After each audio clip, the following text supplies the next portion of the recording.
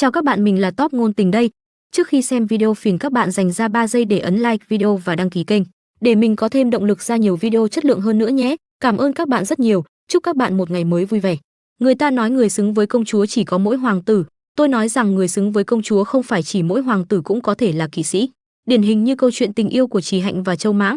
Về xuất thân thì Trì Hạnh hiện đang là một diễn viên được khán giả yêu ái gọi là Bạch Sơn Trà. Cô là một cô gái vừa đơn thuần vừa gợi cảm, còn Châu Mãng anh là một vệ sĩ vô cùng chuyên nghiệp, đặc biệt là trong mắt chỉ có Trì Hạnh. Hai người gặp nhau từ thuở nhỏ, anh luôn là chỗ dựa tinh thần, chứng kiến những lần bầm dập của cô, nhưng luôn là người ở bên che chở, chữa lành. Anh đã tận mắt nhìn thấy cô thê thảm, rất lâu trước đó anh đã từng bôi thuốc lên đôi lưng trần của cô. Nhiều năm sau hai người trùng phùng, lý do trùng phùng cũng rất bất ngờ. Trong một lần tuyển vệ sĩ, cô tình thấy hồ sơ của anh, không thể nhầm vào đâu được, chính là anh. Cô cười nói, anh là đẹp trai nhất, tận tâm nhất. Cô đề cập đến việc sẽ nhận anh làm vệ sĩ thân cận, khiến anh theo phản xạ tự nhiên hỏi lại, vệ sĩ thân cận. Tuy nhiên cô hiểu tính anh dù tận tâm là thế, nhưng anh cũng là người mà cô thấy vừa ngang ngạnh vừa tồi tệ, và lần này cũng thế, anh từ chối yêu cầu của cô. Tôi từ chối làm vệ sĩ của Trì Hạnh. Cô tiến gần về phía Châu Mãng, ghé sát tai anh nói giọng đầy ngọt ngào, em trai thối. Những suy nghĩ về cô tuôn chảy trong đầu anh nghĩ đến gương mặt xinh đẹp của cô ấy là nữ diễn viên xinh đẹp nhất, lại nghĩ đến những lần cô bị sếp la mắng, im miệng cho tôi. Trì Hạnh cũng là người yếu đuối nhất. Anh đưa tay đặt hờ lên nửa gương mặt cô thầm nghĩ, cô ấy tưởng bản thân mình trong lòng anh chỉ lưu lại cảnh tượng của 15 năm trước, nhưng trong lòng anh ấy cô ấy là người cần được bảo vệ nhất. Hai người hai mắt nhìn nhau, tay cô đặt lên ngực đối phương, cô lại nghĩ tiếp, cũng đồng thời trong lòng anh ấy, cô là người xinh đẹp nhất. Tình yêu của nữ diễn viên quyến rũ và anh chàng vệ sĩ nham hiểm sẽ ra sao đây? Trong phòng kín, bên ô cửa sổ, đêm ấy bầu trời đầy sao, cô xuất hiện như nàng công chúa, anh dáng thẳng đứng dựa lưng vào tường. Hai người áp sát nhau, cô hỏi anh, này, em nói thật đi. Cô đưa tay lên mặt anh, ánh sáng phản chiếu vào cô, lộ ra bờ xương quai xanh vô cùng gợi cảm. Ngừng một lát rồi cô nói tiếp, có phải thích chị từ lâu rồi phải không? Anh đỏ mặt ngượng ngùng, thừa thế cô nói tiếp, 12 năm trước từ lúc em giúp chị thoa thuốc. Tay cô vẫn đặt trên mặt anh, ngón tay cái xoa xoa khóe miệng, cô hỏi giọng tha thiết, có đúng không? Cô càng tiến tới anh càng dựa sâu vào bức tường, cô mắng yêu anh, em xấu xa lắm đó Châu Mãng. Rồi cô kể tội anh, không chỉ nhìn thấy cô gái trẻ nhà người ta không mặc quần áo, còn lén lút nhớ nhung đến người ta trong lòng. Châu Mãng đưa tay lên mặt chống đỡ, vừa nói, tôi không có. Cô đưa ngón tay hờ lên miệng anh, nói dối, trong đầu đàn ông chứa cái gì mà chị không biết sao? Cô ghé sát tai Châu Mãng nói, đều là những chuyện không thể để lộ, chẳng hay ho gì. Anh chối cãi nhưng mặt thì ửng đỏ, tôi không có. Ngừng rồi anh nói tiếp, vừa dùng tay đẩy Trì Hạnh ra. Lúc đó trông chị có vẻ rất lạnh, tôi chỉ muốn đến ôm chị một chút thôi. Nghe vậy làm cô sững người, rồi cô mỉm cười nói, em đó. Càng lúc càng siết chặt anh, soạt một tiếng, anh chỉ kịp nói Trì Hạnh, chị, thì cô đã kéo anh xuống cùng ngã. Hai người ngã lên nhau, tay chạm tay, môi chạm môi, bùm, bên ô cửa sổ pháo hoa bắn rực trời. Đêm ấy là giao thừa, hai người ôm nhau không rời. Trì Hạnh ghé tai anh nói, em đáng yêu quá đó. Ngoài quảng trường dòng người đi lại tấp nập đều nhìn thấy trên màn hình quảng cáo hiện lên bài viết nói không tốt về Trì Hạnh, nữ ngôi sao đang nổi, nửa đêm khuya ở Lan Hoán phường uống rượu hút thuốc. Ngay lập tức hôm sau cô được mời phỏng vấn ở SBC News Time. Cô phóng viên hỏi Trì Hạnh, chị có biết sau khi biên kịch Mạch Tử nhìn thấy bức ảnh chị lén uống rượu ở Lan Hoán phường này, dùng Bạch Sơn Trà để hình dung chị sao? Chị đánh giá ông ấy thế nào? Cô điềm tĩnh trả lời. Biên tập viên liên tục nghe rồi ghi lại, tôi trước giờ không quan tâm những lời nói ở trên mạng. Cô biên tập viên đáp lời, mấy hôm trước đạo diễn quốc tế khen nữ diễn viên nào đó đẹp, nhưng không biết điều đã lên hot search rồi. Cô trả lời một câu rất ngắn gọn nhưng vô cùng thấm thía, bạn nghĩ trên thế giới này có chuyện người đẹp mà không hiểu chuyện không? Sao có thể chứ? Diễn viên thực sự là đẹp mà không biết ngượng mồm nhỉ? Một khi mỹ nhân trở nên tự luyến thì sẽ không còn đáng yêu nữa. Lúc sau thư ký trên xe xem được clip phỏng vấn thì tức sôi máu, nói nhảm cái gì vậy? Cô sợ tái xanh mặt nói tiếp, nữ diễn viên đó trông không vừa mắt à? Cũng đừng thẳng thắn như vậy chứ, mới đó mà em đã bị chửi lên hot search rồi à? Trì Hạnh ngồi bên cạnh, cô mặc chiếc áo cổ lọ xanh đậm, vừa hút thuốc vừa nói, vậy chẳng phải tốt sao? Các chị thích nhất là em lên hot search đó. Cảm thấy không nói lại được, cô thư ký đổi sang chuyện khác, nhìn xuống tay trái vẫn còn bó thạch cao của Trì Hạnh nói, fan cùng theo dõi em trước đó, làm em té đến gãy tay vẫn chưa bị bắt, giờ chị đang tìm vệ sĩ cho em. Cô thở dài rồi nói, vậy em chỉ có một yêu cầu. Nhưng cô liệt kê thì cả hàng hà sa số yêu cầu, không được hói, không được quá xấu xí, không được lùn hơn chị, đừng quá lớn tuổi. Rồi chốt lại, nếu không thể đồng thời thỏa mãn thì tìm nữ vệ sĩ, khiến cô thư ký tức giận, đây là một yêu cầu sao? Về đến văn phòng, cô thư ký ném cho Trì Hạnh một tệp giấy, hồ sơ lý lịch của vệ sĩ cho em hết đó, tự mà chọn đi. Trì Hạnh liếc qua nhưng không có tên nào đẹp cả. Gì? Không có tên nào đẹp cả? rồi dừng mắt ở một tờ giấy, lấy cái người này đi. Cô thư ký lo lắng hỏi Trì Hạnh, hả? Chị xem, thì đập vào mắt là một anh chàng đẹp trai, họ tên Châu Mãng, nghề nghiệp vệ sĩ. Cô thư ký vì vậy mà kịch liệt phản đối, không được đâu, tên này đẹp trai quá đi mất, khốn khiếp cũng đâu phải là chọn nam sủng. Rồi thầm nghĩ, không được, nhất định phải khuyên bà cô này. Cô dịu dàng năn nỉ, Hạnh à, chúng ta đổi người khác đi, rồi dùng lời lẽ chân thành khuyên nhủ, chị biết em chỉ có 2 năm thôi, nhưng chẳng phải người kia, và người kia vẫn luôn theo đuổi em sao? Nếu bên cạnh em có một vệ sĩ như vậy thì rất dễ bị hiểu lầm. Cô đưa điếu thuốc lên miệng trấn an cô thư ký. Chị nghĩ quá nhiều rồi, khiến cô thư ký chỉ biết che tờ ấy lên mặt vẻ sợ hãi. Rồi Trì Hạnh tiếp lời, cậu ấy thua em 6 tuổi, là người khẩu thị tâm phi, cực kỳ cố chấp, không có hứng thú với người khác. Em có thích người như thế không? Gu của em kém vậy sao? Cô thư ký chất vấn, em quen à? Người yêu cũ, người yêu, mối tình đầu. Trì Hạnh nghiến điếu thuốc xuống bản lý lịch, trả lời cô thư ký là kẻ thù, rồi quả quyết, trừ người này làm vệ sĩ ra, em không cần ai cả. Hôm sau ở truyền thông Phong Xuyên mọi người đang họp gì đó, hình như nói về một cô gái, nghe nói công ty an ninh các anh lấy nhóm nhỏ làm đơn vị chấp hành an ninh. Người kia tiếp lời, trong nhóm có một cô gái đúng không? Coi như phù hợp với yêu cầu của chúng ta. Thì ra trong văn phòng là cô thư ký cùng Châu Mãng đang bàn bạc. Cô nói với Châu Mãng, ngoài ra cô ấy cũng đưa ra một số yêu cầu đối với công việc, rồi dặn dò cẩn thận, chi tiết cũng phải nhớ kỹ, thỉnh thoảng xem mình là bảo mẫu là được. Đang đọc hợp đồng thì anh phát hiện ra là cô, khiến anh dừng lại mấy giây. Đúng rồi, cô ấy tên Trì Hạnh. Giọng anh run run hỏi lại, Trì Hạnh. Anh đặt hồ sơ xuống, nói, xin lỗi, tôi không phải bảo mẫu, ngoài ra dựa trên cảm xúc riêng tư dành cho việc bảo vệ người khác, tôi không chấp nhận công việc này. Rồi tức giận bỏ về. Trước khi về còn nói vọng một câu, tôi sẽ trao đổi với công ty, cử một đội bảo vệ khác đến để thực hiện việc bảo vệ cô Trì Hạnh, khiến cô thư ký mừng rớt nước mắt, thầm cảm tạ ông trời. Ie, tốt quá rồi, trời cũng giúp mình. Đi đến nửa chừng thì anh phát hiện ra Trì Hạnh, anh thắc mắc, sao lại là cô ấy, Trì Hạnh? Nhưng lúc này Trì Hạnh đang mải cãi nhau ầm ĩ. Cô nói, Lâm Trích Xuyên, tại sao lại đổi vai nữ chính trong Đại Địa Chấn vậy? Đây là vai diễn mà tôi đã nỗ lực giành được, anh dựa vào đâu mà đòi thay tôi chứ? Lâm Trích Xuyên chuyện nọ sọ chuyện kia giọng chất vấn nói, tại sao không đi bữa cơm hôm qua? Cô trả lời, Lâm Trích Xuyên, cả hai chúng ta đều biết rõ. Rồi hỏi ngược lại Lâm Trích Xuyên, nếu là bữa tiệc đàng hoàng thì tại sao tôi không đi? Hắn tức giận đập tay xuống bàn, bóp một cái, nếu đã không nghe lời, đương nhiên phải chịu chút trừng phạt rồi. Rồi đứng dậy như tìm sách vừa nói, cô không cần nghĩ đến Đại Địa Chấn nữa, tôi sẽ sắp xếp một bộ phim khác cho cô, nếu cô không nhận, năm nay sẽ không có việc mới cho cô. Trì Hạnh tức giận không nói nên lời, anh, Lâm Trích Xuyên, tôi thấy anh là vì tôi đề nghị chia tay nên ôm hận trong lòng cố ý chỉnh tôi sao? Cô khẽ nghiêng đầu, tôi làm rối loạn nhịp điệu của anh, thoát khỏi sự khống chế của anh, vậy nên anh mới tức giận như vậy, thay vì trả thù tôi, chi bằng hòa hợp từ biệt, bây giờ quan hệ chúng ta là hợp tác. Cô chưa kịp nói hết câu, nếu đã là hợp tác tại sao không, thì đã bị anh khống chế đè ngửa ra bàn, hét, cô câm miệng cho tôi. Cô nói, sao, lại muốn đánh tôi nữa à?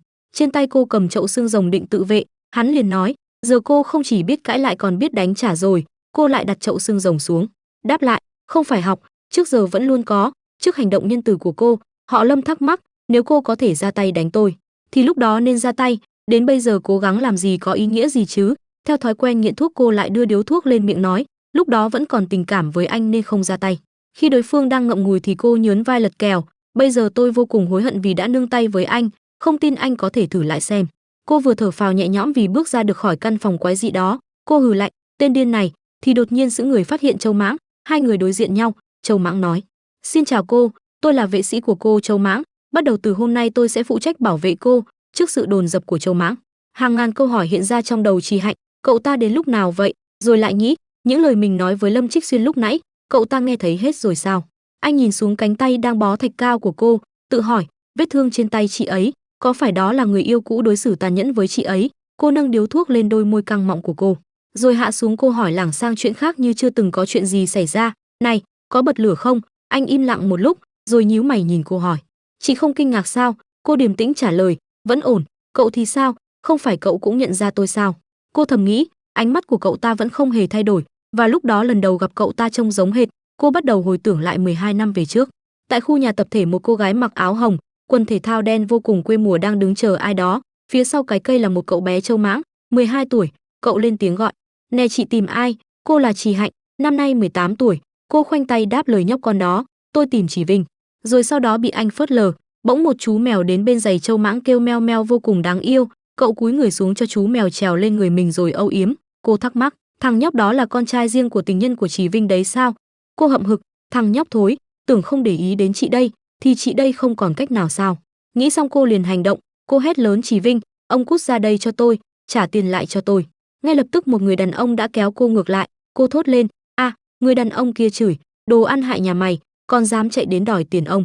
Hôm nay ông đánh chết mày, ông ta vừa chửi, vừa cầm móc quần áo đánh, phía sau có bà vợ nhìn theo không khỏi kinh ngạc, cô đỏ lừ mặt giọng thách thức như không sợ người đàn ông kia. Đến đây đánh đi, hôm nay dù có bị tên rác rưởi nhà ông đánh chết, tôi cũng phải lấy lại tiền của dì đã cho tôi. Hai người xô xéo nhau, người đàn ông đáp lời, con gì đó của mày là một kẻ đê tiện, năm đó giấu ông đây giúp người mẹ đã chết của mày, vụng trộm với đàn ông khác ở bên ngoài, cô bị đánh cho không đứng được đành phải quỳ. Vừa nghe hai bàn tay vừa nắm chặt, nghe ông ta nói tiếp, mày đi theo bà ta, mày muốn học cái bà mẹ phóng túng đó của mày đi quyến rũ đàn ông bên ngoài sao? Ông tiếp tục đánh cô ngã bổ nhào xuống đất, vừa nói, hôm nay ông đây phải cắt tóc của mày, xem mày còn quyến rũ như thế nào nữa. Người vợ đứng ở đằng sau vội vàng ngăn cản. Chí Vinh mau dừng tay lại. Con bé là con gái ông đó. Đồ khốn nhà ông mau dừng tay lại. Chị Hạnh chịu không nổi kêu lên đau đớn. Cô nhanh trí cắn vào tay ông ta, khiến ông ta cũng bị thương. Tay của tôi, vừa nói vừa ôm tay. Để tránh những lời phiền phức từ người vợ, ông ta đẩy vợ ra kêu, cút đi, hôm nay ông đây phải giết chết nó. Ông ta vẻ mặt dữ tợn còn Chị Hạnh nằm trên sân. Cảnh tượng vô cùng đáng sợ, không biết chuyện sẽ còn đi xa đến đâu, thì cộp một tiếng, Châu Mãng đã liều mình dùng đầu huých đổ Chí Vinh, ông la lớn khi thấy mặt anh. Mày, đồ khốn kiếp, anh lấy gậy bóng chày chỉ thẳng mặt ông ta kêu, cút, vậy là anh đã giải cứu được chị đẹp. Về đến nhà cô cởi tấm áo sơ mi ngoài để lộ cơ thể đầy thương tích. Cô nép mình vào 4 bức tường chỗ gần cái tivi đang bật, mọi người cười nói vui vẻ, cô có cảm giác như tất cả mọi người đang cười nhạo cô. Những người này cười cái quái gì, cái gì đáng cười vậy? Anh mang theo hộp y tế vào định thoa vết thương cho cô nói, mẹ em đi mua đồ ăn rồi, kêu chị đợi ở đây. Anh tiến lại gần rồi nói tiếp, em sẽ khử trùng vết thương trên lưng chị trước, những chỗ khác thì chị tự làm nhé. Cô một tiếng rồi ngang ngạnh thầm nghĩ, đó là mẹ cậu chứ có phải mẹ tôi đâu, tại sao mình phải nghe lời bà ấy, ngoan ngoãn ở lại đây đợi chứ. Nhưng mà nếu như phải đi thì tôi có thể đi đâu được đây? Đang suy nghĩ miên man thì anh sát mạnh tay đưa cô về thực tại. Cô kêu lên, hức, anh rồi rít, xin lỗi, rồi giải thích nhẹ nhàng, có vài sợi tóc vụn rơi vào vết thương của chị rồi, em phải dùng nhíp nhỏ để lấy ra đã.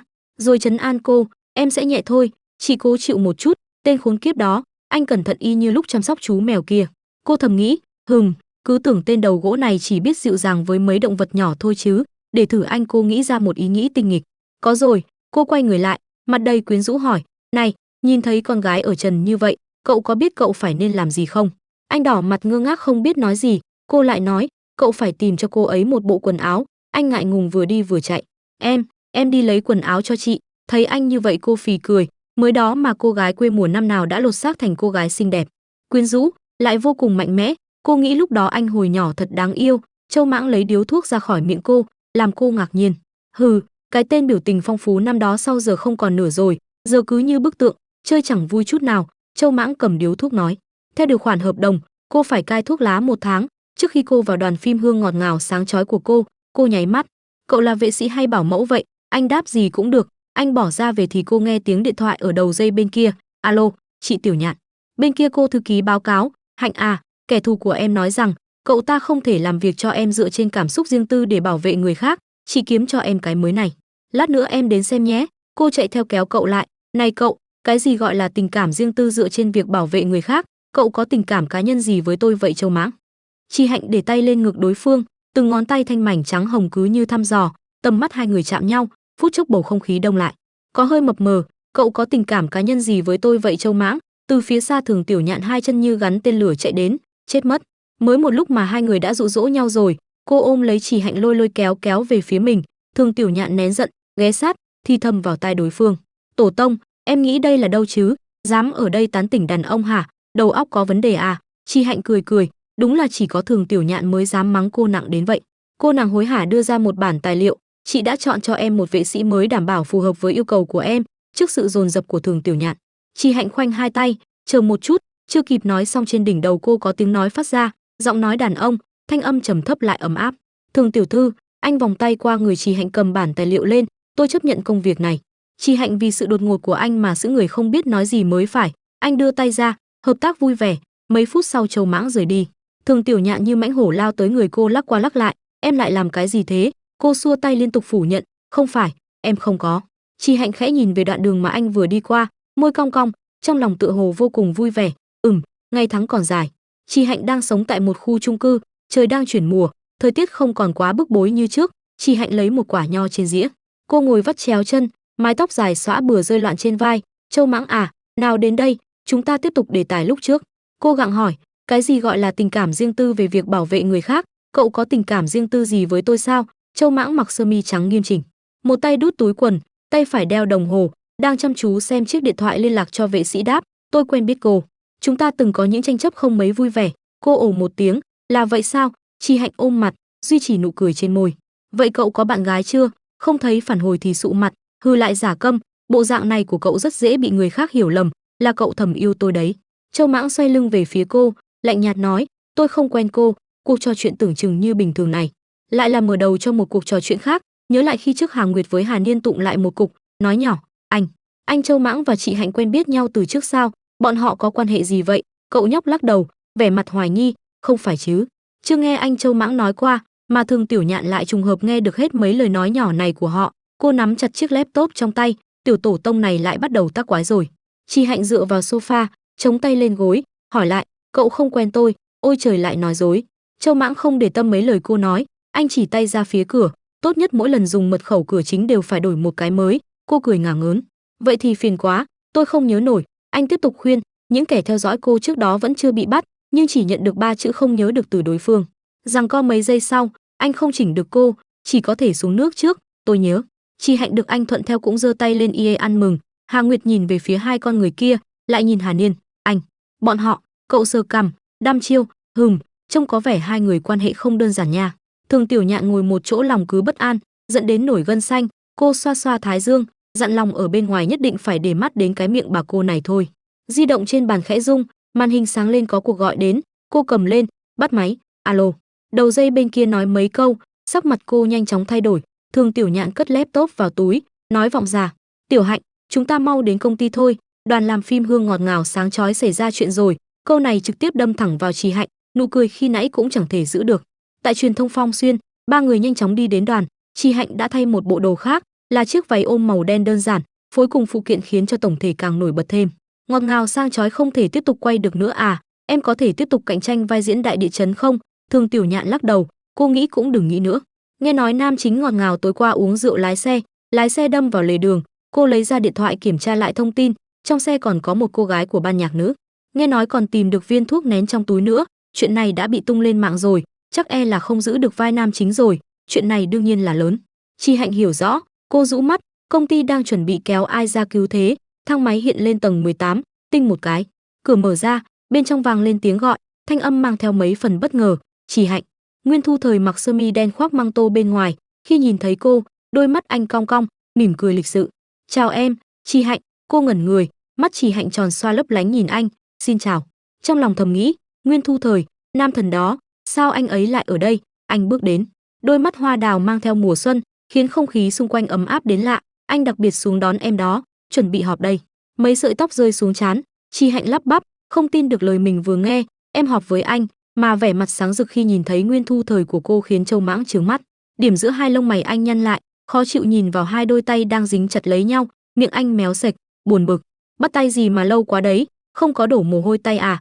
Nguyên Thu Thời và Trì Hạnh sóng vai đi cùng nhau, phía sau là Thường Tiểu Nhạn cùng mấy vệ sĩ. Nguyên Thu Thời tay đút túi áo, thuật lại một lượt cho cô nghe. Tối qua lúc xảy ra chuyện, vừa hay anh và Lâm Trích Xuyên đang uống rượu với nhau, thì bị anh ta kéo đến để cứu vãn. Anh cong môi, nhìn chằm chằm Trì Hạnh, nghe nói em cũng ở trong phim nên anh đồng ý luôn. Đối phương nghe thấy thế liền mừng rỡ. Vì em ở trong phim nên anh mới đồng ý thay diễn vai Ngọt Ngào đó hả? Hai người đứng cách nhau không xa, bả vai còn chạm vào nhau, cô đối mắt với anh. Không khí tỏa ra ngọt ngào mà thâm tình. Thật sao? Em quan trọng vậy sao? Anh gật đầu, trìu mến. Đương nhiên, anh là fan của em mà, anh từng xem phim em đóng, Giang Hồ, Cỏ Đông, còn có Đỗ Lệ Nương. Anh nghĩ, tạo hình của em trong Đỗ Lệ Nương đẹp quá. Mà câu này vô tình đụng đến Thường Tiểu Nhạn đang đi phía sau. Cô nhớ đến mấy lời chê bai trên mặt. Năm đó, rating phim giảm thậm tệ, Đỗ Lệ Nương rốt cuộc là để ở đâu hả? Đỗ Lệ Nương rốt cuộc bị sao vậy? Hay bộ phim nát Đỗ Lệ Nương? Thường Tiểu Nhạn đổ mồ hôi hột, chết rồi. Đỗ Lệ Nương là bộ phim chán mà cả nhà phê bình lẫn khán giả hiếm khi đồng ý, là đau đớn trong trái tim của Trì Hạnh. Cô nhìn theo bóng lưng Trì Hạnh, tên tổ tông này sẽ không trở mặt đấy chứ. Thế mà thái độ của Trì Hạnh lại khác xa tưởng tượng của cô. Cô nàng vén mái tóc đen dài của mình ra sau tai, hàng mi dài khẽ chớp, vui vẻ cười thành tiếng, anh thích không, em có bản chưa xóa. Xem chung đi. Mấy lời rủ rê này khiến quản lý của cô giật mình, tim đập rồi lại dừng liên hồi, em có thể dừng lại. Dừng lại đi. Nguyên Thu Thời rút di động, thao tác trên màn hình một lúc rồi đưa về phía cô một cái mã QR, chúng ta kết bạn WeChat đi, không cần nói. Được nam thần chủ động là niềm vui to lớn biết bao, Chi Hạnh đồng ý ngay, được thôi. Châu Mãng đứng phía trước, cả cuộc trò chuyện nghe không sót chữ nào, mặt lạnh tanh như con cá chết, hừng không cẩn thận chút nào, tin nhắn WeChat sao có thể tùy tiện gửi cho người khác chứ. Thường Tiểu Nhạn kéo kéo cánh tay Chi Hạnh, thì thầm, đừng cười nữa, đừng quên nữ chính của bộ phim này là ai. Cô vẫn duy trì vẻ mặt cũ.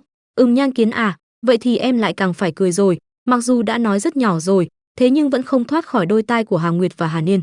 Cậu hỏi, Nhan Kiến là ai thế? Hà Nguyệt nhún vai, có vậy mà cũng không nhớ, không phải chúng ta đã xem thời gian một khắc phỏng vấn chị Hạnh sao? Nhan Kiến chính là người mà chị Hạnh chế giễu, đẹp mà không biết gì cả. Trong hội trường rộng lớn, Nhan Kiến đứng khoanh tay, dáng vẻ lạnh lùng lại kiêu sa, khó gần, mái tóc dài ngang lưng xõa loạn nhưng không bừa, khuôn mặt thanh tú nổi bật, đúng là xinh đẹp. Chị Hạnh bước vào cửa, che miệng cười, ai ra, chị Nhan, lâu rồi không gặp, sao cái túi này của chị cũng không đổi. Chị Hạnh không ưa cô ta nên vừa gặp thì đã không thèm để lại chút mặt mũi nào. Nguyên Thu Thời ở bên cạnh âm thầm lau mồ hôi, nghe đồn hai người bất hòa. Xem ra là thật rồi. Nhan Kiến không quan tâm đến cô, rạng rỡ nhìn Nguyên Thu Thời, tiểu Thu, có phải 2 ngày trước chị cậu mua một trường ngựa không, khi nào hẹn chúng ta đi xem thử. Ngược lại Nguyên Thu Thời đặt mọi sự chú ý lên người chị Hạnh, anh hỏi, là anh mua đấy, cuối tuần này cùng đi chơi đi, chị anh đã mời 2 đầu bếp người Pháp đến, món ăn cũng ngon đấy chứ, em biết cưỡi ngựa không? Chị Hạnh thoải mái, anh dạy em không, anh cũng không ngại. Đương nhiên, từ lúc bắt đầu đến giờ bầu không khí giữa hai người đã luôn mang theo điện bên mình, chỉ đợi giây phút này sẽ phóng ra. Riêng Nguyên Thu Thời đến giờ vẫn ngây ngốc không biết được. Châu Mãng đứng từ xa quan sát hết một màn này, không ngừng nín cười. Đúng là tính cách của cô ấy, cả một ngày ở nơi này chỉ toàn người với người, ai nấy cũng rôm rả, chuyện buôn không ngớt. Đạo diễn Tề lâu rồi không gặp, nghe nói ngài mới mua vườn nho ở châu Âu, khi nào mời mọi người tham quan đây? Con trai ông sắp học tiểu học à? Đã chọn xong trường chưa? Hay là cổ phiếu ít ít hiện có vẻ có triển vọng? Châu Mãng dựa lưng vào tường, khoanh tay nhìn khung cảnh hỗn tạp xung quanh, lòng có hơi bài xích. Xem ra đây là buổi gặp mặt của đoàn làm phim, cũng là buổi bàn luận. Những người này ai cũng im lặng thể hiện sức mạnh của mình, để những người cùng tổ tự biết thế nào là lễ độ. Châu Mãng thu tầm mắt, lúc sau mới chú ý đến Trì Hạnh đang ngồi bên cạnh, cô đang bấm điện thoại, tựa hồ trông cực kỳ vui vẻ. Anh tò mò muốn nhìn, chỉ nhìn thấy một đôi nam nữ đang âu yếm nhau, cô ấy vậy mà lại phấn khích khi xem mấy chuyện này.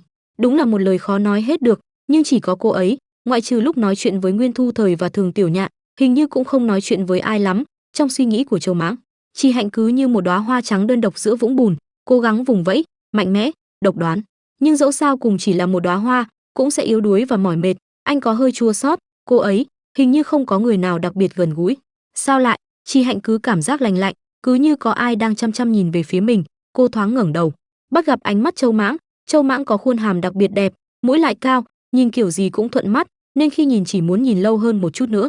Bị cô trông thấy bản thân đang nhìn lén, Châu Mãng bất giác quay đầu đi, chột dạ cứ như đang rình mò làm chuyện xấu. Mấy phút sau, nghe được câu hỏi của anh, Trì Hạnh hơi bất ngờ. Hả? Cậu muốn hỏi tôi lý do tại sao không nói chuyện với những người đó sao? Châu Mãng không nhìn cô. Trì Hạnh cảm thấy chuyện này rất bình thường. Cô lười nhác vươn vai, không để ý mặt mũi gì cả. Tôi vừa không có chỗ dựa, vừa không có chống lưng, đến đó góp vui gì chứ? Chỉ cần tôi khiến họ công nhận diễn xuất của tôi là đủ rồi. Lúc nào cô cũng vậy, chuyện gì cũng vô cùng rạng rỡ, giống như hiện giờ. Ánh mắt cô trầm lắng như dòng sông, nhẹ nhàng như làn gió, khi cười cong lại thành hình bán nguyệt xinh đẹp, làm động lòng người. Phút chốc Châu Mãng thấy mình bị dính bùa phép khiến cơ thể hóa đá, hoặc người yểm bùa chính là cô, Trì Hạnh. Lồng ngực anh phập phồng, chợt nghe thấy trái tim chậm lại rồi đột ngột đập mạnh hơn. Châu Mãng nhanh chóng xoay đi, tránh trực tiếp đối diện với cô. Tại sao lại cười với mình? Đúng là bất cẩn quá đi. Châu Mãng thấy mặt mình nóng ran, cơn nóng đó lan truyền như dịch hạch, lan khắp cơ thể anh, không chừng bây giờ nhìn bằng mắt thường cũng thấy da anh đã đỏ như quả cà rồi. Bị người khác nhìn thấy mà không biết sẽ bịa ra những lời bịa đặt mới mẻ gì đó. Nhan Kiến đứng cách bọn họ vài mét, đúng là bị nhìn thấy rồi. Bọn họ tại nhà của Trì Hạnh, cô mệt mỏi tựa lưng lên chiếc ghế êm ái, ôm trong lòng chiếc gối họa tiết vừa xinh xắn vừa mềm mại, miệng không ngừng lầu bầu nói với Châu Mãng, cuối cùng cũng được về nhà, làm quen với đám người đó mệt quá rồi. Châu Mãng ở một bên nghiêm túc dọn dẹp chén bát, chợt cô bất ngờ hỏi anh, Hà Niên Hà Nguyệt đâu? Anh bình tĩnh nói với cô, ban quản lý nói lắp camera ngoài cửa phải đi ghi chép, hai người họ đi thay rồi. Lúc này trên tivi đang chiếu hình một cô gái, cô ta tự giới thiệu mình tên Nhan Kiến. Trì Hạnh thấy là cô ta liền cau nhau, sao lại là cô ta nữa? đúng là âm hồn bất tan, tối nay gặp ác mộng. Đúng lúc này Châu Mãng đi qua sau lưng cô như bâng quơ hỏi cô, có đáng không? Chỉ Hạnh nghe anh nói vậy, tự mình ngây ngốc lẩm nhẩm lại nói có đáng không, nhưng trong suy nghĩ của Chỉ Hạnh, khi anh vừa quay lưng rời đi thì hình ảnh Nhan Kiến xuất hiện, Châu Mãng liền dừng lại và nhìn chăm chăm vào tivi, cô ngạc nhiên che miệng nghĩ thầm không lẽ nào, cô gọi anh lại. Này, giọng Chỉ Hạnh trở nên âm trầm hỏi anh, chẳng lẽ cậu thích cô ấy? Nhưng đúng lúc như thế này, ngoài trời những đóa pháo hoa nhiều màu sắc nở rực trên bầu trời, tiếng pháo hoa thi nhau liên tục tạo ra những tiếng nổ lớn, thu hút sự chú ý của Châu Mãng và đồng thời lấn át cả câu hỏi vừa rồi của cô. Cô đứng dậy, anh vẫn không để ý đến sự khác lạ của cô, ánh mắt anh nhìn ra ngoài thắc mắc hỏi, muộn thế này rồi mà vẫn có người bắn pháo hoa sao? Bỗng đèn trong phòng chợt tắt, chiếc cà vạt cũng bị một lực kéo về sự chú ý của anh. Chỉ Hạnh quyến rũ đến gần anh, cô như có một sự mê hoặc vô hình muốn nuốt trọn lấy anh. Cô nói với Châu Mãng, cậu nói đi, so với tôi thì ai đẹp hơn? Dù có ngốc đến đâu cũng biết Chỉ Hạnh ghen rồi. Anh bị cô ép đến sát tường, khuôn mặt đỏ ửng vội quay ra chỗ khác. Châu Mãng ngại ngùng nói với Chỉ Hạnh, cô đẹp. Trong đầu anh không khỏi suy nghĩ, cô ấy bị sao vậy, mình lại làm cô ấy không vui chỗ nào. Hai tay cô vươn lên qua vai anh, dù chiều cao không bằng Châu Mãng, nhưng hai tay này có thể ép anh ở góc tường không nhúc nhích được. Cô càng áp sát gần anh, khuôn mặt không cam lòng nói, tôi không tin, cậu nói cho rõ ràng đi tôi đẹp chỗ nào. Cô hí hửng chờ đáp án của anh ngại ngùng khuôn mặt ửng đỏ không dám nhìn thẳng vào cô. Để phá tan không khí ngại ngùng này, Chỉ Hạnh đột nhiên cười thích thú nói, hóa ra tư thế này thú vị như vậy, chả trách con gái lại thích.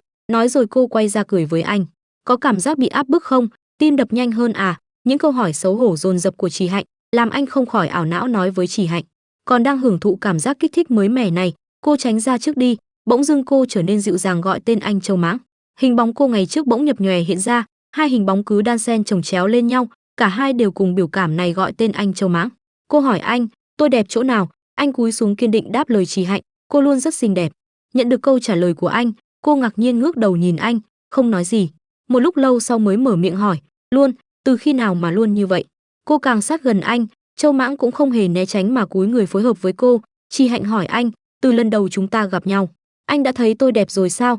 Vậy sao cậu không chịu nói chuyện với tôi, còn giận tôi à? Bầu không khí trong phòng thoáng chốc phát ra một ánh sáng hồng, tạo ra một bầu không khí ám muội. Cô đột nhiên vui vẻ nói, tôi biết rồi. Từ khi cậu giúp tôi thoa thuốc, đã bắt đầu nhớ đến tôi rồi sao? Vì cậu thấy bộ dạng không mặc quần áo của người ta, còn lén nhớ đến người ta trong lòng. Khuôn mặt cô càng lúc càng gần, đàn ông các cậu mà, trong đầu chứa cái gì mà tôi không biết sao?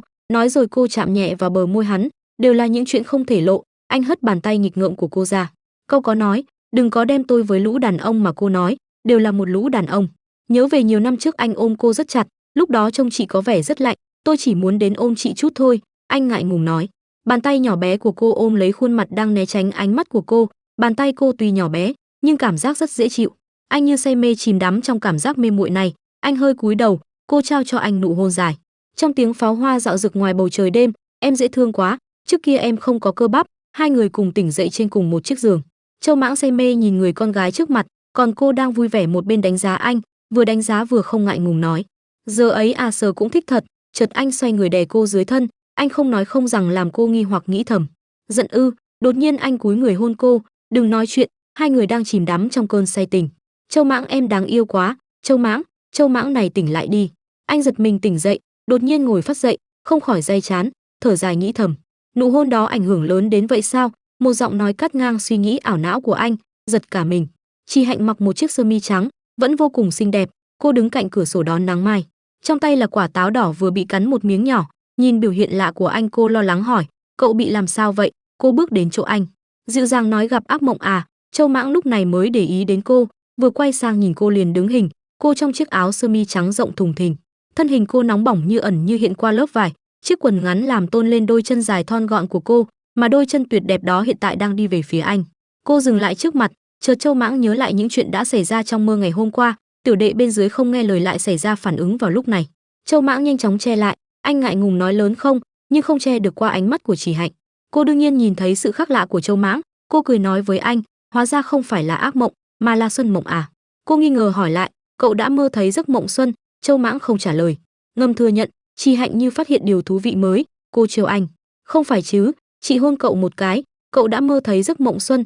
Nghĩ đến đây cô không khỏi nghi ngờ hỏi, Châu Mãng, không phải cậu là trai tân đó chứ? Anh cau có né tránh đôi tay không yên phận của Chỉ Hạnh, bực bội hỏi Chỉ Hạnh, chị thường xuyên làm vậy sao? Nói rồi anh đứng dậy bỏ mặc Chỉ Hạnh đằng sau vẫn ngơ ngác hỏi lại, cậu nói hôn sao?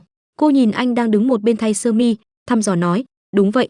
Chị quay phim nào mà không hôn môi chứ? Đương nhiên có bạn trai chắc chắn cũng sẽ hôn môi, cô thản nhiên nói với Châu Mãng. Anh im lặng không nói gì, lúc sau mới ý vị sâu xa hỏi, vậy sao? Bên này Chỉ Hạnh nhìn phản ứng của cậu thích thú nghĩ thầm, giả vờ, đừng tưởng chị không thấy cậu đang tức giận, chị từng được đề cử giải nữ chính xuất sắc nhất đó. Nhưng mà, cô khoanh tay, ôm má nhìn anh vừa thay xong bộ vest đen bảnh trai, nghĩ thầm, người này nếu mà ăn mặc đẹp chắc chắn sẽ không thua kém Nguyên Thu Thời, vóc dáng đẹp có, bờ vai rộng quyến rũ có, nhan sắc có, chiều cao lý tưởng cũng có, mọi thứ tiêu chuẩn về cái đẹp anh đều có. Làm vệ sĩ thì hơi đáng tiếc, nghĩ thì nghĩ vậy, cô dường như rất thích việc làm phiền anh, cô lại sấn tới gần Châu Mãng hí hửng hỏi, Châu Mãng, cậu có bạn gái chưa, cậu thích cô gái như thế nào? Đáp lời lại cô là sự lạnh lùng của anh. Châu Mãng lạnh lùng nói, vấn đề cá nhân không liên quan đến chị. Không muốn nói thì thôi. Cô không nói gì thêm nữa, xoay người giận dỗi rời đi. Châu Mãng nhìn theo bóng lưng cô rời đi, thản nhiên nói với cô, mau đi thay đồ đi, chị Tiểu Nhạn nói tôi đưa chị lên lớp. Nhìn cô tung tăng chạy đi, Châu Mãng thở dài nghĩ thầm, nếu không cẩn thận sẽ bị chị ta nắm lấy điểm yếu, quả nhiên không thể thư giãn dù chỉ một khắc. Châu Mãng nhanh chóng đưa Chỉ Hạnh đến trường. Cô vừa xuống xe đã nhanh chóng hòa hội với hai người khác. Chỉ Hạnh nói, xin lỗi, cô vừa nhận được điện thoại của đoàn làm phim, chúng ta tụ tập đi ăn cơm, lần sau chúng ta hẹn học bù sau. Tiểu Nhạn cười nói với Chỉ Hạnh, không sao. Nhưng cô không đi học vũ đạo à? Tiểu Nhạn lại hỏi Chỉ Hạnh, sao thế, học không vui à? Chỉ Hạnh lấy chiếc khẩu trang đen ra đeo lên. Cô nói, em lại không thích nhảy múa, chỉ học vì diễn trong phim thôi. Giờ em không diễn được bộ phim đó nữa, cũng không cần học nhảy nữa. Đôi mắt cô hơi cụp xuống. Cô im lặng chìm trong suy nghĩ chính mình, nhảy múa thật sự khiến người ta vui vẻ như vậy sao? Tại sao mẹ từng si mê đến vậy? Cô mải chìm đắm trong suy nghĩ của chính mình, cũng không để ý ở phía sau có một ánh mắt đang chăm chú nhìn theo cô. Chỉ Hạnh, một người đàn ông cao lớn. Mặc dù anh ta cũng đeo khẩu trang và đội mũ cải trang cẩn thận, nhưng không thể che được phong cách và thần thái hơn người của anh ta. Nguyên Thu Thời đang ngồi đợi cô. Thấy là anh ta, cô không khỏi ngạc nhiên hỏi, Nguyên Thu Thời, sao anh lại đến đây? Nguyên Thu Thời vui vẻ trả lời, anh đến đón em đi ăn cơm, người của đoàn làm phim chúng ta đều đến hết cả rồi. Cô thắc mắc hỏi anh, sao anh lại biết em ở đây? Nguyên Thu Thời cũng không che giấu thừa nhận, anh hối lộ chị Tiểu Nhạn, chị ấy nói với anh. Bỗng âm thanh mở cửa một cách không bình thường của ai đó thu hút chú ý của hai người đang nói chuyện vui vẻ bên này. Châu Mãng mặt không vui vẻ là mấy, thậm chí quanh người còn tỏa ra mùi giấm chua không hiểu nổi. Nhìn hai người cười đùa đi cùng nhau, khiến anh cảm thấy vô cùng khó chịu, không biết cảm giác này từ đâu nhưng anh rất ghét cảm giác này. Chỉ Hạnh nhìn thấy Châu Mãng bên này khó chịu liền vứt Nguyên Thu Thời ra sau đầu, cô rạng rỡ bước đến bên anh, vừa đi vừa nói với Nguyên Thu Thời ở phía sau, em ngồi xe em thì hơn, nếu không vệ sĩ của em sẽ không vui. Ngồi trên xe, Chỉ Hạnh ngồi ở phía sau vui vẻ như đứa trẻ vừa làm được việc tốt và đang chờ được khen thưởng. Chỉ Hạnh hỏi Châu Mãng, chị ngoan không? Đương nhiên câu trả lời của anh là im lặng. Hai người vừa đến được điểm hẹn, Nguyên Thu Thời cũng vừa lúc đi tới. Ba người vừa bước vào cửa, ai cũng đều xuất chúng, không thì khí chất hơn người, thu hút không ít ánh nhìn về phía họ. Châu Mãng nhanh chóng đi liên hệ với những người vệ sĩ khác, lúc này chỉ còn Nguyên Thu Thời và Chỉ Hạnh đứng cùng nhau. Anh ta nhìn Châu Mãng vừa đến đã nhanh chóng bận rộn. Nguyên Thu Thời cười nói với cô, vệ sĩ của em được đó. Cô nhìn anh, cười cười nói, cậu ta chỉ là bảo vệ em, anh đừng có khịa nữa mà. Bỗng nhiên lúc này có nhóm cô gái rụt rè đi tới. Một người trong đó mạnh dạn hỏi Nguyên Thu Thời, xin chào, cho hỏi anh có phải Nguyên Thu Thời không ạ? Anh ta tháo chiếc khẩu trang ra, hướng họ chào hỏi, chào mọi người. Những cô gái khác như phát cuồng, có người run rẩy nói lắp bắp, đúng là Nguyên Thu Thời. Có người thì không thể nói được gì hơn ngoài trừ hét lớn. Anh ta không những không khó chịu vì bị làm phiền, ngược lại ôn hòa nói với đám người đang vây quanh, tôi đang đi ăn tối cùng đoàn phim, đừng phô trương thế được không? Chỉ Hạnh nhìn đám người ồn ào bên kia không khỏi cười nhẹ. Bỗng một người đàn ông đi đến, anh ta đội mũ và đeo khẩu trang trông rất khả nghi. Anh ta đi đến chỗ Chỉ Hạnh, xin chào, tôi có thể bắt tay với cô không? Biểu hiện lạ của hắn ta sẽ khiến người ta nghi ngờ, nhưng Chỉ Hạnh cô thì khác, nhưng cô không suy nghĩ liền vui vẻ gật đầu đồng ý. Châu Mãng lúc này mới chú ý đến động tĩnh phía cô, đến khi anh nhận ra bất thường, vội hét lên đợi đã. Nữ vệ sĩ sau lưng cô cũng nhanh chóng nhìn ra thứ đồ sắc nhọn trong lòng bàn tay hắn ta. Tiếng hét vang lên, Chỉ Hạnh cẩn thận, lúc này cô chỉ thấy máu bắn khắp nơi, trời đất tối sầm lại. 12 năm trước bầu trời âm u, những hạt mưa như những hạt đậu rơi xối xả xuống mặt đất, trên những chiếc lá nghe rất vui tai, nhưng ở một góc nhỏ trong rừng, một cô gái đang bị 3 tên vô lại đè xuống, cô càng dãy dụa càng bị những tên đó đè chặt, những lời lẽ càng lúc càng khó nghe. Chỉ Hạnh quát lớn, tránh ra để tôi đi, cứu mạng. 3 tên vô lại càng nghe tiếng cô kêu gào càng trở nên khoái chí. Tên tóc đỏ quát lớn, khốn kiếp nhà nó, ngoan ngoãn chút cho tao. Chỉ Hạnh đột nhiên dùng hết sức lực giãy mạnh một tay ra, cô nhanh chóng lấy trong túi ra một chiếc dao dọc giấy, đâm vào tay của một tên tóc đen trong đám. Tên đó đau đớn hét lên một tiếng, Nhưng cô còn chưa kịp bỏ chạy đã bị một tên xuất hiện bất thình lình từ đằng sau đập một phát gậy vào đầu. Trì Hạnh bị bất ngờ chóng váng khuỵu xuống. Tên tóc đỏ cười tàn ác nói: "Từ bỏ đi Trì Hạnh." Hắn rút chiếc dao trên tay của tên tóc đen ra, những giọt máu nhanh chóng bị nước mưa giọt rửa chảy tong tong. Hắn nói với Trì Hạnh: "Sẽ không có ai đến cứu mày đâu, mày biết lý do rồi chứ?" Hắn hướng chiếc dao dọc giấy trong tay thẳng mặt cô. "Người trong huyện chúng ta ai mà không biết bố mẹ mày là thể loại người gì chứ? Một người là rác rưởi ăn uống nhậu nhẹt no nê, một người là tiểu tam phá hoại gia đình của người khác. Hôm nay ông đây dù có làm nhục mày, cũng sẽ không có ai tin đâu." Hắn dùng chiếc dao rạch giấy lướt qua cổ áo cô, vẽ một đường thẳng tắp xuống dưới. Hắn dùng tay bịt miệng và mũi của cô khiến cô ngạt thở vùng vẫy. Hắn lấy đó làm thú vui nói tiếp: "Họ sẽ chỉ nói Trì Hạnh học theo mẹ mày dụ dỗ đàn ông." Lời nói ác độc, những tên còn lại phụ họa bằng những tiếng cười ghê rợn. Những lời này khiến Trì Hạnh như rơi vào vực thẳm tối tăm không có hy vọng. Những giọt nước mắt bất lực chỉ biết thi nhau tuôn trào, cả người cô đau nhức muốn phản kháng nhưng không còn sức lực. Đang lúc cô nhắm mắt buông xuôi số phận, một tiếng hét thảm thiết. Tên tóc đỏ đang bị một cậu thiếu niên đội mũ đen dùng gậy gỗ đè cổ. Tên đó bị đau không ngừng la hét. Hắn ta gào lên mở nó: "Mày là ai hả?" Anh im lặng không nói gì, nhưng những đồng đội đi cùng anh cùng lúc đó lại ấp úng gọi: "Châu, Châu Mãng còn đánh nữa không ạ?" Trong ánh nhìn lập lòe, cô mơ hồ nhìn thấy hình bóng một cậu thiếu niên cả người ướt sũng. Anh thủ thế sẵn sàng chiến đấu, một tiếng nói kiên quyết: "Đánh!" Như cảm nhận được ánh mắt của Trì Hạnh, Châu Mãng quay đầu sang nhìn cô, khuôn mặt cậu rõ ràng trước mặt làm nước mắt của cô lăn dài. Cậu thiếu niên lúc ấy như ánh hào quang chiếu sáng cuộc đời Trì Hạnh. Cơn mưa to cũng đã tạnh, cậu đứng dưới ánh dương quan tâm hỏi cô: "Chị không sao chứ?" Quay lại hiện tại một tiếng hét lớn gọi to tên của cô: "Trì Hạnh!" Cô bần thần nhìn vào vết thương trên tay, một vết rạch dài, máu đỏ từ vết thương không ngừng tuôn trào. Bên này Châu Mãng vừa khống chế gã lạ mặt kia, vừa nhanh chóng phân công công việc cho những người xung quanh. "Hà Nguyệt đi báo cảnh sát, em đưa Trì Hạnh đến bệnh viện trước đi." Nguyên Thu Thời thấy bên này Trì Hạnh xảy chuyện liền muốn xông đến xem sao, nhưng liền bị những vệ sĩ khác ngăn cản. Một vệ sĩ nghiêm nghị nói: "Nguyên tiên sinh bên đó loạn quá, cẩn thận bị thương. Lát nữa anh có một tiết mục phỏng vấn, không được để xảy ra chuyện." Trì Hạnh được Hà Nguyệt hộ tống ra cửa. Đúng lúc này có một chiếc xe đen sang trọng lao như bay rồi dừng lại trước cửa nhà hàng. Cậu vệ sĩ nhanh chóng mở cửa xe nói Hà Nguyệt ở đây. Hà Nguyệt đỡ Trì Hạnh vẫn chưa hết sửng sốt lên xe. "Chị Hạnh, mọi người đi bệnh viện trước đi." Lúc này cô đột nhiên nhớ ra, khoan đã, Châu Mãng, nhưng chưa chờ cô kịp quay lại đã bị Hà Nguyệt đẩy mạnh vào trong xe. Cô ra sức phản kháng. Chờ đã, Châu Mãng còn chưa lên xe mà. Về phía bên Châu Mãng, gã đàn ông lạ mặt vùng vẫy thoát ra được khỏi khống chế của anh. Hắn cầm con dao trong chém sượt qua tai của Châu Mãng, nhưng may mắn anh tránh được kịp thời. Đương nhiên ngoài xe ánh mắt cô luôn dán vào bên trong. Nhìn thấy anh gặp nguy hiểm như vậy cô hét lớn: "Châu Mãng!" Cô hốt hoảng ra lệnh cho Hà Niên: "Hà Niên dừng xe nào, mau dừng xe." Hà Niên quay đầu lại kiên quyết nói với Trì Hạnh: "Chị Hạnh, anh Châu Mãng đã nói, bất luận xảy ra chuyện gì cũng phải bảo đảm an toàn cho chị đã. Chị Hạnh, chị phải tin anh Châu Mãng." Nhìn ra cửa sổ, Châu Mãng đã nhanh chóng hạ gục được gã đàn ông kia, khiến hắn bất tỉnh nằm dưới đất. Trong tay anh chính là con dao sắc nhọn của hung thủ. "Châu Mãng!" Cô thầm gọi tên anh. Nhìn anh bình an vô sự, Trì Hạnh cảm thấy yên tâm được phần nào. Trì Hạnh nghĩ thầm: "Tôi đợi cậu ở bệnh viện." Buổi tối hôm đó trong bệnh viện, vết thương trên tay Trì Hạnh cũng không nghiêm trọng, chỉ đơn giản sơ cứu qua là được. Tiểu Nhạn luôn ở bên tai cô lải nhải về lịch trình ngày mai của cô.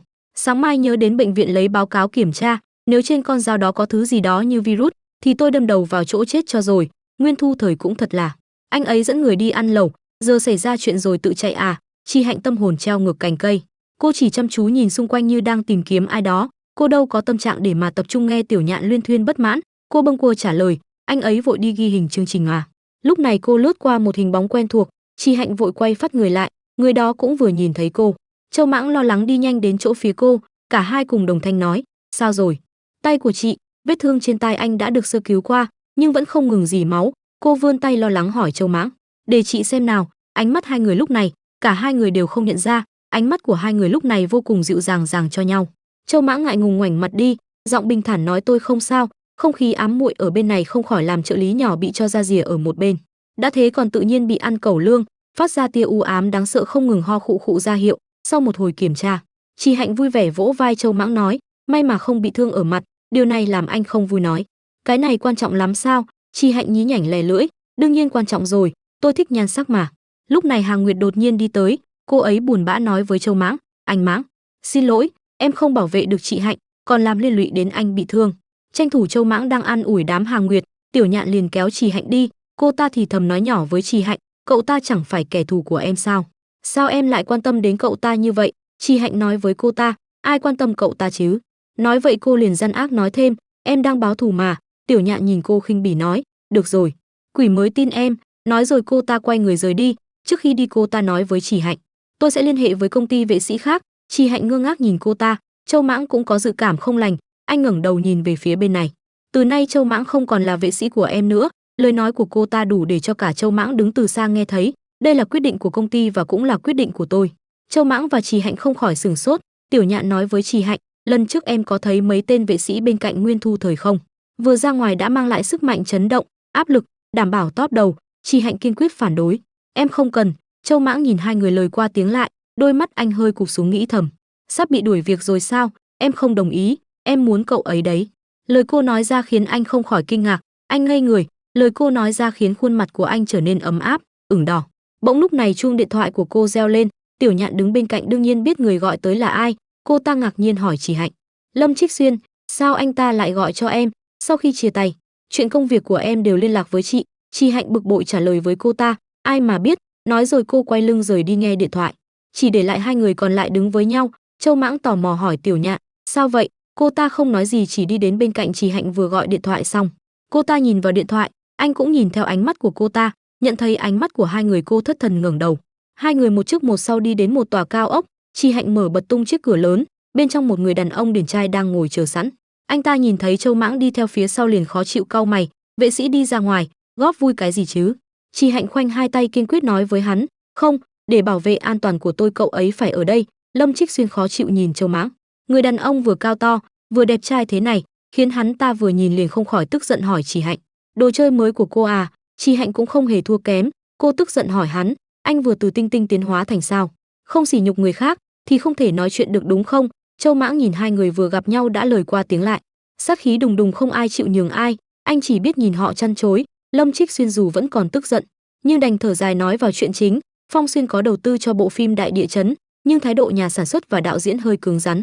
Bọn họ không hài lòng với nữ chính Nhan Kiến mà chúng ta sắp xếp. Lần bị thương này của cô, tuy không liên quan trực tiếp đến Nhan Kiến, nhưng quả thật đã khiến cô chịu oan ức. Lời nói tiếp theo của hắn ta như một mệnh lệnh với cô, công ty đã cho phép cô tiếp nhận Đại Địa Chấn. Trì Hạnh lên tiếng phản bác, cái người cho phép tôi nhận, nhưng phía Đại Địa còn cần tôi không? Tôi nghe Tiểu Nhạn nói vào ngày ký hợp đồng, vì chúng ta nuốt lời nên sắc mặt của nhà sản xuất rất khó coi. Không để cô nói tiếp, Lâm Trích Xuyên nói với cô, vì vậy cô phải cảm ơn Nguyên Thu Thời. Anh ấy và Bùi Viện là bạn Thanh Mai Trúc Mã. Cô kinh ngạc không thôi, cô hỏi Lâm Trích Xuyên, Bùi Viện vừa nhận giải tại buổi liên hoan phim Berlin, cô ấy vậy mà là đạo diễn của Đại Địa Chấn. Nhưng Trì Hạnh không vui mừng được bao lâu, Lâm Trích Xuyên liền đổ cho cô một gáo nước lạnh, đừng vội mừng, trước đó chúng ta còn phải làm một giao dịch. Cô liền hốt hoảng ôm lấy cánh tay anh. Châu Mãng rất phối hợp giang tay che chắn cho cô. Trì Hạnh đề phòng nói với Lâm Trích Xuyên, không phải lại bảo tôi sa thải vệ sĩ đấy chứ? Mượn nó anh là chó điên sao? Cắn cậu ta không buông luôn phải không? Gân xanh trên trán Lâm Trích Xuyên điên cuồng co giật, nhìn hai người bên này đang thể hiện tình tứ buồn nôn. Hắn ta nghĩ thầm một đôi cẩu nam nữ. Lâm Trích Xuyên lấy ra một bản hợp đồng dày cộp để lên bàn rồi nói với Trì Hạnh, nếu cô có thể giành được giải thưởng cho bộ phim Đại Địa Chấn, tôi sẽ ký lại một bản hợp đồng hợp lý với cô, thậm chí có thể dưới tiền đề là rót vốn đầu tư vào truyền thông Phong Xuyên, mở cho cô một phòng làm việc độc lập. Nhưng cô phải giữ bí mật với đoàn làm phim Đại Địa Chấn, không tiết lộ vai diễn ngọt ngào của cô, đồng thời cũng không được tiết lộ bất cứ chuyện liên quan nào đến Đại Địa Chấn. Ở đoàn làm phim ngọt ngào ngoại trừ Nguyên Thu Thời, nếu đang quay phim cho dù một trong hai người có xảy ra sai sót, sau này cô phải ngoan ngoãn nghe theo sắp xếp của công ty, không được có bất kỳ ý kiến gì. Châu Mãng nhìn thấy sự khó xử của Trì Hạnh, Lâm Trích Xuyên cười gian mãnh hỏi Trì Hạnh, thế nào hả cục cưng? Hắn ta nhìn cô thách thức hỏi Trì Hạnh, cô có dám thực hiện giao dịch lần này không? Buổi sáng hôm sau, trong phòng làm việc của Lâm Trích Xuyên, Tiểu Nhạn tức giận đập bàn quát lớn, Lâm Trích Xuyên, đây là lý do anh bỏ qua tôi, tìm Trì Hạnh trước sao? Anh đang hại cô ấy, anh quên nhà sản xuất ngọt ngào là ai rồi sao? Lâm Trích Xuyên thong thả cầm ly nước trong tay xoay qua xoay lại, hắn ta bình tĩnh thản nhiên như không có chuyện gì cả nói, Trần Lạc Dương, có chuyện gì? Tiểu Nhạn vừa nghe đến cái tên này liền toát mồ hôi lạnh, cô hỏi Lâm Trích Xuyên, vậy sao anh có thể không biết hắn và Bùi Viện là kẻ thù của nhau? Anh bảo Trì Hạnh nhận ngọt ngào, lại bảo cô ấy nhận Đại Địa Chấn, anh muốn cô ấy không thể sống trong cái ngành này hả? Nụ cười của Lâm Trích Xuyên càng lúc càng tà ác, khóe miệng hắn không ngừng kéo dài. Tại nhà của Trì Hạnh, Tiểu Nhạn ở một bên vô cùng tức giận đến mức chảy nước mắt. Nhàn của tôi sắp sập rồi. Đám Hà Nguyệt cùng Hà Niên cũng chỉ đành bất lực chuyển ánh mắt sang Trì Hạnh đang tươi tắn vui vẻ gọi điện chia sẻ niềm vui với Nguyên Thu Thời. Anh Nguyên, anh yên tâm đi, tay em thật sự không sao cả, có gì mà áy náy chứ, không phải hôm đó anh có việc gấp sao? Được chiều nay gặp ở phim trường nhé. Trì Hạnh không hề để ý đằng sau có 8 ánh mắt đang nhìn cô đăm đăm. Sau một hồi nói chuyện xong, cô tắt máy thở dài nói, Làm gì có ai ngày nào cũng gọi điện đến hỏi thăm chứ, có đẹp trai đến mấy, cũng không kiềm chế được mà dính người như vậy. Anh ta rất tốt trong phim nhưng cuộc sống thực tế thì phức tạp quá. Tiểu Nhạn cầm điện thoại Trì Hạnh lên xem, cô ấy cười cười nói với Trì Hạnh, chị hai à, người ta đang theo đuổi chị đó. Trì Hạnh đang cầm vở kịch nghe vậy không khỏi kiêu ngạo nói với Tiểu Nhạn, nhưng anh ta có nói đâu. Lúc này Trì Hạnh nhìn theo bóng lưng của Châu Mãng vừa đi qua, cô ý vị sâu xa nói, thì em phải nghe được một cách rõ ràng, mới có thể xác nhận quan hệ được. Dường như sợ ai đó không nghe thấy, cô cố tình tăng âm lượng nói, muốn theo đuổi em thì phải nói cho rõ ràng đó. Châu Mãng vẫn giả bộ không nghe thấy, chỉ chăm chú lau chùi bát đĩa. Tiểu Nhạn nhìn ra ý tứ của cô ấy cười cười nói, vậy nếu Nguyên Thu Thời thừa nhận nói thích em, muốn xây dựng mối quan hệ thân thiết hơn với em nhất định sẽ đồng ý sao? Tại buổi chụp ảnh chính thức, đoàn ekip ai nấy đều đang bận rộn với công việc của mình. Trì Hạnh được trang điểm vô cùng xinh đẹp, lộng lẫy. Buổi chụp ảnh này bao gồm cả cô và Nhan Kiến. Cô ta vừa thấy cô liền chạy giả tạo cầm tay của cô, lo lắng hỏi cô, vết thương chưa lành mà, tôi cũng không ngờ fan của tôi lại làm ra chuyện này.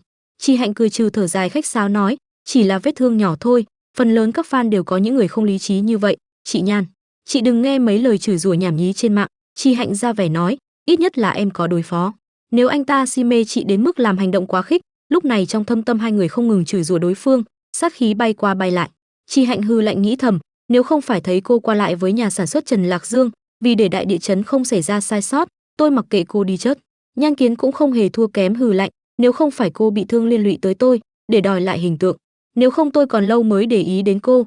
Nhưng ngoài mặt hai người biểu lộ cứ như chị em thân thiết cười nói vui vẻ với nhau. Trì Hạnh che miệng cười nói với Nhan Kiến, chị Nhan, vì sự an toàn của chị, chúng ta cần đưa ra một yêu cầu, hạn chế người hâm mộ lại. Cô ta ôn hòa cười đáp lại, Tiểu Hạnh em nói đúng, cảm ơn em đã nhắc nhở chị, em chu đáo thật đấy. Châu Mãng từ xa thấy một cảnh này không khỏi sợ hãi nghĩ, phụ nữ biết diễn xuất thật đáng sợ. Sau một hồi diễn xuất qua lại, Nhan Kiến rời đi vì có việc, trước khi đi vẫn không quên hỏi thăm Trì Hạnh rồi mới rời đi. Châu Mãng đi đến phía sau Trì Hạnh nói với cô, chị đang đi trên sợi dây đấy. Ngọt ngào đạo diễn trực tiếp Trần Lạc Dương và đại địa chấn đạo diễn Bùi Viện trước đây là vợ chồng. Hai người đó ly hôn vì sự chen vào của Nhan Kiến nên kết thù. Một khi chuyện chị đóng diễn cả hai bị bại lộ, ba người này sẽ dẫm đạp chị, anh lo lắng nói với cô. Trì Hạnh chậm chậm mở hộp phấn, cô vừa dặm phấn lên mặt vừa nói với anh, cho nên tôi định xử lý tốt quan hệ với Nhan Kiến một chút. Sau này nếu như cô ấy có thể nói đỡ cho tôi một chút. Cô rũ mắt nói tiếp, tôi biết đây là một nước cờ tồi tệ, nhưng đây là nước cờ duy nhất trong tay mà tôi có. Anh có chút nghi hoặc nhìn cô nghĩ thầm, bao năm qua cô ấy đều vượt qua một mình như thế này sao? Đột nhiên lúc này cánh cửa phòng mở ra, Tiểu Nhạn hớt hải vội vã chạy vào gọi, Tiểu Hạnh. Cô ta chạy đến nói nhỏ với Trì Hạnh. Đoàn làm phim đại địa thông báo, một tiếng sau mở cuộc họp xem xét. Hai người Châu Mãng và Trì Hạnh không khỏi sửng sốt. Lúc này một cậu thiếu niên nữa chạy vào thông báo, chị Hạnh đến lượt chị chụp ảnh rồi. Cô tặc lưỡi tháo dây băng bó ở tay ra quay lưng rời đi. Tiểu Nhạn lo lắng đi ở phía sau nói với cô, Tiểu Hạnh, chúng ta chắc chắn không thể tới kịp, làm sao đây? Lúc này Châu Mãng đột nhiên dừng lại nhìn về phía Nguyên Thu Thời vừa đến, ôn hòa chào hỏi nữ quản lý, xin chào, Nguyên tiên sinh, anh đến rồi. Châu Mãng nghĩ thầm, Nguyên Thu Thời, chắc anh ta có thể giúp được gì đó. Vậy thì, Nguyên Thu Thời vừa thấy Trì Hạnh liền đi qua, lo lắng nói với cô, Trì Hạnh, anh vẫn chưa yên tâm cho lắm, để anh xem vết thương trên tay em đi, để anh xem khôi phục thế nào rồi. Châu Mãng nhìn Nguyên Thu Thời có ý muốn chạm vào người cô liền cảm thấy khó chịu, anh kéo tay cô lại về phía mình, không vui nói với Nguyên Thu Thời, đã đến giờ khám mà chị đặt rồi. Trì Hạnh ngạc nhiên nghĩ, cậu ta nghe thấy lời mình nói với Nhan Kiến rồi sao? Nguyên Thu Thời thấy tình cảnh này khó hiểu ngơ ngác hỏi, không phải sắp khỏi rồi sao? Sao còn phải đi bệnh viện? Châu Mãng thản nhiên nói, tối qua bị nhiễm trùng do vết thương đụng nước, 38 độ, chị Tiểu Nhạn đã đặt lịch hẹn trước rồi. Lý do của anh vô cùng hợp tình hợp lý, cũng không có ai chú ý tới. Khuôn mặt Tiểu Nhạn tối sầm đi tới vỗ vai Trì Hạnh. Cô hiểu ý liền trổ tài diễn xuất nói, không, tôi đang làm việc, không đi được, tôi chụp xong rồi đi cũng chả sao. Anh ta liền lôi điện thoại ra nhắn vài cái tin rồi quay ra nói với Trì Hạnh, được rồi, anh nói với đạo diễn thay em rồi, tạo hình nhân vật của em chụp ảnh bù sau là được. Nói rồi anh ta đẩy Trì Hạnh ra đến cửa phòng thay đồ vừa nói, em đi thay đồ đi, anh đưa em ra ngoài. Tiểu Nhạn ở đằng sau không khỏi giơ ngón tay cái thả like cho anh tán thưởng nói, làm được lắm. Trì Hạnh đi cùng với Nguyên Thu Thời xuống dưới sảnh. Trì Hạnh lúc này khách khí nói với anh ta, nghe nói anh đề cử em tham gia đại địa chấn với đạo diễn Bùi, em nợ anh một ân tình, sau này nhất định sẽ trả lại. Nguyên Thu Thời gian manh trêu cô, em định trả như thế nào? Trì Hạnh vui vẻ nói, ăn cơm xem phim đều được. Hai người đang vui vẻ ra xe liền thấy Châu Mãng đã chờ sẵn từ lâu, anh nhíu mày khó chịu nhấn còi xe bíp bíp nhìn chằm chằm hai người đang cười nói vui vẻ với nhau. Trước ánh mắt của Châu Mãng, hai người không hẹn mà cùng im lặng. Một lúc lâu sau Nguyên Thu Thời mới nói với Trì Hạnh, vệ sĩ này của em có vẻ không thích anh lắm nhỉ? Nguyên Thu Thời và Châu Mãng mặt đối mặt, Cuộc đối mặt này có lẽ hai người đã ngầm coi nhau là đối thủ. 24 năm trước, trong phòng dạy vũ đạo, âm điệu bay bổng từ máy phát nhạc vang xa khắp nơi. Chi Hạnh lúc này mới 6 tuổi, mẹ cô Tôn Quyển Quyển đang cùng thầy dạy vũ đạo Trung Ánh nhảy múa theo những điệu nhạc du dương. Tôn Quyển Quyển cười lên trông rất đẹp. Cô ấy đẹp tựa như những bông hoa đang nở rộ. Chi Hạnh nhìn mẹ mình đến ngây người, thầm nghĩ, mẹ xinh đẹp quá đi, hạnh phúc quá đi. Bỗng lúc này chiếc cặp nhỏ cô đang ôm rơi ra một chiếc hộp hình trái tim, cô xoay người nhặt lên, thầm nghĩ, sô cô la chị Tiểu Trung tặng mình. Đột nhiên một tiếng va đập mạnh phía sau lưng thu hút sự chú ý của cô. Cô giật mình xoay người, nghi hoặc muốn tìm kiếm nơi phát ra âm thanh ấy. Vừa xoay người Chi Hạnh liền hối hận, lúc này mẹ cô đang bị Trung Ánh đè vào tường hôn cuồng nhiệt. Trước mặt của một đứa trẻ 6 tuổi, cô hai tay bịt chặt miệng sững sốt thầm nghĩ mẹ. Quay về hiện tại, phòng họp nhà hát Quang Thái. Mọi người xung quanh đều đang rất bận rộn, riêng một người phụ nữ áo bó đen trông lại rất nổi bật, làm những người xung quanh cô ta trở nên mờ nhạt khi đứng gần cô ta. Lúc này Chi Hạnh hớt hải vội vàng cùng Châu Mãng vừa chạy đến, cô cúi đầu nói, xin lỗi đã để mọi người chờ lâu, có chút chậm trễ công việc. Người đàn bà mặc áo bó đen có vẻ rất có tiếng nói, bà ta phất tay nói với cô, được rồi đừng lãng phí thời gian nữa. Bà ta tên Bùi Viện là đạo diễn của Đại Địa Chấn. Bà ta nhìn thấy sau lưng cô còn một người nữa, ngạc nhiên hỏi cô, vị này là ai? Cô nhẹ nhàng giải thích, là vệ sĩ của tôi, trước đó từng xảy ra một số chuyện. Ở góc cô không để ý, có mấy tiếng cười khinh thường không che giấu. Châu Mãng đương nhiên nghe rõ, anh cau mày, những gân xanh trên trán nổi lên biểu lộ anh bây giờ đang rất không vui. Anh liếc nhìn bọn họ thầm nghĩ, mấy người này. Một tiếng ho thu hút sự chú ý của mọi người. Người đàn ông này tên Mạch Tử là biên kịch của Đại Địa Chấn. Anh ta chống cằm nói, cũng đã trễ rồi, bắt đầu họp thôi. Những người khác nhanh chóng mở quyển kịch bản. Một thiếu niên trong số đó đọc to nói, Đại Địa Chấn, đây là một câu chuyện kể về một người con gái, người phụ nữ 34 tuổi, Triệu Anh Mai, tai trái bị mất thính giác bẩm sinh, thính giác bên tai phải cũng đang dần nhanh chóng biến mất. Chỉ nửa năm thôi cô ấy sẽ hoàn toàn mất đi thính lực, đồng thời người chồng ngoại tình cũng đang lên kế hoạch ly hôn. Đứa con gái không được cấp vị trí học tại trường tiểu học, nhà hàng nơi cô ấy chuẩn bị sa thải cô ấy, cuộc sống không được thuận lợi cho lắm. Anh Mai khi còn nhỏ gia cảnh bình thường, mỗi ngày cô ta đều sẽ đi xem trộm các bạn cùng tuổi nhảy múa. Triệu Anh Mai biết đến tên của chàng trai là Vương Tĩnh, một thiếu niên thiên tài đã nổi tiếng khi còn rất nhỏ, nhưng Vương Tĩnh không hề quen biết cô ấy, cho nên khi bạn bè hỏi cô ấy về dự định tương lai của cô ấy, một lần hiếm có trong đời, anh Mai đã không hề do dự mà đưa ra đáp án của cô ấy, tôi muốn được nhảy với Vương Tĩnh một lần, lúc tôi còn nghe thấy được thì chỉ một lần thôi. Nghe đoạn kịch bản này, Chi Hạnh thở dài, khuôn mặt trầm lặng, hình bóng của mẹ cô như đan xen vào với nhân vật tên anh Mai này. Chi Hạnh nghĩ thầm, mỗi lần xem kịch bản, Triệu Anh Mai không khỏi làm cô nhớ đến bà ấy. Đương nhiên tất cả biểu cảm của cô dù là nhỏ nhất đều được Châu Mãng thu vào mắt. Anh lo lắng nghĩ thầm, cô ấy trông sắc mặt không được tốt lắm, có chỗ nào không khỏe sao? Vẫn là do mệt mỏi quá. Anh vươn tay ra, những ngón tay tưởng chừng như sắp chạm vào mái tóc mềm của cô, thì đột nhiên dừng lại giữa không trung. Lúc này người đàn ông đầu chọc tên Mạch Tử bỗng nhiên lên tiếng hỏi cô, Bạch Sơn Trà, cô nói thử xem, cô cảm thấy cái gì đã khiến anh Mai nảy sinh nguyện vọng không hợp lý này? Những người khác không khỏi bàn tán, thì thầm nói nhỏ, thầy Mạch Tử lại đến rồi, rõ ràng là đang làm khó cô ấy mà. Bùi Viện ở một thấy tình cảnh này cũng chỉ lạnh lùng nhắm mắt làm ngơ, không để ý tới. Chi Hạnh nhìn Mạch Tử danh mãnh đang chống tay nhìn cô, vui vẻ chờ đợi xem cô sẽ giải thích thế nào đây. Cô thầm nghĩ, Bạch Sơn Trà cái đầu ông ấy. Cô suy nghĩ một hồi rồi nhẹ nhàng nói ra hai chữ là hối tiếc. Câu trả lời này không chỉ khiến Mạch Tử ngạc nhiên, mà còn khiến Bùi Viện đang giả vờ tai điếc mặt ngơ kinh ngạc nhìn Chi Hạnh. Hai người ra khỏi nhà hát. Chi Hạnh ủ rũ gọi tên anh, Châu Mãng, đêm hôm nay tôi mới cảm thấy, hóa ra bản thân cũng chỉ có vậy thôi. Anh ngạc nhiên khó hiểu nhìn cô. Chi Hạnh nói tiếp, cái người tên Mạch Tử đó, ông ấy từng phỏng vấn tôi và nói tôi là Bạch Sơn Trà. Đàn ông xem ra đều muốn giữ loại phụ nữ này trong nhà. Cái cảm giác nhìn xuống từ trên cao này, Chi Hạnh đột nhiên nghiến răng nghiến lợi, hung hăng, tức giận hậm hực chửi bới, thật muốn đánh ông ta quá. Vẻ mặt của Châu Mãng rất bình thản, như biểu hiện này của cô là hiển nhiên, anh đã biết trước. Cô vốn nên như vậy nên không có gì ngạc nhiên cả, đúng kiểu của chị. Anh dịu dàng nhìn theo bóng lưng của Chi Hạnh rảo bước đi trước. Cô nói với Châu Mãng, nhưng ông ta là biên kịch của bộ phim Đại Địa Chấn, tôi không có dũng khí để đối đầu với ông ta. Giọng cô đột nhiên trở nên âm trầm. Vậy nên tôi cũng chỉ có vậy. Anh ngẩn ngơ nhìn theo bóng lưng cô đơn của cô, đột nhiên anh nắm lấy tay cô. Châu Mãng nói, đi, tôi đưa chị đi ăn đồ ăn ngon. Ánh mắt của anh dịu dàng, quan tâm nhìn cô, làm cho Chi Hạnh ngây ngẩn trong phút chốc, một làn cảm giác ấm áp trong lòng. Thấy Chi Hạnh còn ngây người, Châu Mãng nói tiếp với cô, đói bụng sẽ không vui đâu, trở lại nhiều năm về trước.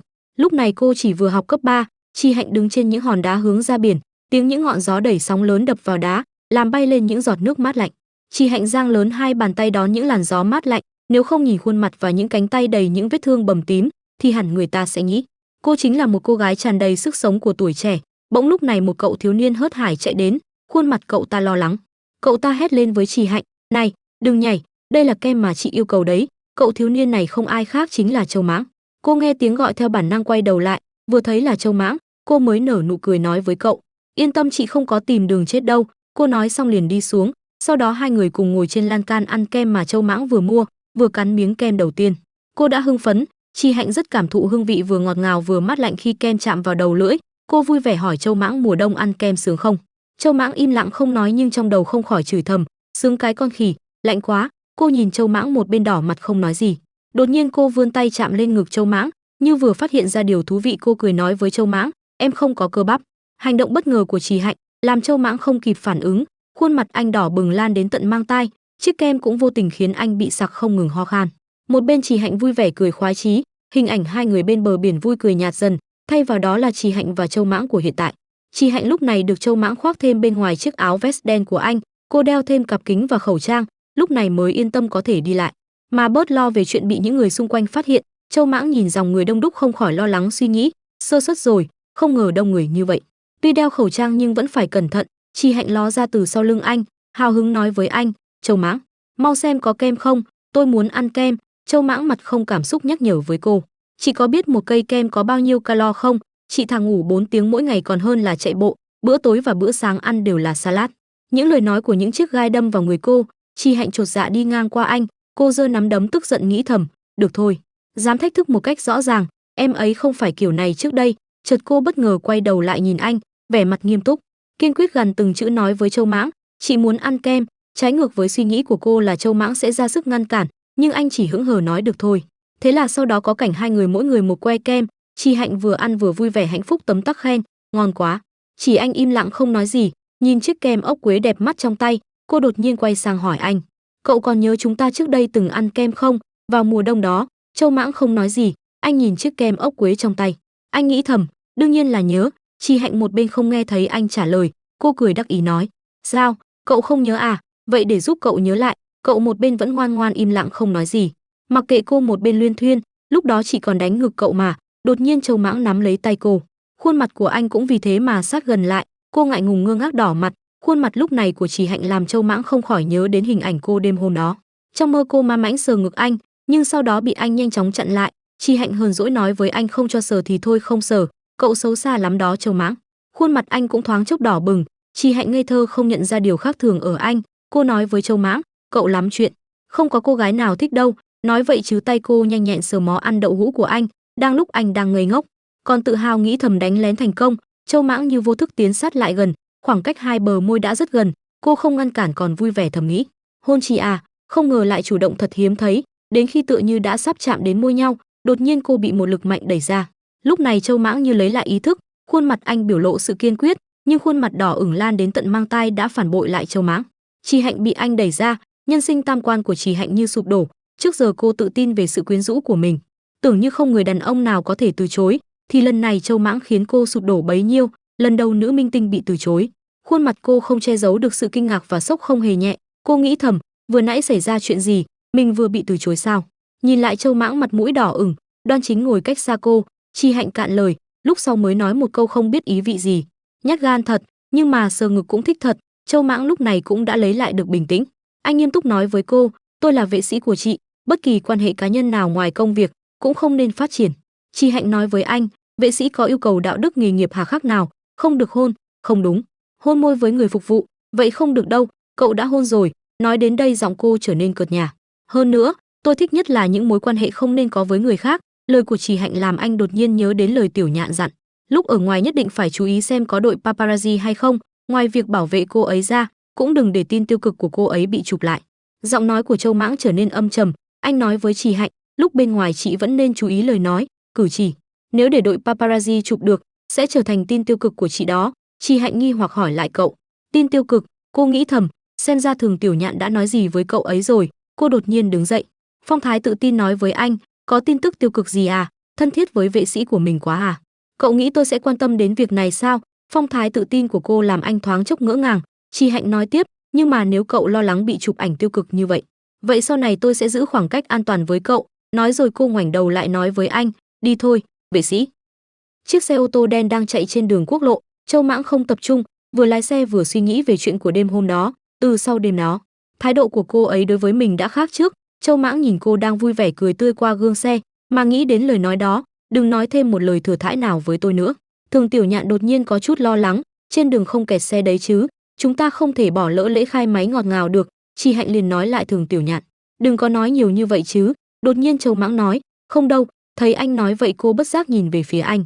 Châu Mãng liếc mắt nhìn phía sau rồi tiếp tục nói, sẽ không kẹt xe, tôi đã bảo Hà Nguyệt điều tra tình hình đường phố rồi, cho nên yên tâm đi, sẽ không bỏ lỡ đâu. Thường Tiểu Nhạn nghe vậy thì không khỏi cau mày suy nghĩ, người đàn ông này không chỉ đẹp trai mà còn giỏi giang như vậy, đúng là muốn chết mà. Thường Tiểu Nhạn nhìn Châu Mãng và Trì Hạnh tay bất giác xoa cằm, e là Tiểu Hạnh nhà mình bị cậu ta bắt rồi. Trì Hạnh vui vẻ, cảm ơn, vất vả cho cậu rồi. Nghe cô khách sáo với mình như vậy Châu Mãng không đáp lại mà bản thân anh nghĩ, lại nữa, không phải cứ nhìn mình mà không làm gì mình, mà là dùng thái độ khách sáo này ép mình. Thường Tiểu Nhạn giật mình trước thái độ của bọn họ, chuyện gì vậy, lúc này không phải nên đầu mày cuối mắt tán tỉnh nhau sao, thái độ khách sáo xa lạ này là sao hả? Không phải phong cách của em đâu Tiểu Hạnh. Thường Tiểu Nhạn nghĩ mà muốn to cả đầu. Sau một khoảng thời gian cuối cùng cũng đã đến trường quay phim ở ngoại ô. Trì Hạnh cùng với Nguyên Thu Thời không biết nói chuyện gì mà vô cùng vui vẻ. Châu Mãng đứng dựa vào xe ánh mắt không rời khỏi Trì Hạnh, nhìn cô vui vẻ với người khác như vậy. Khuôn mặt anh không khỏi lộ rõ vẻ buồn bực bội. Hà Nguyệt, Hà Niên nhìn Châu Mãng mà tò mò không thôi. Alo, anh Mãng sao rồi? Em không nhận ra mấy hôm nay tâm trạng anh ấy rất không tốt sao? Anh nói xem, không phải vì chị Hạnh đó chứ? Lúc này có một chiếc lá nhỏ vô tình bay lên mái tóc của Trì Hạnh, thấy vậy Nguyên Thu Thời cũng nhẹ nhàng chạm vào mái tóc cô lấy chiếc lá xuống, hai người nhìn nhau đắm đuối. Để mọi thứ tránh bị ngại ngùng Nguyên Thu Thời lên tiếng, phía bên địa chấn còn thuận lợi không? Chạy hai bên có bận rộn không? Trì Hạnh cũng vui vẻ đáp lại, hơi bận, vẫn chịu được. Cơ hội đến rồi, không nắm bắt được nó thì chuồn thôi. Anh ta mỉm cười dịu dàng, có chuyện gì thì cứ nói với anh. Cho dù anh không giúp được gì, thì vẫn có thể cho em mượn đôi tai. Trì Hạnh ngây người nhìn Nguyên Thu Thời dường như chưa hiểu lắm, thì anh ta liền lấy điện thoại khỏi tay cô. Cho anh mượn, cô thản nhiên hỏi, làm gì? Hãy cài đặt số liên lạc khẩn cấp của em thành của anh. Vừa nói dứt câu cùng hành động Nguyên Thu Thời đã phải dừng động tác của mình lại. Khi thấy trong số liên lạc khẩn cấp của cô lại là Châu Mãng, anh tưởng người liên lạc khẩn cấp sẽ là Thường Tiểu Nhạn, sao lại là Châu Mãng? Trì Hạnh tỏ ra ý không biết nữa trả lời anh ta, vậy sao? Thấy cô như vậy Nguyên Thu Thời có ý thăm dò, anh sửa rồi. Trì Hạnh không trả lời anh ta, khuôn mặt có hơi đơ ra, nhưng rất nhanh cô lấy lại điện thoại nói, không cần, em đã nhớ số điện thoại của anh rồi. Cô để lại cho Nguyên Thu Thời nụ cười rồi rời đi. Anh ta cũng chỉ nhìn cô rồi mỉm cười nghĩ, đúng là một con hồ ly không nương tay, đáng yêu thật. Châu Mãng lúc này xuất hiện sau Nguyên Thu Thời, này, anh chỉ tay ra phía sau về hướng một người, phó đạo diễn gọi anh đó, anh không nghe à? Cả hai nhìn nhau, đã bắt đầu có không khí kỳ lạ xuất hiện. Nguyên Thu Thời cố gắng mỉm cười trả lời Châu Mãng, xin lỗi, nói chuyện với Trì Hạnh vui quá, không chú ý, cảm ơn cậu nhé. Châu Mãng cũng không khác gì Nguyên Thu Thời, nén sự tức giận lãnh đạm đáp lại, không cần, chuyện nhỏ thôi. Trì Hạnh nhìn hai bọn họ khó hiểu. Sau đó có đi lướt qua Châu Mãng, đi thôi đừng để phó đạo diễn đợi đó. Cô giải vậy cho Nguyên Thu Thời, thấy Trì Hạnh lướt qua mình như vậy, anh nắm bóp chặt tay mình nhìn về phía Trì Hạnh nghĩ, người phó đạo diễn gọi là anh ta, chị đi theo làm gì? Anh cau mày, tôi chỉ là một vệ sĩ thôi, bảo vệ người thuê không cho paparazzi chụp được tin tiêu cực là trách nhiệm của tôi, tại sao lại giận tôi, còn muốn tức giận đến bao giờ? Lúc này phía sau cái cây Nhan Kiến chứng kiến cuộc nói chuyện của mấy người họ, cô ta không khỏi thắc mắc về đại địa chấn, nên Nhan Kiến đã gọi một cuộc điện thoại, giúp tôi điều tra xem sao, tôi muốn biết những ai tham gia vào bộ phim đại địa chấn này. Trong sân khấu nhà hát, Bùi Viện và Trì Hạnh nói chuyện cùng với nhau. Bùi Viện khoanh tay trước ngực nhìn cô nói, đã quyết định lừa người thì nên biết, rồi sẽ có ngày bại lộ. Cô nhận phim của Trần Lạc Dương, hương ngọt ngào chói sáng, đúng không? Nghe Bùi Viện nói vậy, Hạnh lúc này có phần hơi lo lắng, nhưng cô vẫn dùng giọng nói kiên định để nói với Bùi Viện rằng, tôi biết tôi là người được lựa chọn, nhưng diễn viên đóng đại địa chấn thay tôi, trong giới thật sự là quá nhiều rồi, nhưng vai diễn đó tôi phù hợp nhất, tôi không muốn từ bỏ, tôi muốn quay bộ phim này, tôi muốn diễn Triệu Anh Mai, vì bà ấy làm tôi nhớ đến mẹ. Bùi Viện sửng sốt khi nghe cô nói vậy, mẹ tôi. Cô đưa tay đặt lên ngực mình nơi gần với trái tim. Bà ấy đã yêu người đàn ông dạy bà nhảy múa, ngoại tình trong hôn nhân 4 tiếng trước. Được rồi, mọi người nhìn vào ống kính đi. Tất cả các diễn viên lúc này đang đứng gần nhau để chụp ảnh. Nhân dịp bộ phim truyền hình Hương ngọt ngào chói sáng khởi động máy may mắn với Nguyên Thu Thời, Trì Hạnh, Nhan Kiến, 1,2,3, máy ảnh bắt đầu chụp. Sau khi chụp xong lúc này điện thoại của Trì Hạnh vang lên, reng, là biên kịch gọi tới. Cô bắt máy nghe, này. Biên kịch gấp gáp gọi cô đến lúc này trong giọng nói có phần hơi giận dữ.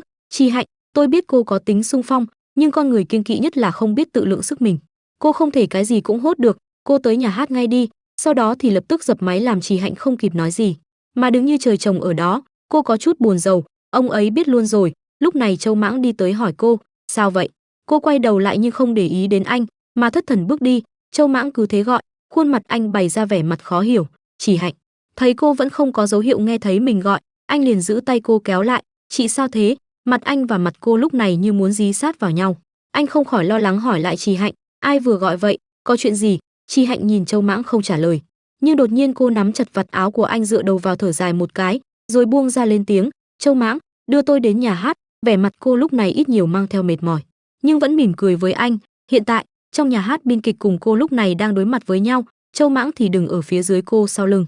Trong giới này có rất ít bí mật, đặc biệt là giữa đoàn làm phim và đoàn làm phim không, chỉ cần có lòng muốn hỏi thì rất dễ tìm ra sơ hở.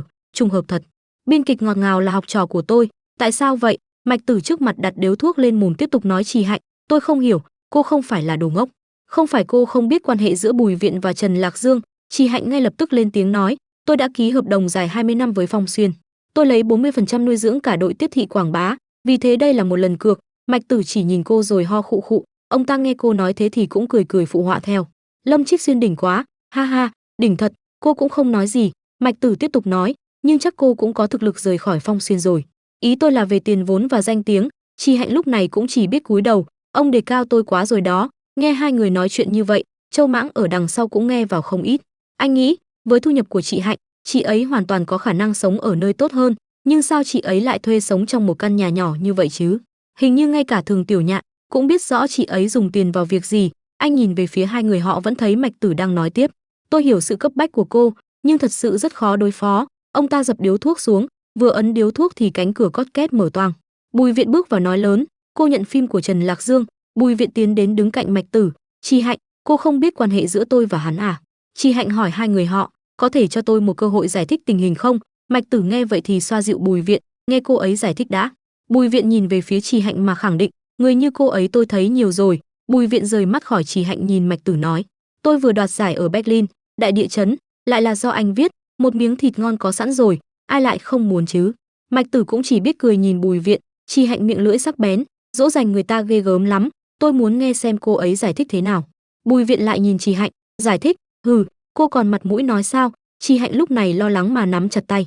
Không, tôi cố chấp với bộ phim đại địa chấn này, không phải vì ai đạt giải thưởng hoặc là vì ai viết. Cô bắt đầu ấp úng. Tôi là vì. Cô liếc nhìn về phía Châu Mãng, anh mỉm cười nhìn cô, dường như ánh mắt ấy, nụ cười ấy đã tiếp thêm cho cô sức mạnh. Cô nghĩ, đúng vậy, cậu ấy ở đây, cậu ấy sẽ bảo vệ mình sẽ được an toàn. Cô như cảm nhận được khoảng khắc lúc đó cô ôm anh, dựa vào anh. Cô nhắm chặt đôi mắt lấy lại bình tĩnh, chẳng có gì phải sợ hãi cả. Trì Hạnh tiếp tục nói, tôi muốn quay bộ phim này, tôi muốn diễn Triệu Anh Mai, vì cô ấy khiến tôi nhớ đến mẹ của tôi. Mọi người đều bất ngờ khi cô nói vậy, dường như trong câu nói này đã mang theo rất nhiều dũng khí. Tôi là đứa bé được sinh ra do mẹ tôi bị cưỡng ép. Vào một ngày mùa thu, một cô bé ngồi bên góc nhà, đó là Trì Hạnh. Lúc này trông cô thản nhiên như không có chuyện gì xảy ra, nghe những âm thanh do bố mẹ đang tạo ra, cô dường như đã quen với điều này. Hức, bỏ ra, thả tôi ra, cút ra, hu hu hu. Chính vì như vậy mà Trì Hạnh đã không còn cảm xúc gì với việc này. Từ nhỏ tôi đã không biết thế nào là hạnh phúc. Bố của cô đi ra khỏi căn nhà đóng cửa một cái rầm. Chí Vinh lúc này mặt đỏ ao, tay thì đang kéo lại khóa quần, miệng không ngừng trách móc. Cô là vợ của tôi. Còn không cho tôi chạm vào sao? Cô nhìn bố, chỉ cần bố và mẹ không đánh nhau là được rồi, nhưng cô đâu biết được sau cánh cửa. Mẹ cô thân thể xước sát đang ngồi đó. Chí Vinh thấy Trì Hạnh đang ngồi ở đó nhìn, thì tức giận đá cô ra xa. Nhìn gì mà nhìn, nhóc con ngu ngốc, ra đây cho ông. Sau khi hết khó chịu thì ông ta quay người rời đi. Cô và mẹ cũng chỉ ngồi đấy không làm gì. Tôi cũng rất ít khi nhìn thấy mẹ cười, nụ cười đối với bà ấy mà nói quá nặng nề, bà ấy không chịu nổi. Cho đến ngày sinh nhật thứ 6 của tôi, tất cả mọi thứ bắt đầu từ hôm đó. Hôm đó tôi nhận được chiếc váy mới từ người lạ tặng, lúc này cô bất ngờ không thôi, người đó còn nói, cô bé xinh đẹp thì phải mặc đồ xinh đẹp chứ. Mẹ cô thấy thế thì cũng nhanh chóng từ chối, cảm ơn, nhưng chúng tôi không thể lấy đồ của anh được. Mẹ tôi cũng vì vậy mà quen biết Trung Ánh, và cũng đã gặp được điều mà bà ấy yêu thích nhất là nhảy múa. Lần đầu tiên tôi thấy nụ cười như vậy trên mặt bà ấy, hình như có một người phụ nữ mà tôi không biết, mượn cơ thể của mẹ và bàn tay người đàn ông đó để quay lại thế giới này một lần nữa. Điều này là Trì Hạnh cảm thấy mẹ cô thật sự vô cùng xinh đẹp. Cô tiếp tục kể chuyện của mình cho Mạch Tử và Bùi Viện nghe, nhưng người đàn ông đó đã có gia đình rồi, ông ấy có một người vợ là giáo viên và có một đứa con gái xinh đẹp. Tôi và cô bé đó khác xa nhau một trời một vực. Lúc này Châu Mãng đi tới, Anh đưa cho cô một ly cà phê nói, Chi Hạnh, cà phê nóng, cẩn thận bị bỏng. Cô bất ngờ khi thấy anh đưa tới, cậu ấy cố tình ra ngoài mua cho mình sao? Châu Mãng đến bên cạnh cô, anh ân cần dịu dàng nhắc nhở, trời càng ngày càng lạnh, chị uống một chút để ấm hơn đi. Cô nhìn anh mà trong lòng có chút ấm áp, cảm ơn nhé. Hai người kia nhìn đôi chim câu đang ngấm ngầm thể hiện sự quan tâm nhau, làm hai người họ phải suy nghĩ, không có phần của chúng tôi sao? Mạch Tử lúc này lên tiếng, sau đó thì sao? Vợ của Trung Ánh tìm đến cửa à? Cô cầm cốc cà phê đưa lên gần mặt để cho hơi ấm phả ra rồi trả lời, trên đời này không có bức tường nào là không lọt được vào gió, đặc biệt là ở một huyện nhỏ như thế. Cảnh tượng lúc đó, một nhóm người tụm 3 tụm 5 đứng vây quanh, cô bị căm ghét bị chà đạp, đồ xấu xa, mày và mẹ mày đều là những người xấu xa, đồ rách nát phá hoại gia đình người khác. Anh họ đánh chết cô ta, không những họ hàng mà đến cả giáo viên ở trường cũng không ngừng kiếm lý do với cô. Chi Hạnh, em không có đồng phục sạch sẽ sao? Trong nhà em không có ai giúp em giặt à? Sao thế? Ba em lại đánh em à? Ngay cả quần áo rách cũng không thay cho em bộ khác, mặc đồ này đi học, em còn mặt mũi không hả? Sao em bẩn thỉu như thế chứ? Đều là thứ bẩn thỉu giống như bà mẹ kia của em. Thấy cô dần chìm đắm vào câu chuyện quá khứ, Bùi Viện lập tức gọi tên cô. Chi Hạnh, cô giật mình, thấy cô như đã tỉnh táo. Bùi Viện nói tiếp, chúng ta ra sân thượng hít thở không khí đi, tiện thể nói về tâm sự của phụ nữ. Vậy là cô và Bùi Viện ra ngoài. Bùi Viện đặt lên miệng một điếu thuốc đang cháy hỏi, đã đỡ hơn chút nào chưa? Tôi thấy lúc nãy sắc mặt cô không tốt lắm. Chi Hạnh nghe vậy liền trả lời, vâng tôi không sao, vệ sĩ của cô rất đẹp trai. Nghe Bùi Viện nói thế cô ngoảnh đầu ra nhìn anh, thấy anh cùng Mạch Tử đang nói chuyện khá vui vẻ. Bùi Viện lại tiếp tục nói, bảo cậu ta cẩn thận chút, Mạch Tử cả nam nữ đều ăn được đấy. Chi Hạnh đã sốc khi nghe Bùi Viện nói vậy, nhưng ánh mắt cô từ lúc nào cứ dán lên người Châu Mãng, dường như có một điều gì đó làm cô cảm thấy yên tâm. Vậy cũng phải xem vệ sĩ của tôi có đồng ý hay không đã. Nhìn biểu hiện của cô như vậy Bùi Viện như đã thấy gì đó, cậu ta thích cô nhỉ? Chi Hạnh giật mình, tại sao cô lại nói vậy? Bùi Viện ngẩng đầu nhìn lên trời, ánh mắt nhìn cô rất khác biệt. Sau khi nghe câu chuyện của cô, sẽ có người cho rằng cô bi thảm, sẽ đồng cảm với cô, sẽ thương xót cô, nhưng trong cậu ta có vẻ rất muốn ôm lấy cô. Sau đó Bùi Viện đưa tay lên xoa cằm mình, vừa nghĩ vừa nói, còn có chút hối hận, đau khổ, thật phức tạp. Tại sao chứ? Cô chống tay lên lan can thản nhiên trả lời Bùi Viện, ai mà biết chứ. Nhớ lại nhiều năm trước, một người đàn ông đè cô giữ chặt dưới đất, tay cầm con dao dọc giấy. Ánh mắt cô vô định nhìn bầu trời âm u đang mưa, cảm xúc hỗn loạn. Người đàn ông đó lên tiếng, sẽ không có ai đến cứu cô đâu. Anh ta vừa dứt câu, Châu Mãng đã từ đâu lao tới dùng gậy giữ chặt trước cổ anh ta. Mày là ai? Như một tia hy vọng sớm cô nhìn cậu bé trước mắt mà không khỏi cảm động. Chị không sao chứ? Sau đó hai người họ cùng nhau đến chỗ cảnh sát. Người đàn ông cô ý định, cô kia bắt đầu nói, chú họ là Chi Hạnh lấy cái chết ra uy hiếp tôi, liên lụy đến cô ta. Sau khi bị tôi từ chối thì cô ấy liền bắt đầu quậy phá, gây chuyện, tôi trong sạch. Người đàn ông đứng bên cạnh anh ta hỏi, cô bé, nghe nói em lớp 12 rồi, làm lớn chuyện này cũng không có lợi gì cho tương lai của em. Biết chưa? Hai đứa trẻ đứng đấy chả biết nói gì hơn, chỉ biết im lặng rời đi. Trên đường đi Chi Hạnh cũng chỉ cúi đầu, Châu Mãng đi đằng sau thì lo lắng cho cô không thôi. Nhưng xung quanh lại có nhiều tên côn đồ nhìn rồi cười tủm tỉm, thấy vậy anh liền lườm bọn họ, mấy tên đó không phải cũng là người của bọn chúng đấy chứ. Châu Mãng nghĩ vậy thì nhanh chóng lấy xe đạp chặn cô lại, em đưa chị về nhà. Sau đó họ dừng lại ở trước một tòa nhà, Chi Hạnh lôi ra một điếu thuốc rồi châm lên hút, làm Châu Mãng vô cùng bất ngờ.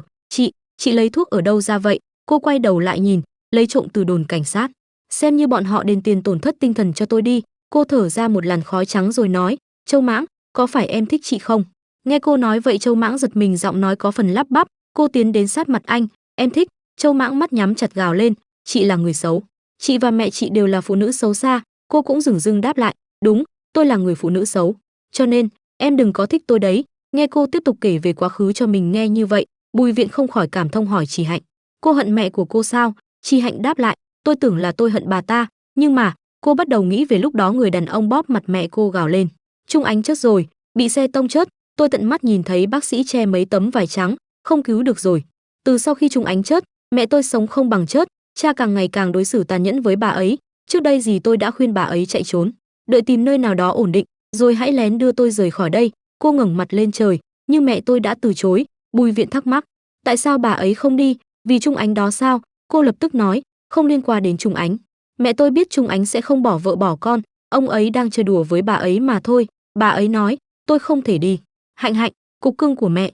Khuôn mặt bà trìu mến nhìn cô, Chi Vinh không đánh được mẹ thì sẽ đánh Hạnh Hạnh. Chi Hạnh cảm xúc có chút dâng trào, mắt đã hơi rớm lệ. Tôi đã không hận bà ta nữa rồi, tôi thương xót bà ấy. Lúc sau, cô cùng Châu Mãng đi ra khỏi nhà hát. Cô nghĩ lại Bùi Viện đã nói với mình lúc nãy, cô qua ải của tôi rồi, nhưng cô phải đề phòng có người tố giác với Trần Lạc Dương. Đột nhiên Châu Mãng kéo tay cô lại, chị, có ăn kem không? Cô nhìn anh suy nghĩ, chuyện của mẹ, mình chưa từng nói với ai, nhưng tại sao khi bị cậu ấy nhìn, mình lại có đủ tự tin để mở lời chứ? Nhìn thấy cậu ta là mình không sợ nữa sao? Không được nguy hiểm quá, không thể nghĩ tiếp nữa. Mặt Trì Hạnh đỏ bừng đang cố gạt bỏ suy nghĩ. Đột nhiên Châu Mãng lên tiếng, xin lỗi, anh nói vậy làm cô không khỏi bất ngờ. Trước đây tôi có nói mấy lời không hay với chị và mẹ chị nữa. Xin lỗi, lúc đó tôi không biết tình hình chi tiết. Châu Mãng chưa kịp nói xong thì Trì Hạnh đã quay người đi trước. Tôi quên mất rồi, cô nói. Anh nhìn bóng lưng cô rời đi mà trong lòng vô cùng áy náy. Cô quay đầu lại thấy anh vẫn đứng đấy thì thở dài một cái, nhìn cho kỹ vào bản thân của cậu đi. Em trai à, chị đã nhắc em rồi, đừng thích chị. Châu Mãng lập tức đi đến bên cạnh cô, xung quanh gió đã bắt đầu nổi lên, khung cảnh lúc này vô cùng hữu tình. Anh nói, chị đã từng nói thế, nhưng tôi chưa từng đồng ý. Trì Hạnh hoang mang trước câu nói đó, cô ngơ ra nhìn cậu. Đột nhiên có tiếng reng tới từ điện thoại, cả hai liền rút điện thoại ra xem, là tin nhắn của Hà Nguyệt tới nhóm Trì Hạnh và các vệ sĩ của cô ấy. Hà Nguyệt gửi 4 bức ảnh khác nhau, mỗi người lại có một vai trò riêng, quản lý, IT Tân Đát, nhà sản xuất âm nhạc, giáo viên đại học. Xong Hà Nguyệt nhắn tiếp, anh xem xong chưa anh? Không nói cảm nghĩ của anh à? Tự nhiên sao lại muốn tìm ảnh bạn trai cũ chị Hạnh vậy? Anh Mãng, anh có việc gì thế? Rồi gửi sticker đầu chó. Trì Hạnh tức giận đọc tin nhắn, rồi nhìn anh với ánh mắt hình viên đạn. Cậu điều tra tôi. Anh lo lắng bắt đầu giải thích. Tôi chỉ lo lắng, lỡ như họ dây dưa không rõ với chị như tên Lâm Trích Xuyên đó. Vậy thì. Trì Hạnh vẫn tức giận nhìn anh chằm chằm. Châu Mãng lo lắng ấp úng. Anh thẳng thắn nói. Tôi chỉ tò mò về quá khứ của chị thôi. Cô dường như lặng người, cho nên sau khi xem qua danh sách này, có cảm nhận gì không bạn học? Châu Mãng, anh thở dài, đều cùng một loại, lịch thiệp, lịch sự, người đọc sách, đẹp trai thật đấy, xem ra tính tình cũng không tồi. Trì Hạnh nhìn vào bức ảnh trong điện thoại mà vui vẻ đến bắn ra trái tim. Đúng vậy, tôi thích loại người như này, đẹp mắt. Anh ngoảnh mặt đi nhĩ. Nguyên Thu Thời cũng là loại này. Cô thì lại âm thầm nhìn biểu cảm anh mà cười tủm tỉm. Bọn họ đều không đáng yêu như cậu. Tiếng điện thoại cô reo lên tinh tinh, anh liếc nhìn. Thế nào, đến mức không đành lòng à?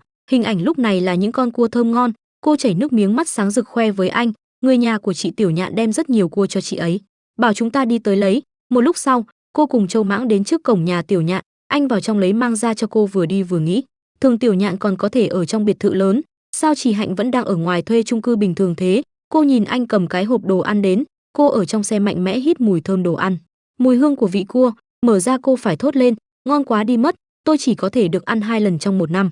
Anh liếc mặt nhìn cô, thường Tiểu Nhạn đối xử với chị như vậy sao? Cô tò mò hỏi, sao vậy? Anh cau mày, cô ấy sống ở một căn biệt thự lớn, ít nhất cũng phải cho chị thuê một căn hộ tốt hơn chứ. Cô hỏi anh, giờ cậu đang đùa đấy hả? Anh khó hiểu hỏi lại Trì Hạnh, tôi giống đang đùa lắm sao? Thấy anh ngây ngô như vậy, Trì Hạnh liền bật cười, nghĩ, cậu ta đang đau lòng cho mình đấy à? Ra mặt bênh vực mình sao? Ha ha ha. Châu Mãng đưa tới thêm cho cô một con cua nữa, tối nay chị có thể ăn 3 con. Ánh mắt cô long lanh có phần do dự, nhưng mà cô nghĩ, mập lên phải làm sao đây? Anh thấy cô do dự thì nói tiếp, tôi sẽ không nói cho thường Tiểu Nhạn đâu. Trì Hạnh lập tức đồng ý, ăn thì ăn. Trì Hạnh liếm môi, cậu thật là. Nghe cô chuẩn bị nói, anh lập tức bịt miệng cô lại, đừng có nói tôi đáng yêu. Rồi anh bỏ tay ra. Trì Hạnh tiến lại gần sát tai anh nói, cậu xấu xa quá đi, làm anh đỏ mặt. Xong thì cô liền cười lớn, thấy cô vui vẻ như vậy anh cũng mỉm cười nhìn cô bằng ánh mắt đồng cảm, dịu dàng, rồi nghĩ, vẫn là cười lên trông đẹp hơn. Lúc này Trì Hạnh đang đóng phim cùng Nguyên Thu Thời, hai người đang vào vai. Trì Hạnh lúc này thản nhiên nói, chẳng qua chỉ là một buổi xã giao thôi mà. Nguyên Thu Thời lúc này nhìn cô không rời mắt, cảm xúc khó tả. Cô nói tiếp, anh có đi hay không cũng chẳng có gì khác biệt. Lúc này bảng quay phim kêu cái cắt, đạo diễn nói to, đúng rồi, là cái phong cách này đấy. Nguyên Thu Thời giật mình nhìn về phía đạo diễn. Cô lúc này thì vui vẻ nói với Nguyên Thu Thời, lúc chia tay với người con trai mình không thích, tôi đều có thái độ này. Nguyên Thu Thời nghĩ, thì ra là vậy. Trì Hạnh cùng Nguyên Thu Thời bắt đầu nói chuyện, anh chưa từng trải qua chuyện này sao? Bình thường đều là phụ nữ quấn lấy tôi. Anh ta cười nói, anh là đàn ông không thể để phụ nữ đau lòng được. Cô thản nhiên đáp lại lời này của Nguyên Thu Thời, chia tay thì có gì mà đau lòng chứ? Chia tay với người không thích mình là chuyện vui lớn. Phụ nữ thà chọn kẻ lẳng lơ chân thành, cũng không cần một quý ông đạo đức giả. Trì Hạnh quay người rời đi, để lại cho Nguyên Thu Thời câu nói đó, làm anh ta có phần ngơ ngác. Trường quay phim ngọt ngào, Nguyên Thu Thời cùng vệ sĩ xuất hiện, xung quanh anh ta chắc cũng phải gần chục người. Mấy người khác nhìn thấy thì thi nhau bàn tán sôi nổi. Vệ sĩ của Nguyên tiên sinh nhiều quá đi mất, phim trường là hang rồng hang hổ gì đó hay sao? Một người đàn ông khác nói vào, anh không biết ở công ty giải trí Nguyên Thành vừa xảy ra xáo trộn. Nghe nói đại ca đại tỷ của Nguyên tiên sinh còn chưa cãi rõ ràng, chắc những vệ sĩ này đều đến để bảo vệ Nguyên Thu Thời. Thường Tiểu Nhạn nghe vậy thì nói nhỏ với Trì Hạnh, Tiểu Hạnh, nhà quyền thế tranh giành sản nghiệp, nghe nói năm nay cậu ta có đến mấy chục tỷ đấy. Sau đó Thường Tiểu Nhạn quay đầu nhìn phía sau, đó không phải là trợ lý của Nhan Kiến sao?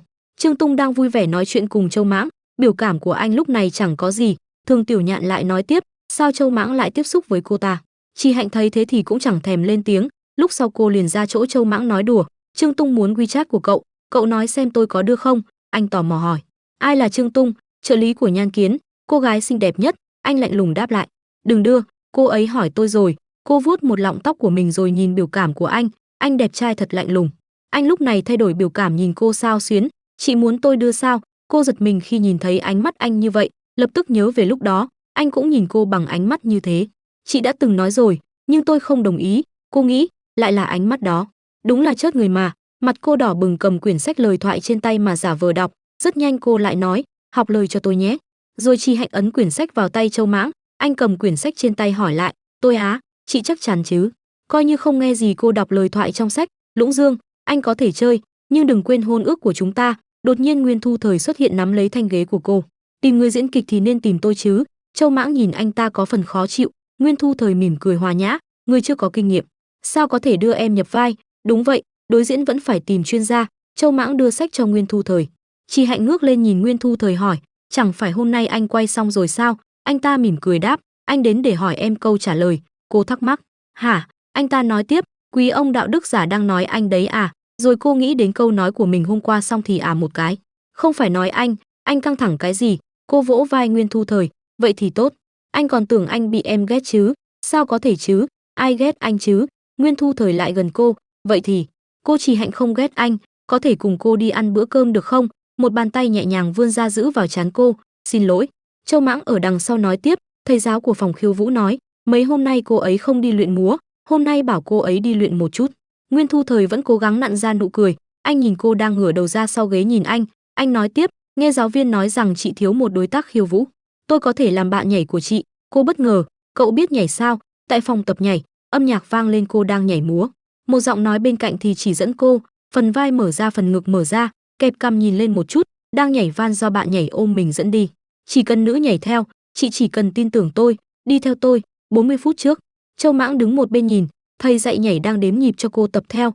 1, 2, 4, 3, 2, 3, 4, được rồi dừng. Mấy hôm nay ở nhà không luyện tập à?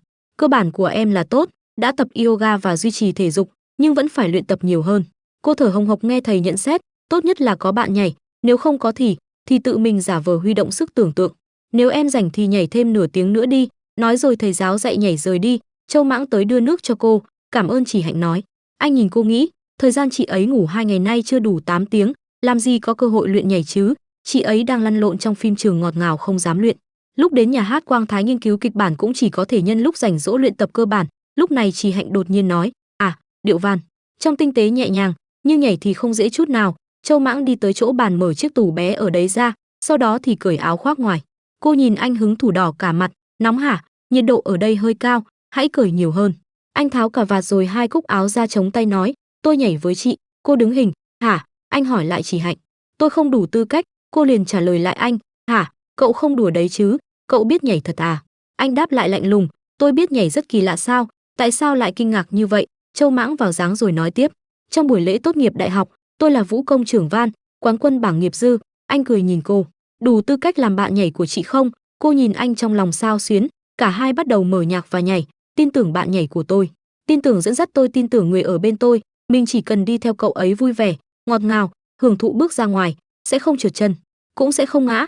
Đây là cảm giác mà mình chưa từng cảm nhận được. Cô vui vẻ mà tươi cười nhảy múa, dường như quên hết mệt mỏi và sự khó khăn của điệu nhảy.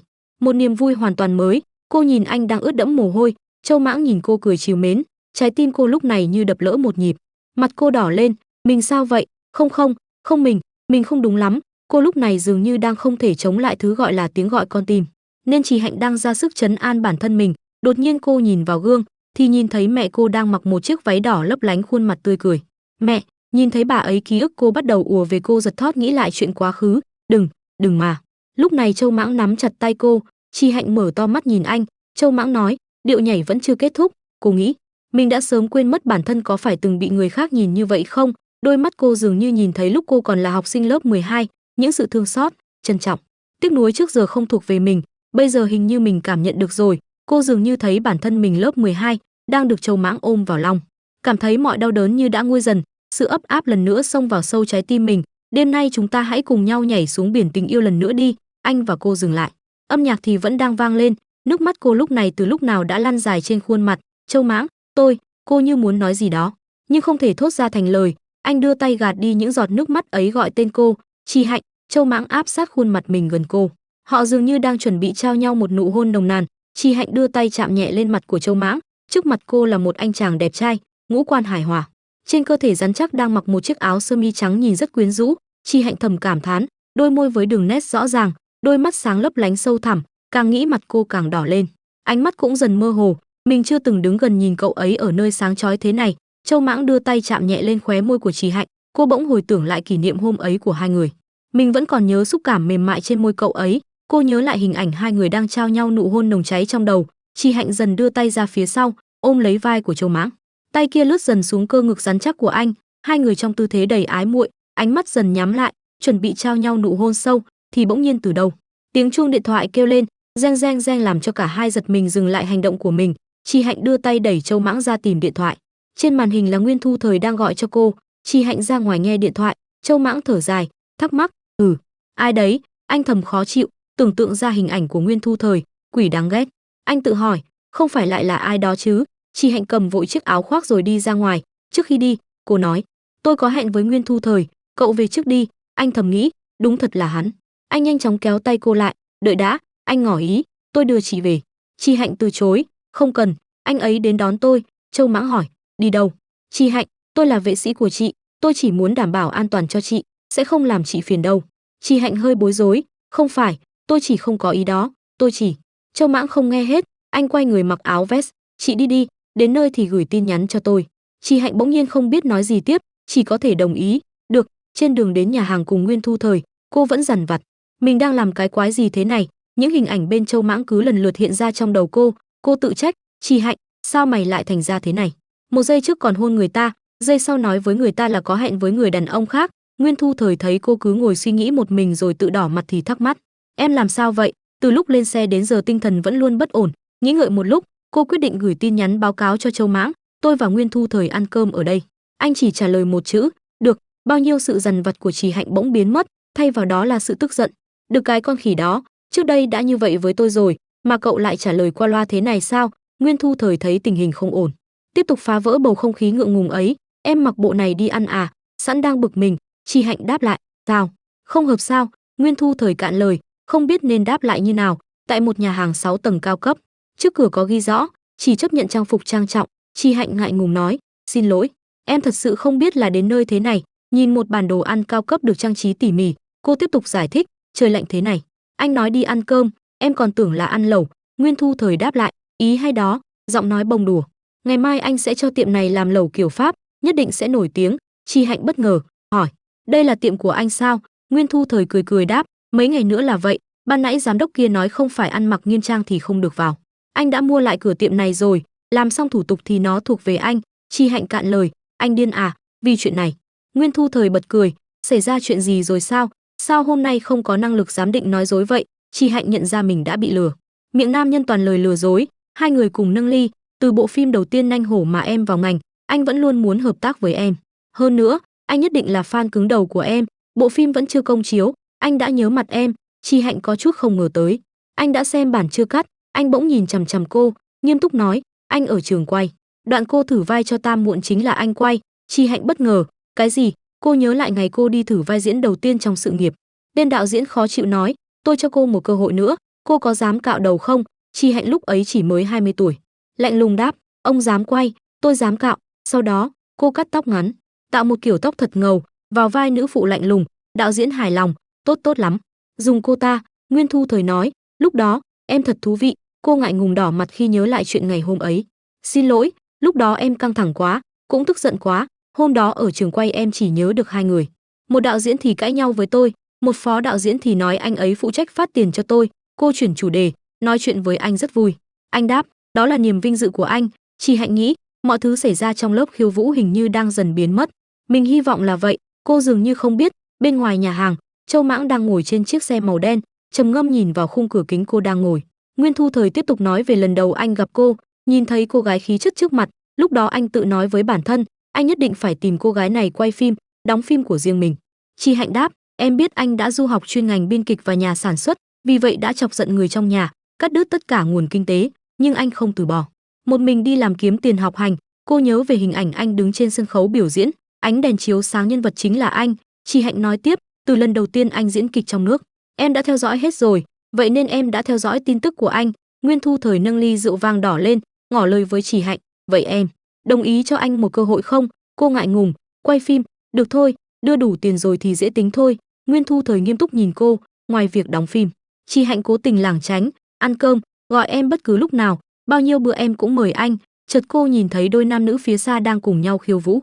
Hình ảnh ngày hôm ấy bên cạnh Châu Mãng lại hiện về trong đầu Chi Hạnh. Nguyên Thu Thời bất ngờ nâng cằm cô lên, hôm nay em khác với trước đây, trước khi anh hẹn em luyện múa cho đại địa chấn à? Anh hỏi, đã xảy ra chuyện gì vậy? Chi Hạnh vội giải thích, nhảy không tốt, đau lòng quá đi mất. Nguyên Thu Thời chợt cầm lấy tay cô, dịu dàng nắm lấy, nhảy với anh một điệu không? Những người trong nhà hàng hôm nay không khỏi tò mò, bàn tán xôn xao, ôi, lại có một cặp cầu hôn thành công rồi. Soái ca mỹ nữ đó, rồi tất cả cùng cổ vũ, nhảy đi khiến cho Chi Hạnh có chút bối rối, không được, cô thầm nghĩ, trên bàn tay này vẫn còn lưu lại sự ấm áp của người đó. Mình muốn giữ nó lâu một chút, cô tìm một lý do bất kỳ từ chối lời mời của Nguyên Thu Thời, trước đó luyện múa nên bị trẹo chân, dáng vẻ yếu đuối của Chi Hạnh làm cho anh không muốn bắt bẻ thêm. Anh đành đưa ra lời mời khác, chúng ta đi xem phòng bếp trong nhà hàng đi, bên trong có rất nhiều hoa không thuộc mùa đông đấy. Chi Hạnh mỉm cười đi trước, có hoa gì thế? Nguyên Thu Thời thầm nghĩ, bị từ chối 2 lần, xem ra hôm nay không phải thời cơ tốt. Rồi hai người đi theo người phục vụ lên tầng trên. Nguyên Thu Thời bỗng nhìn xuống dưới, thì thấy Châu Mãng đang ngồi trong xe đợi Chi Hạnh. Anh vệ sĩ này, đúng là dai như đỉa ấy nhỉ. Anh chợt nhận ra, vừa này hình như có người đang nhìn mình, tại trường quay Đại Địa Chấn. Vào cuối tháng 12, khi vở kịch Đại Địa Chấn bí mật khởi động, trong phòng trang điểm, phần khó nhất của vở kịch này là trang điểm cho Chi Hạnh. Giang Lộ, nhà sản xuất kịch thắc mắc, vậy tại sao cô và Mạch Tử lại kiên quyết muốn chọn Chi Hạnh? Bề ngoài cô ta không phù hợp với thiết lập của Triệu Anh Mai. Triệu Anh Mai là người phụ nữ bình thường nhất trong đám đông, mà Chi Hạnh thì khác, cô ấy quá xinh đẹp. Mạch Tử bên cạnh phản bác, vì trong video, Chi Hạnh là người đặc biệt nhất. Rồi anh ta đưa cho nhà sản xuất chiếc điện thoại, anh tự xem đi. Người phụ nữ hỏi, trang điểm cho Triệu Anh Mai đã xong chưa? Một giọng nói vang lên, đến đây. Một người phụ nữ với mái tóc dài buộc nhẹ phía sau, khoác lên mình một chiếc váy dài màu hồng nhạt, phía dưới đi đôi giày cao gót. Đó là Chi Hạnh trong vai Triệu Anh Mai. Châu Mãng nhìn cô, lén lút nở một nụ cười. Chi Hạnh thắc mắc, cười gì vậy? Châu Mãng đáp, bộ dạng này của chị rất đáng yêu. Chi Hạnh cười nhạt, tôi như vậy mà đáng yêu à? E là mắt cậu có vấn đề. Chợt sắc mặt của Chi Hạnh trở nên cực kỳ khó coi, cô dường như không tin vào mắt mình. Sao ông lại ở đây? Từ đâu một người đàn ông râu ria lởm chởm, ngậm điếu thuốc, ăn mặt có chút bê tha đang tiến về phía cô, đó không ai khác chính là bố của cô. Bố. Sắc mặt của Chi Hạnh bỗng trở nên cực kỳ khó coi, không thể nào, sao ông có thể? Trước mắt cô là hình ảnh người bố với bộ râu lởm chởm, trên miệng còn ngậm điếu thuốc hút dở. Phía khóe mắt có một vết sẹo dài nhìn rất dữ tợn, cảm xúc của Chi Hạnh lúc này cực kỳ lẫn lộn, cô dường như không tin vào mắt mình. Ở đây, Châu Mãng chạm nhẹ lên tóc cô, an ủi. Không phải ông ta, anh nhẹ nhàng ôm cô vào lòng, không phải người đó. Mọi người xung quanh bỗng bàn tán rôm rả, ha ha ha, anh Mân và chị Hạnh hóa trang thế này, hoàn toàn không nhận ra nữa rồi. Được, Triệu Anh Mai, mau đến đây, chồng cô đến rồi. Hóa ra đó chính là bạn diễn hôm nay của cô. Sắc mặt Chi Hạnh lúc này mới trở nên dễ chịu hơn một chút. Cô quay người lại nhìn anh, liền bắt gặp ánh mắt dịu dàng của Châu Mãng. Cô ngốc không chứ? Trong đầu Chi Hạnh bỗng hiện ra những hình ảnh về Châu Mãng và cô trong buổi tập múa hôm trước. Sắc mặt cô trở nên đỏ lựng, đẩy Châu Mãng ra, đừng lại gần tôi, tránh xa tôi một chút. Nói rồi cô kéo nhân viên trang điểm bên cạnh đi, Hà Nguyệt, mau giúp chị tẩy trang. Chiều nay còn phải đến phim trường ngọt ngào nữa. Hành động của cô có vẻ hơi bất ngờ, khiến cho nhân viên bên cạnh chưa kịp hiểu tình huống đã bị cô kéo đi. Châu Mãng thầm nghĩ, mình nhớ lúc trước cô ấy không sợ tên khốn đó như vậy, chẳng lẽ trước đây đã từng xảy ra chuyện gì mà mình không biết sao? Tại phim trường ngọt ngào, các nhân viên đã hoạt động năng suất từ sáng sớm đến chiều tà. Đạo diễn hô to, cắt. Nhìn sắc mặt, dường như ông ta đang cực kỳ tức giận, mắng mỏ diễn viên. Nhan Kiến, xin cô hãy động não đi, bây giờ cô biết Tưởng Quân là tình địch của cô, nhưng không phải cô hận cô ấy, cô thấy áy náy, hiểu chứ? Đạo diễn mắng liên tục, Tưởng Quân có thể nói là sư phụ của cô cướp sư mẫu đi, trong lòng không thấy hổ thẹn sao? Mặc kệ cho Nhan Kiến tỏ ra không quan tâm, quay mặt đi, ông vẫn tiếp tục, đại tỷ, chúng ta không còn nhiều thời gian nữa đâu. Cô không thể quay một lần là đạt như Trì Hạnh được sao? Ở một góc khác, hai diễn viên trong vai sư mẫu và sư phụ đang ngồi một góc, cùng nhau trò chuyện và đọc kịch bản cho cảnh quay tiếp theo. Nhan Kiến thấy vậy thì cực kỳ tức giận cùng một chút ghen tị, rực vào đâu mà cô ấy ngồi nghỉ ngơi ở đó, mà tôi phải ở đây chịu mắng chứ. Nguyên Thu Thời nhìn Trì Hạnh say đắm, tập thoại. Em nói em không đủ xuất sắc, nhưng trong mắt anh, em là người rất tốt, gặp được em, ở bên em, có lúc anh nằm mơ cũng muốn cười tỉnh giấc, anh là người may mắn nhất, hạnh phúc nhất trên đời này. Trì Hạnh nhìn anh đắm đuối, ôi trời ơi, cô đang tưởng tượng ra nam chính của một cuộc thi nào đó, mình không xong rồi, mình còn chơi trò OTOME gì đó, giọng nói này rõ ràng là nhân vật chính trong OTOME mà.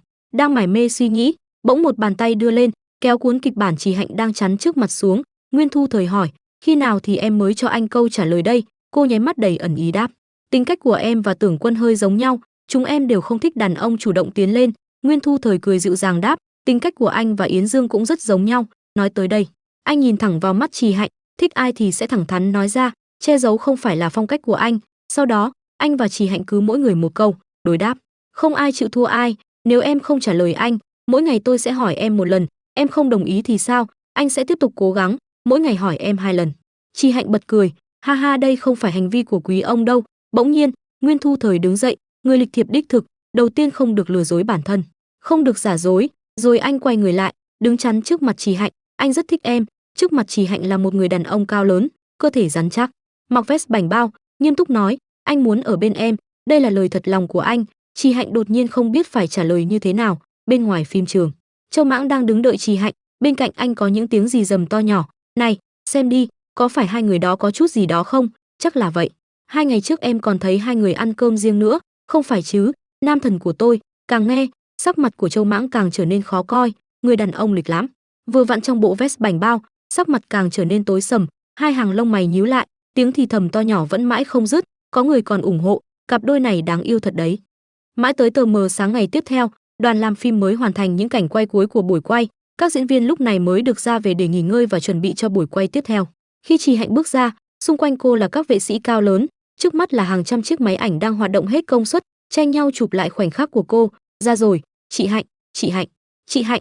Khắp xung quanh, những ánh đèn điện thoại và máy ảnh cứ liên tục chĩa vào cô. Cơ thể Trì Hạnh vốn đã mệt mỏi sau ngày làm việc dài, bị xô đẩy giữa đám đông khiến cô càng thêm kiệt sức. Châu Mãng ôm cô vào lòng, để cô dựa vào vai mình, nhắc nhở, mau đi thôi, lộ hành trình rồi. Nhan Kiến và Nguyên Thu Thời đã rời khỏi đây, bây giờ toàn là người đến vây quanh chị. Bỗng nhiên chiếc đèn chiếu lớn vụt tắt, những bàn tay không đứng đắn, vượt quá giới hạn, giơ về phía người Trì Hạnh. Chị Hạnh, chị đẹp quá, em yêu chị. Hạnh Hạnh. Cô bỗng cảm thấy sợ hãi. Châu Mãng tinh ý nhận ra, động tay động chân sao, xem ra không còn là fan cứng nữa rồi. Anh nhanh chóng nắm lấy tay của cô, kéo đi. Châu Mãng hét lớn ra lệnh, Hà Niên, lái xe. Hà Nguyệt, chặn họ lại. Anh nhanh chóng đưa Trì Hạnh vào trong. Trì Hạnh thắc mắc, Châu Mãng, chúng ta đi đâu vậy? Anh không trả lời, cứ tiếp tục kéo cô đi vào trong. Bên trong cầu thang, hai người đang đứng trong tư thế đầy ám muội. Châu Mãng ép chặt cô vào tường, vì thế đôi môi hai người sát lại gần nhau. Châu Mãng nói, đừng nói gì. Nói xong, họ như một đôi tình nhân lâu ngày chưa được gặp nhau, đang giải tỏa hết bao nỗi nhớ những ngày qua, đồng thời cũng là thể hiện tình cảm của mình cho đối phương biết qua nụ hôn ấy. Trì Hạnh tự hỏi, sao lại thành ra thế này? Bên ngoài, đám fan cùng vẫn chưa chịu buông tha, bọn họ vẫn cố gắng tìm kiếm bóng dáng của Trì Hạnh. Ôi, tôi còn chưa chụp được ảnh của cô ấy. Trì Hạnh đi hướng này sao? Tìm đi, nhanh nhanh nhanh. Cái hôn sâu ấy dần được dừng lại. Cô vẫn thắc mắc, cái gì? Chúng ta phải trốn ở đây như trộm sao? Còn trung tâm thương mại này nữa, lối đi an toàn lại không mở được ra, đây là nguyên cơ cháy nổ. Anh lại gần Trì Hạnh thêm một chút nữa, nhắc nhở, mau đi thôi, lộ hành trình ra ngoài rồi. Cô có chút không tự nhiên mà đẩy anh ra, cậu lại gần quá rồi đó. Châu Mãng cảm thấy khó chịu. Từ lúc ở phòng tập, chị đã từ chối tôi, trốn tránh tôi, nhưng mà ở bên người đó, hình như chị rất vui. Trong đầu Châu Mãng là những hình ảnh vui vẻ của Trì Hạnh và Nguyên Thu Thời, song song với đó là những lần cô phũ phàng, lảng tránh anh. Nghĩ đến đây, trong lòng anh dâng lên một chút ghen tuông không chịu được, mà giữ tay Trì Hạnh lại, ép cô vào tường hỏi, chị thích người đó? Dẫu vậy, anh dường như vẫn chưa đủ dũng cảm để nghe câu trả lời của cô, mà dùng tay che miệng Trì Hạnh. Tôi không muốn nghe. Nói xong, anh vòng tay qua eo Trì Hạnh, tay còn lại nâng cằm cô lên, tiếp tục hôn cô. Lần này, nụ hôn của Châu Mãng càng thêm mạnh bạo, cùng với đó là sự chiếm hữu, cũng là sự ghen tuông của Châu Mãng dành cho cô, khiến cho Trì Hạnh phải cảm thán, nụ hôn này còn nồng nhiệt hơn cả nụ hôn thăm dò trước đây. Kết thúc nụ hôn sâu, trong tư thế đầy ái muội, mối quan hệ giữa Trì Hạnh và Châu Mang giờ đây không còn chỉ đơn thuần là cô chủ và vệ sĩ. Cô tự cảm thán, hình như nụ hôn của cậu ta có sức mạnh gây mê vậy. Cánh tay Châu Mãng đặt ở eo cô nhanh chóng luồn vào trong lớp áo ngắn mỏng manh. Chi Hạnh giật mình đỏ mặt, phát ra tiếng kêu thẹn thùng. Khuôn mặt hai người đối diện nhau, gần trong gang tấc. Bầu không khí càng thêm ám muội, hai má Chi Hạnh đỏ hồng như trái cà chua chín. Cô cúi đầu đưa tay che miệng, nhằm che giấu đi sự thẹn thùng. Sao cậu ta có thể? Nghĩ rồi Chi Hạnh thầm tính, mình nên tát cho cậu ta một bạt tai, giống như lúc còn trẻ bị một nam diễn viên trong đoàn cưỡng hôn, mình tát một cái vừa đau vừa chuẩn đấy. Thế nhưng khi nhìn lên chàng trai phía trước mặt, cô lại run giọng chê, kỹ thuật không tốt lắm. Châu Mãng khẽ nhíu mày im lặng, rồi anh đưa tay kéo mạnh chiếc cà vạt trên cổ áo, khuôn mặt thiếu niên vừa nghiêm túc vừa hư hỏng. Vậy chị dạy tôi đi. Chi Hạnh ngơ người bất ngờ trước thái độ gợi đòn của anh, cô thầm cảm thán, đây có phải là Châu Mãng không? Rốt cuộc là ai đã dạy hư tên này vậy? Bầu không khí ngập tràn sự ngọt ngào lãng mạn, những tưởng đâu sẽ có những thước phim mê man, cuồng nhiệt, chói lòa mù mắt con dân pha đang đọc truyện, thì Hà Nguyệt bất ngờ đẩy cửa xông vào gọi lớn, anh Mãng, chị Hạnh. Cô gái nhỏ bối rối giữ người khi thấy hai người dính nhau như hình với bóng. Chi Hạnh còn đang nằm gọn trong vòng tay Châu Mãng. Hà Nguyệt hiểu ý nhanh chóng chuồn đi. Cô gái ló đầu sau cánh cửa lúng túng dặn dò, em đóng cửa đây, lát nữa em quay lại sau nhé. Hai người trong phòng càng thêm ngại ngùng, không ngờ sẽ có người xuất hiện đúng lúc này. Chi Hạnh cố tỏ ra bình tĩnh, phồng má vừa tức giận vừa thẹn thùng, dẫm mạnh chân lên mũi giày Châu Mãng. Anh chàng run người vì đau, nhưng không dám ho he gì, yên lặng chịu đựng cơn giận của cô. Hà Nguyệt đứng hóng chuyện phía sau, nhìn bóng lưng Chi Hạnh xấu hổ chạy đi thì che miệng cười thầm. Hóa ra chị Hạnh cũng có biểu cảm như vậy. Bầu trời đêm lấp lánh ánh sao như được khảm những viên ngọc rực rỡ. Trong phòng Chi Hạnh vẫn sáng đèn, chiếc điện thoại đang phát trò chơi ất nữ. Lời bài hát vang vọng căn phòng. Em nói em không đủ xuất sắc, nhưng trong mắt anh, em là người rất tốt. Anh muốn được gặp em mỗi khi tỉnh dậy, lúc em vui, lúc không vui. Anh rất muốn ôm chặt lấy em. Chi Hạnh nằm thoải mái ngâm mình trong bồn tắm nước nóng, hơi nước bốc lên mờ ảo. Nghe tiếng hát cô như nhớ đến điều gì, cả khuôn mặt dần đỏ lên. Ngại ngùng đưa tay vỗ mạnh vào má, đó chỉ là một nụ hôn thôi mà, có gì ghê gớm đâu. Cầm chiếc điện thoại trên tay, Chi Hạnh vui vẻ nghĩ đến thần tượng của mình, trong lòng tràn ngập yêu thích nghĩ, Châu Mãng đã tính là gì, có đẹp trai bằng nam thần của mình không? Bài hát vẫn tiếp tục phát, gặp được em, ở bên em.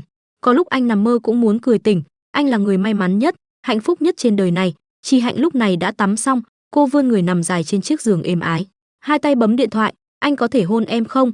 Câu cuối của bài hát thành công khiến Chi Hạnh nghĩ lại cảnh tượng khi nãy, hai người mặt đối mặt, Châu Mãng nhẹ nhàng ghé sát lại gần hôn cô, và cả câu nói đầy gợi đòn của anh, vậy chị dạy tôi đi. Chi Hạnh vừa đỏ mặt xấu hổ vừa tức giận khi chúng cứ mãi quanh quẩn trong đầu cô, không làm sao quên đi được. Bầu trời đêm lấp lánh ánh sao, căn biệt thự của Chi Hạnh chìm trong bóng đêm tĩnh mịch, không còn phòng nào sáng đèn, có vẻ tất cả mọi người đều đã chìm vào giấc ngủ. Bỗng có âm thanh rào rào như tiếng nước chảy, chiếc rèm cửa bay phất phơ trong gió, một bóng người mặc quần tây đen, mang giày da bước nhẹ trên sàn nhà. Chi Hạnh vẫn chưa hay chuyện gì xảy ra, cô nằm ngủ ngon lành trên chiếc giường êm ái, mái tóc đen dài xõa tung, người đàn ông mặc trang phục bá tước Dracula, phong cách hoàng gia. Anh nhếch môi để lộ hai chiếc răng nanh nhọn hoắt, cất tiếng gọi, Chi Hạnh. Anh ta tiến lại gần cô gái đang ngủ say, áp sát khuôn mặt vào trán Chi Hạnh khẽ nói, tỉnh lại đi. Cái miệng với răng nanh đang dần dài ra lướt nhẹ về phía chiếc cổ mịn màng tinh tế tiếp tục gọi, Chi Hạnh, tỉnh lại đi. Bỗng một âm thanh ai đó hét lớn, buông cô ấy ra. Chi Hạnh giật mình tỉnh giấc, cô mở lớn mắt nhìn xung quanh, không biết từ bao giờ xung quanh cô đã có một dàn mỹ nam tuyệt sắc, mỗi người một vẻ khiến Chi Hạnh ngơ ngác nhìn. Có nam tử cổ trang ôn nhu như ngọc, bá tước Dracula lạnh lùng nguy hiểm, có đàn anh thư sinh nho nhã lễ độ, thiếu niên giang hồ ngông cuồng tinh nghịch, có bá đạo tổng tài soái khí ngút trời, còn có cả kiểu anh trai nhà bên dịu dàng che chở. Tất cả bọn họ đều lên tiếng khẳng định chủ quyền. Cô ấy là của tôi. Người khác liền cãi lại, là của tôi. Kẻ khác vội chen ngang, cút, là của tôi. Người kia không chịu nhường, không, cô ấy là của tôi. Và kỳ lạ hơn nữa là tất cả bọn họ đều mang khuôn mặt của Châu Mãng. Chi Hạnh bối rối vò tóc, hai má đã đỏ ửng cả lên, thầm gào thét trong lòng, đây là cái quái gì vậy? Lát sau, Chi Hạnh lúc này đang đứng ở phòng bếp, tay cô đặt mạnh lon nước xuống bàn, nhíu mày bực tức suy nghĩ, gan to tày trời, dám dĩ hạ phạm thượng, ngay cả nằm mơ cũng không tha cho mình. Hóa ra chuyện khi nãy xảy ra chỉ là giấc mơ của cô nàng mà thôi. Chi Hạnh bất giác nghĩ đến cảnh Châu Mãng cưỡng ép hôn mình trong lối thoát hiểm, hướng ánh mắt nhìn xuống lon nước, cô thoáng trầm tư, đợi đã, tên nhóc đó, kinh nghiệm phong phú thật đấy. Lon nước còn chưa mở nắp đã lại bị cô tức giận đập mạnh xuống bàn. Chi Hạnh thở dài nghĩ ngợi, chắc chắn cậu ta có rất nhiều bạn gái rồi, bình thường còn ra vẻ đứng đắn. Chậc, cô đưa tay vò mạnh mái tóc dài, khiến nó rối tung lên, rồi lại xấu hổ tự trách, chết tiệt, uổng công mình lớn từng này tuổi rồi, uổng công mấy lần yêu đương trước đây, lại vì một nụ hôn mà đầu óc quay cuồng. Châu Mãng dựa vào đâu mà phá bỏ đi thói quen của mình, sao cậu ta có thể có năng lực phá vỡ nó được? Đột nhiên Chi Hạnh cảm nhận được có bóng người lướt qua, cô quay ngoắt lại nhìn, thì ra là Hà Nguyệt mặc bộ đồ ngủ hồng chấm bi trắng đang đứng cạnh cửa, hai người bốn mắt nhìn nhau. Chi Hạnh khẽ lên một tiếng, không ngờ cô gái cũng thức dậy lúc này, thấy Hà Nguyệt không nói gì mà chỉ chăm chú nhìn mình, Chi Hạnh chột dạ lên tiếng giải thích. Chuyện lúc tối của cô và Châu Mãng không phải như em nghĩ đâu, lúc đó chân cậu ta đau, chị đỡ một chút thôi. Hà Nguyệt vẫn bối rối nhìn cô chằm chằm. Đúng là không đánh mà khai, có ai hỏi gì đâu, có tật giật mình phải không chị Hạnh nhà ta ơi. Thấy cô không phản ứng gì, Chi Hạnh lại càng luống cuống hơn, cũng không phải vì chuyện này mà chị không ngủ được, là vì chị nghĩ đến công việc bận quá. Hai phim đều sắp quay rồi, chị không có thời gian nghĩ đến chuyện này. Hà Nguyệt gật đầu đáp vâng. Chi Hạnh vẫn tiếp tục giải thích, chị chỉ ra đây uống nước thôi, chị không bị mất ngủ, chị ngủ ngon lắm. Hà Nguyệt gật đầu như bổ củi, vâng ạ. Vừa nói xong, Chi Hạnh đã ôm cốc chạy biến đi, cấp tốc bỏ chạy để lại mình Hà Nguyệt bơ vơ. Cô còn không quên chúc là vậy đó, ngủ ngon nha. Hà Nguyệt nhìn bóng lưng vội vã của cô không khỏi cạn lời thầm nghĩ, chị Hạnh à, cốc nước trống trơn kìa. Hà Nguyệt đưa cốc nước lên miệng uống, cô nàng tiếp tục dòng suy nghĩ chưa kịp nói ra, em không nói gì hết, em cũng không nghĩ gì cả mà. Tinh tong, âm báo có tin nhắn mới vang lên. Hà Nguyệt rút điện thoại ra nhìn, trong cuộc trò chuyện có người hỏi, anh Mãng, sao rồi, nửa đêm nửa hôm không ngủ, chống đẩy làm gì vậy? Hình ảnh Châu Mãng đang chống đẩy trên sàn nhà được gửi đến. Hà Nguyệt hạn hán lời, cô tức giận nhìn màn hình điện thoại suy tính, mình không biết gì hết, đừng có ép mình. Chuyển cảnh đến phòng Châu Mãng, bồn rửa tay sạch không một hạt bụi, bóng loáng như gương, anh chàng đã mặc xong quần áo, đang đứng chỉnh lại tóc tai. Dáng người xuất sắc, săn chắc mạnh khỏe, khuôn mặt đẹp không tì vết, góc cạnh hài hòa, nói chung là 10 điểm miễn chê. Châu Mãng tự tin bước ra ngoài, khuôn mặt đẹp trai chói lòa mắt người nhìn. Chi Hạnh cùng Hà Nguyệt trông thấy anh thì bất ngờ vô cùng. Hà Nguyệt cất tiếng nói, anh Mãng, hôm nay em chạy bộ cùng chị Hạnh, anh về nghỉ ngơi đi. Châu Mãng khá bối rối trước lời nói của cô nhóc, rồi anh tự tin vỗ vai Hà Nguyệt dặn dò, em về đi, để anh. Hà Nguyệt liếc mắt về sau liền cảm nhận được ánh nhìn sát thủ, như sắp ăn tươi nuốt sống mình của Chi Hạnh. Cô nàng vội vã hét lớn từ chối, không được, em thích chạy bộ, em muốn chạy. Nói xong cô cùng Chi Hạnh chuồn mất tăm hơi. Châu Mãng đại khái đã hiểu Chi Hạnh muốn tránh gặp mình, anh nhếch môi cười khẽ, chị không thoát được đâu. Chuyển cảnh đến một tòa nhà to lớn, hoa lệ trên đường phố tấp nập. Chi Hạnh đang tâm sự cùng cô bạn thân Tăng Mịch Vân, một cô gái mặc vest đen, cắt tóc tém ngắn lạnh lùng. Vân Vân, cậu nghe mình nói này. Giọng Chi Hạnh vang lên đều đều. Mình bị một người đàn ông cưỡng hôn. Bàn tay đang đánh máy tính của Tăng Mịch Vân dừng lại, cô quay sang phía Chi Hạnh nói, để mình xử hắn cho cậu. Chi Hạnh tiếp tục trả lời, cậu ta đẹp trai lắm, là kiểu mà mình thích, hơn nữa còn có chút ân oán với mình. Chi Hạnh tựa đầu vào vai Vân Vân, hai người trông vô cùng thân thiết. Tăng Mịch Vân đáp, vậy cậu tự xử đi. Vừa nói xong, cô như nhớ ra gì đó vội hét lớn, đợi đã, chẳng lẽ hắn chính là người mà trước đó cậu nói với mình, anh hùng của cậu, người em trai đã từng cứu cậu ấy hả? Tăng Mịch Vân hỏi dồn dập. Chi Hạnh ủ rũ gục đầu xuống bàn đáp, đúng rồi. Vân Vân phấn khích cầm tay Chi Hạnh đang mắt tròn mắt dẹt lắc nhẹ nói, lên luôn đi chị em. Chi Hạnh liếc mắt nhìn xuống dưới, giọng cô buồn buồn, không được đâu, mình không cần sự thương hại của cậu ta. Tăng Mịch Vân bất ngờ trước thái độ của Chi Hạnh, cô khẽ đưa tay vuốt mái tóc dài, nhẹ nhàng xoa đầu an ủi Chi Hạnh, đúng là hiếm thấy, chị Hạnh của chúng ta lại đau lòng vì một cậu em như vậy. Chi Hạnh tay nắm nhẹ trước ngực tiếp tục hỏi Tăng Mịch Vân, còn một chuyện này nữa, chị của Nguyên Thu Thời mời mình tham gia tiệc ở nhà họ, cậu nói xem cô ấy có ý gì? Cô nhớ lại hình ảnh Nguyên Thu Thời đứng dưới tán cây tươi cười mời cô dự tiệc, chị tôi rất thích cô, chị ấy vẫn luôn muốn làm quen với cô. Tăng Mịch Vân hơi ngạc nhiên, tò mò hỏi lại, chị của anh ta, chủ của giải trí Nguyên Thạch sao? Nghĩ rồi Vân Vân quay sang phía Chi Hạnh nói lớn, Hạnh, đây là cơ hội đấy, nếu như giải trí Nguyên Thạch giúp đỡ thì cậu có thể chấm dứt hợp đồng với Phong Xuyên rồi. Tăng Mịch Vân nhấn mạnh, thoát khỏi sự khống chế của Lâm Trích Xuyên. Giọng cô nàng lớn tới mức Hà Nguyệt đang ăn bánh bao ở bàn đối diện cũng phải ngẩng lên nhìn.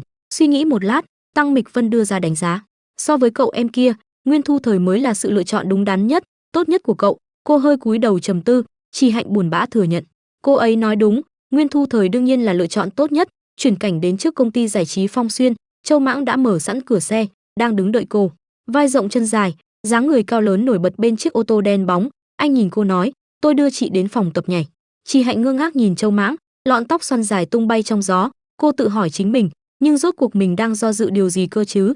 Nhìn cửa xe đã được anh mở sẵn, cô xoay người bất giác né tránh ánh nhìn từ Châu Mãng, cụp mắt nhỏ giọng nói, để Hà Niên đưa tôi đi. Châu Mãng vô cùng kiên định, anh liếc nhìn rồi nghiêm túc trả lời Chi Hạnh, tôi là người phụ trách nhóm bảo vệ, từ lối đi, đường điện, đường đi camera ở lớp học nhảy, tôi đều biết hết cả. Hà Niên đi thay tôi, còn phải thu thập tài liệu tôi từng làm thêm lần nữa. Phía sau anh, Hà Nguyệt cùng Hà Niên một trên một dưới tròn mắt hóng chuyện, họ đều nhất nhất tuân theo sắp xếp của anh, không hề phản đối. Châu Mãng đưa ra lập luận chặt chẽ, đúng đắn, đúng là lãng phí thời gian, cũng sẽ làm lỡ giờ học của chị. Chi Hạnh đứng trước anh hơi cúi đầu, không thể không nghe theo. Hà Nguyệt bối rối tiếp lời thuyết phục Chỉ Hạnh.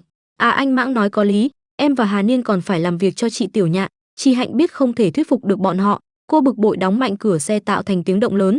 Châu Mãng không nói gì, anh nghiêm túc lái xe trong yên lặng. Chỉ Hạnh ngồi phía sau khuôn mặt buồn buồn, trầm ngâm suy nghĩ, cũng đúng, mình chỉ là đối tượng phục vụ của nhóm Châu Mãng chứ không phải chủ thuê của bọn họ. Công ty Phong Xuyên sắp xếp thế nào, bọn họ sẽ làm thế đó. Thiếu nữ xinh đẹp tựa cằm nhìn cảnh vật ngoài lớp cửa kính, hai chân mảnh khảnh vắt chéo, mái tóc dài khẽ đung đưa. Đến phòng tập nhảy, Châu Mãng đã cởi áo vest đen khoác ngoài, anh chỉ mặc áo sơ mi trắng, yên lặng ngồi một góc quan sát Chỉ Hạnh đang phiêu du trong điệu nhạc. Cô đã đổi trang phục thành đồ thể thao ôm sát thoải mái. Châu Mãng trầm ngâm nhớ lại một đoạn video phỏng vấn của Chỉ Hạnh trên sóng truyền hình, khi phóng viên hỏi về người thân và gia đình.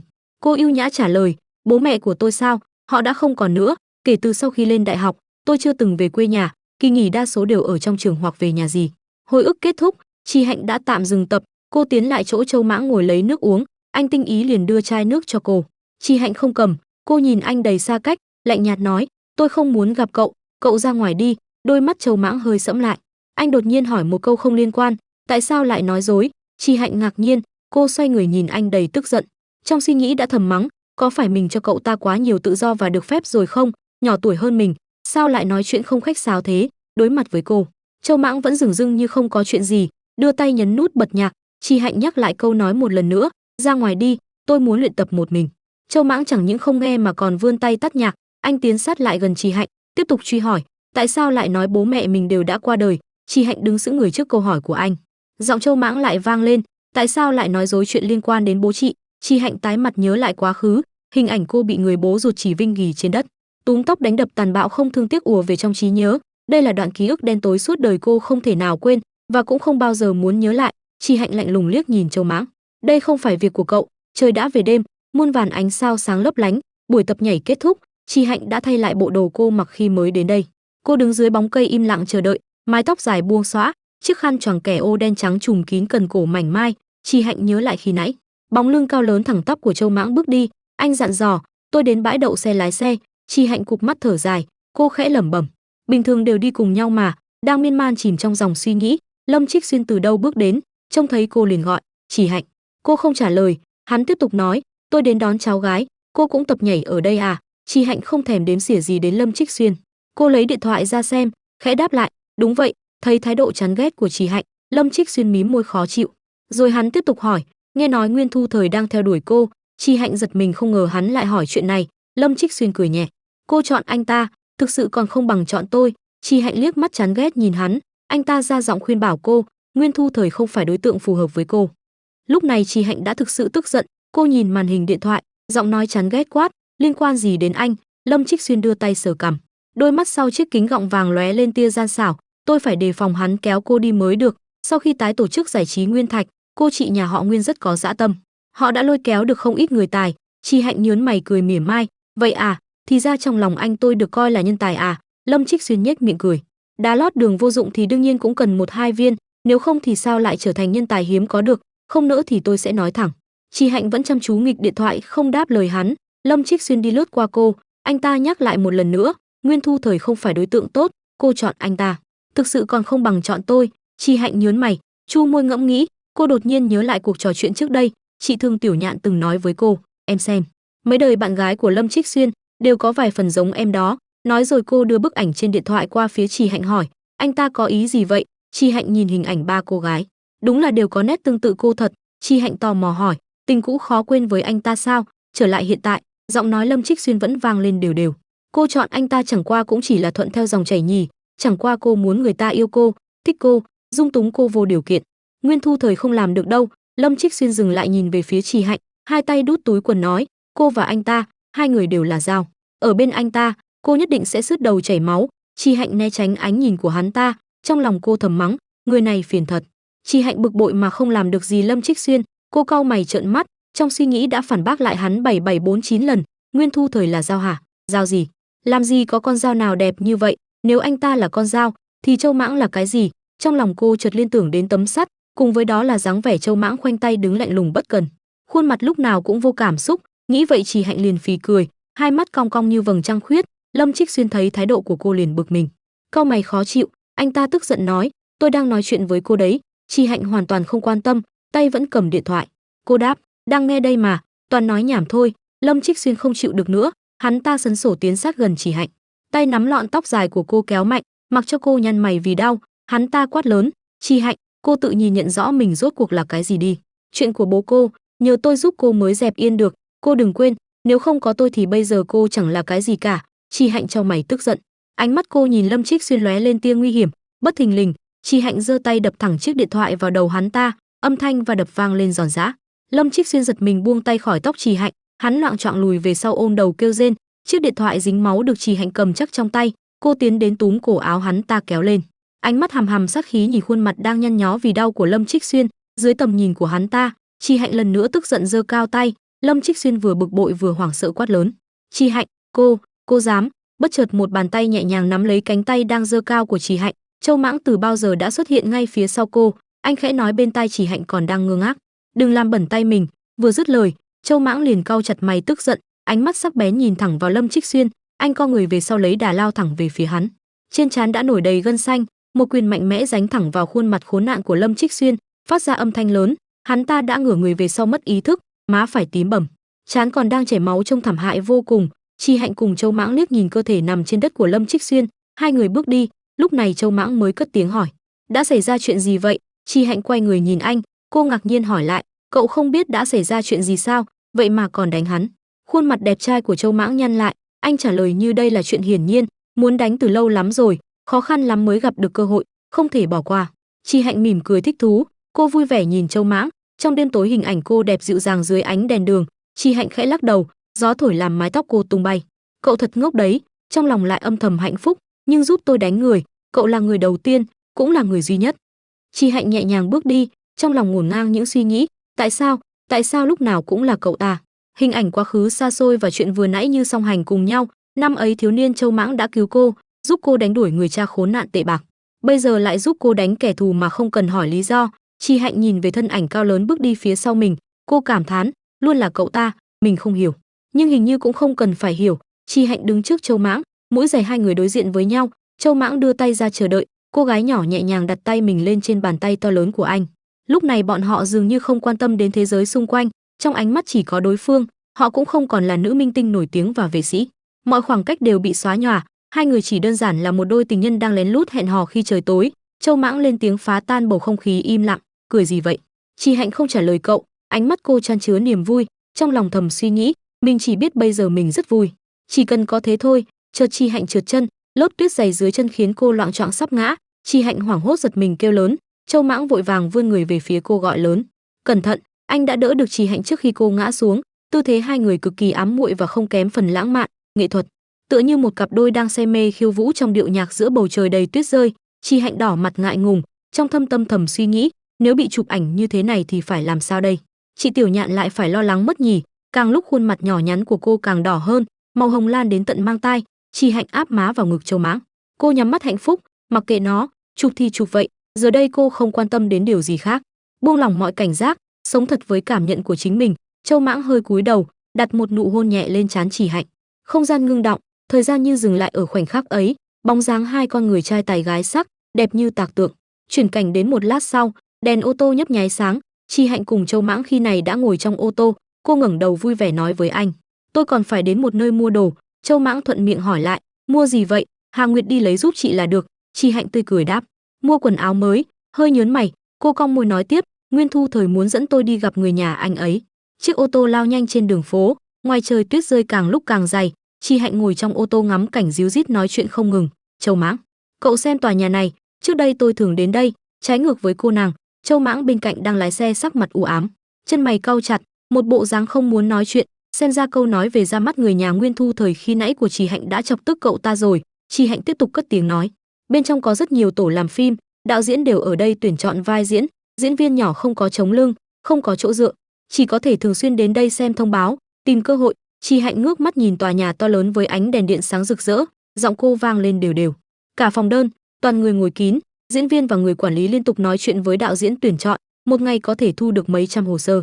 Tôi và Tăng Mịch Vân mỗi người cầm hàng chục hồ sơ, đi từng phòng gửi, gái xinh và trai đẹp thật nhiều. Châu Mãng liếc nhìn cô, trong lòng cảnh giác tự hỏi, Tăng Mịch Vân lại là ai đây? Lúc này cậu mới chịu lên tiếng thắc mắc, không phải chị đã ký hợp đồng với Phong Xuyên sao còn phải tự gửi hồ sơ? Chị Hạnh quay lại nhìn anh giải thích, lúc đầu còn chưa ký mà, sau đó tôi cãi nhau với Lâm Trích Xuyên, lúc anh ta không sắp xếp quản lý mới cho tôi tự đến đây gửi hồ sơ. Chị Hạnh nhắm mắt hoài niệm lại quãng thời gian khó khăn này. Châu Mãng chăm chú lái xe, trong lòng thầm thương xót cô. Lúc đó chắc chắn sống rất vất vả nhỉ.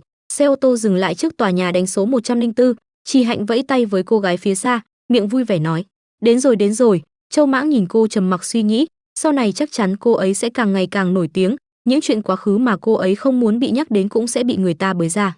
Cô ấy cần một người có thể chống lưng cho cô ấy. Chị Hạnh đã xuống xe, đang cùng cô gái buộc tóc hai bên khi nãy vui vẻ chuyện trò. Chợt nhận ra Châu Mãng vẫn còn ở trong ô tô, chị Hạnh quay người gọi anh, ánh mắt lấp lánh niềm vui: Châu Mãng, nhanh đến đây nào. Phía bên này, Châu Mãng xoa trán trầm ngâm, khuôn mặt anh buồn bã nghĩ, người đó không phải là mình không giúp được cô ấy. Trong phòng thử đồ, Châu Mãng ngồi yên lặng, cứng đờ, mặt anh có phần hơi khó chịu khi các chị gái xung quanh cứ nhìn chằm chằm vào anh. Bỗng rèm phòng thử đồ mở ra soạt một tiếng, dưới bức màn mỏng màu đen, chị Hạnh từ từ ló đầu ra, nhỏ giọng gọi: Châu Mãng, vào giúp tôi một việc. Nhìn thấy chị Hạnh, Châu Mãng liền quay mặt đi chỗ khác, má anh bấy giờ đỏ ửng cả lên, đầy e ngại đáp: tôi đi tìm bạn chị, cô ấy có khách lớn đang tiếp đãi, cậu đừng đi làm phiền. Chị Hạnh vội nói. Thế là Châu Mãng thở dài một tiếng, chấp nhận theo sau cô đi vào phòng thử đồ. Vừa bước vào phòng, Châu Mãng chợt đứng ngơ người ra một lúc, trước mắt anh bấy giờ là chị Hạnh, lúc này cô đang khoác lên mình bộ váy màu đen tuyền, bó sát, phô diễn lên đường cong đầy gợi cảm, hơn thế nữa với lưng áo khoét sâu hình chữ V, tấm lưng trắng mịn của chị Hạnh như được khoe trọn. Trước cảnh tượng như thế này, Châu Mãng không thể rời mắt, anh cứ chăm chăm nhìn cô, rồi Châu Mãng liền tiến tới, tay đặt lên lưng áo, thắt dây phía sau giúp chị Hạnh. Đẹp không? Cô nhẹ nhàng hỏi. Thắt xong rồi. Châu Mãng ngại ngùng lên tiếng rồi buông tay ra. Cậu nghĩ người nhà họ Nguyên sẽ thích cách ăn mặc thế này sao, hay là quá nổi bật? Tôi nên kín đáo hơn một chút. Chị Hạnh xoay người băn khoăn nói. Nhưng mà tôi có một chiếc áo choàng trên vai, màu trắng sữa, trông rất tôn chiếc váy này. Đẹp. Tiếng nói của Châu Mãng thốt lên như xé toạc bầu trời đầy thắc mắc của cô. Nghe vậy, chị Hạnh ngây người một lúc. Ai nhìn thấy cũng sẽ thích chị thôi. Châu Mãng nói tiếp. Chị Hạnh bấy giờ xoay người về phía Châu Mãng, miệng ngập ngừng không nói nên lời. Đột nhiên tay chị Hạnh vươn ra thật mạnh, tóm chặt lấy cổ áo Châu Mãng kéo xuống. Cô giương người lên, hôn lấy môi Châu Mãng đầy dứt khoát. Châu Mãng lúc này vội vòng tay ra phía sau, đỡ lấy đầu cô, tay kia thì vịn chặt vào eo cô, hôn mãnh liệt. Không gian trong phòng thử đồ ngập tràn sự ngọt ngào, dường như mọi thứ đều tĩnh lặng, chỉ nghe thấy tiếng nhịp tim của hai con người trẻ tuổi. Bỗng bên ngoài cất lên một tiếng nói: ở Thượng Hải, tôi cũng có một cửa hàng, chỉ là thắt lưng mới chuyển về ngày hôm nay, nếu sếp Nguyên không cần gấp thì tôi sẽ mang đến cho ấy, không sao đưa hết cho tôi đi. Đúng lúc ngày mai tôi đi Thượng Hải. Cuộc hội thoại vẫn tiếp tục vang lên, phá tan bầu không khí lãng mạn phía bên kia rèm cửa. Chị Hạnh lúc này dừng lại, vén màn bước ra. Nguyên Thu Thời, sao anh lại đến đây? Cô ngạc nhiên hỏi. Anh đến lấy quần áo cho chị cả. Nguyên Thu Thời nhẹ nhàng đáp. Ngày mai xuất phát rồi, nếu không định đi cùng đoàn phim, có thể ngồi máy bay của anh. Nguyên Thu Thời nói tiếp. Oa, thật là giàu. Chị Hạnh hớn hở thốt lên, nhìn chị Hạnh nói chuyện cùng người đàn ông khác trước mặt. Châu Mãng không nói nên lời, trong lòng anh dâng lên cảm giác khó tả, đứng nép mình sau rèm cửa, vừa đưa tay lên lau khóe môi anh vừa nói, xem ra nụ hôn vừa rồi không có ý nghĩa gì đặc biệt cả. Sáng ngày hôm sau, chị Hạnh lên chuyến bay xuất phát cùng đoàn phim, ngồi trong khoang bay, không biết chị Hạnh nghĩ gì mà trông có vẻ trầm ngâm hẳn. Chợt có tiếng nói vọng vào, chị Hạnh, chuyện đó là thật chứ? Bây giờ trong giới đều đang đồn anh Nguyên theo đuổi cô, có thể cô sẽ bị giải trí Nguyên Thạch Đào đi mất. Nghe vậy, chị Hạnh ngạc nhiên, ánh mắt cô mở to ra, trong đầu là dấu chấm hỏi lớn. Chị Hạnh và anh Nguyên là bạn bè thân thiết, nói chuyện hợp cả nên nói nhiều với nhau thôi. Ai đồn linh tinh thế? Trợ lý của chị Hạnh nhanh nhảu đáp trả. Bộ phim này được Trần Lạc Dương đầu tư và sản xuất, Nhan Kiến là bạn gái của anh ta, Nguyên Thu Thời không được né hiểm nghi sao? Chị Hạnh vội lên tiếng, anh ấy có quan hệ tốt với tôi, cũng như với anh thôi. Trước đó hai người đi ăn lẩu không gọi tôi ghim rồi đấy. Chị Hạnh liếc mắt nói thêm. Thấy vậy, người đồng nghiệp nói những lời vừa rồi đưa tay lên gãi đầu, cười trừ nói, đừng giận. Lần sau tôi bù cho cô, rồi tạm biệt rời đi. Sau đó, chị Hạnh lúc này mặt nghiêm nghị, cô cau mày lộ rõ vẻ suy tư nghĩ ngợi, chuyện này không hề liên quan đến chuyện của Nguyên Thu Thời. Rốt cuộc ai đã đồn ra ngoài? Nghĩ đoạn, cô đứng phắt người dậy nói, tôi vào nhà vệ sinh chút. Không được, phải để chị Tiểu Nhạn điều tra mới được. Vừa đi vừa nghĩ nên chị Hạnh bị vấp, cô mất đà, lao mạnh người về phía trước. Chị Hạnh cẩn thận, tiếng trợ lý hét vọng lên, bỗng cô ngã vào vòng tay của người nào đó. Vội ngước lên nhìn, thì ra là Châu Mãng đã đỡ lấy cô. Khung cảnh giờ đây như chững lại một nhịp, phía trên xuất hiện một lá bài tarot Win Fortune bay ngang trước mặt. Lá bài này là bánh xe số phận nghịch vị, đại diện cho biến động đột ngột, chướng ngại vật không thể vượt qua và con đường đi lệch hướng. Liệu lá bài này sẽ dự đoán số phận gì giữa hai người chăng? Ánh nắng buổi sáng chiếu rọi vàng cả một góc tòa nhà, ở quán cà phê nhỏ phía dưới sảnh, Chi Hạnh đang ngồi đối diện với Nhan Kiến. Tôi thừa nhận, trong quan hệ của tôi và anh ấy, tôi là kẻ không biết xấu hổ, nhưng chúng tôi yêu nhau thật lòng mà. Chi Hạnh cao ngạo nói. Nghe vậy, Nhan Kiến đang ngồi bỗng đứng phắt người dậy, tay đập mạnh vào mặt một tiếng, bốp, rồi vung tay tát thẳng vào mặt Chi Hạnh. Vô liêm sỉ! Nhan Kiến nghiến răng nói lớn. Sau cú vả mạnh, một bên má của Chi Hạnh lúc này đã đỏ tấy cả lên. Cô ngước mắt nhìn thẳng vào người phụ nữ đối diện, không gian bấy giờ đầy căng thẳng, có hai đôi mắt cứ dán chặt vào nhau, đăm chiêu như kẻ thù. Cắt, tiếng của đạo diễn vang lên xé toạc bầu không khí. Chi Hạnh nhớ lời thoại của Âu Dương Tuyết thật sao? Biên kịch nhỏ giọng hỏi đạo diễn bên cạnh. Tất nhiên, ngày nào cô ấy cũng tập lời thoại cùng với Nguyên Thu Thời, cô ấy có thể diễn được tất cả các cảnh quay chung của Âu Dương Tuyết và Yến Dương. Đạo diễn cao giọng đáp. Nói rồi đạo diễn quay mạnh người về phía Nhan Kiến, nghiêm nghị lên tiếng. Cô thấy lúc nãy Chi Hạnh diễn Âu Dương Tuyết thế nào rồi chứ? Cô cứ diễn theo cách của cô ấy đi. Nghe đạo diễn nói như thế, Nhan Kiến nhăn mặt, cô cau mày, tỏ ý không phục nói, thế này đã là gì, đến nước mắt cũng không có. Căn bản không thấy cô ấy ấm ức thế nào. Âu Dương Tuyết ở đây không kích động, không cần phải khóc nhiều như vậy. Biên kịch nhanh nhảu đáp trả, cô ấy trưởng thành rồi, sẽ không hơi tẹo tí là khóc nữa. Chi Hạnh diễn đúng. Biên kịch gằn giọng nói tiếp. Trước tình cảnh hiện tại, Chi Hạnh chỉ đứng lặng ở một góc. Cô cười trừ cau mày nghĩ ngợi, biết chúng mình bất hòa, mình lại không có chống lưng, nên muốn lợi dụng mình để kích động cô ta. Hừ, các người tính toán hay thật. Quyền ở trong tay tôi, nên diễn thế nào thì cô cũng phải nghe tôi. Tôi tin vào năng lực bắt chước của cô. Tiếng nói từ đạo diễn vang lên khiến Nhan Kiến khó chịu. Cô ta quay phát người, hướng ánh mắt đầy thù hằn hướng về phía Chi Hạnh. Trước sát khí đùng đùng của Nhan Kiến, Chi Hạnh vẫn bình thản. Cô nghĩ bụng, sao, đều xem tôi là kẻ dễ bắt nạt, ai cũng muốn chèn ép tôi à? Nghĩ đoạn, cô chắp hai tay lại vào nhau lên tiếng. Chị Nhan, hai chúng ta phải phối hợp cho tốt, phim này mới hay, lát nữa chị nói xem tôi đánh thật hay làm bộ đây. Chi Hạnh đắc chí nói tiếp. Cô nói xem. Nhan Kiến tức giận đáp. Mặt Chi Hạnh vẫn giữ thái độ bình thản, vừa xoay nhẹ chiếc nhẫn bạc trên tay vừa lạnh lùng đáp. Hiểu rồi. Cô có ý gì? Muốn hủy dung nhan của tôi? Nhan Kiến cau có phản ứng lại. Đừng ồn ào nữa, đây không phải là chiếc nhẫn bình thường, đây là di vật của mẹ Yến Dương, là tín vật đính hôn Yến Dương trao cho Tưởng Quân. Đạo diễn vội lên tiếng cắt ngang không gian đầy căng thẳng giữa hai người. Âu Dương Tuyết đã cướp Yến Dương khỏi tay Tưởng Quân, vậy nên sau khi tôi đánh cô xong, vừa đi vừa sờ nhẫn. Chi Hạnh vòng tay ra trước ngực cao giọng nói, rất phẫn nộ, đồng thời không can tâm từ từ biến thành đau lòng.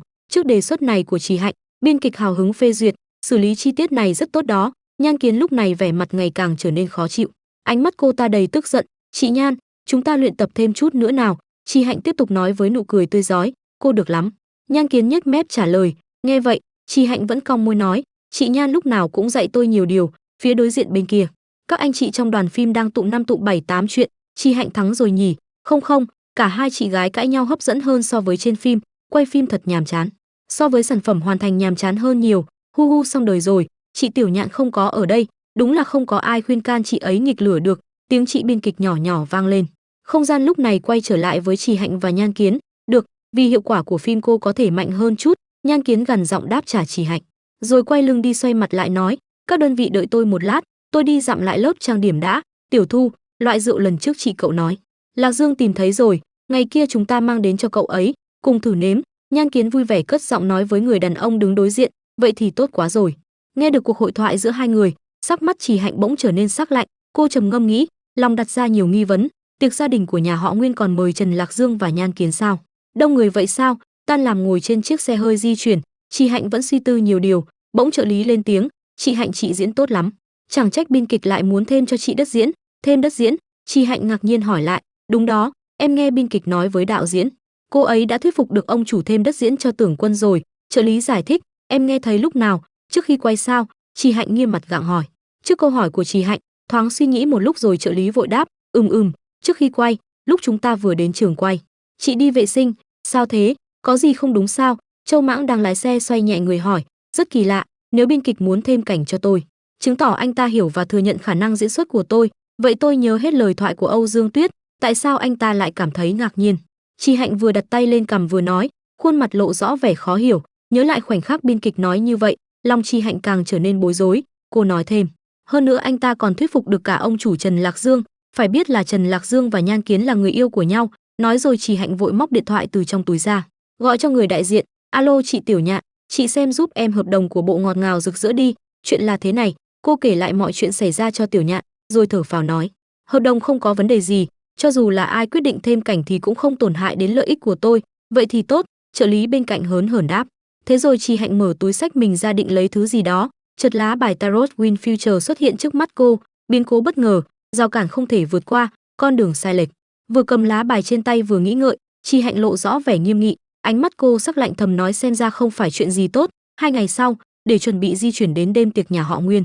Chị Hạnh, Nguyên Thu Thời hẹn gặp nhau phía dưới sảnh tòa nhà cao ốc. Xin lỗi em bị lỡ chút thời gian. Chị Hạnh nhẹ nhàng đi tới nói, lúc này trông chị Hạnh vô cùng lộng lẫy. Cô xuất hiện cùng với bộ váy dài đen lấp lánh xẻ tà đầy thu hút, trên cổ là chuỗi ngọc xanh vô cùng sang trọng. Chúng ta sẽ không đến muộn đó chứ? Chị Hạnh nhẹ nhàng hỏi Nguyên Thu Thời. Trợ lý của chị Hạnh lúc này đang định lên xe đi cùng cô đến bữa tiệc, chợt có một bàn tay kéo mạnh vai, ngăn cô lại. Tôi đi, Châu Mãng kiên định nói. Hả? Trợ lý ngạc nhiên. Chị Hạnh muốn đưa tôi đi mở mang tầm mắt. Trợ lý dưng dưng nói tiếp, tôi đi. Châu Mãng vẫn kiên quyết khiến trợ lý đành ngậm ngùi chấp nhận. Khách nữ dẫn theo vệ sĩ nữ sẽ tiện hơn nhiều. Nguyên Thu Thời vội lên tiếng nói với Châu Mãng qua ô cửa kính, nhưng Châu Mãng vẫn không hề thay đổi ý định. Anh gằn giọng nói, tôi là người phụ trách bảo vệ của cô chị Hạnh. Theo quy định của hợp đồng, cô chị Hạnh tham gia bất cứ hoạt động lớn nào, tôi đều phải có mặt. Rồi thầm trách cho nên đừng nhiều lời.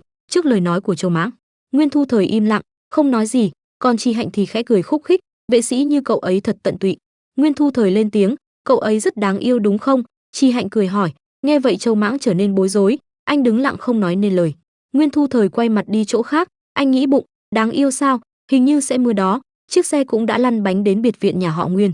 Căn biệt thự vô cùng nguy nga, tráng lệ, được trang trí đẹp đẽ bằng hoa và nến. Bên trong biệt thự, khung cảnh vô cùng náo nhiệt, rộn ràng. Chị Hạnh và Nguyên Thu Thời từ từ bước đến trông thật diễm lệ. Lạnh quá đi, Nguyên Thu Thời kể nói. Đi tìm người đi. Tiếng nói lớn vang lên khiến chị Hạnh và Nguyên Thu Thời khựng bước chân ở cửa. Hôm nay nó không xuất hiện, buổi tiệc này còn là buổi tiệc sao? Người phụ nữ với bộ siêu trắng đầy quyền lực hét lớn, chị, Eric lại chạy rồi sao? Nguyên Thu Thời cất giọng hỏi. Tiểu Thu. Nhìn thấy Nguyên Thu Thời, người phụ nữ dịu giọng nói, em quen nhiều bạn gái như vậy, người lần này là đẹp nhất. Người phụ nữ nói tiếp, chị Hạnh là bạn tốt của em. Nguyên Thu Thời vội lên tiếng giải thích, đây là ra oai sao? Chị Hạnh cười trừ nghĩ ngợi, tôi đã thấy cô diễn răng hổ rồi, rất tốt.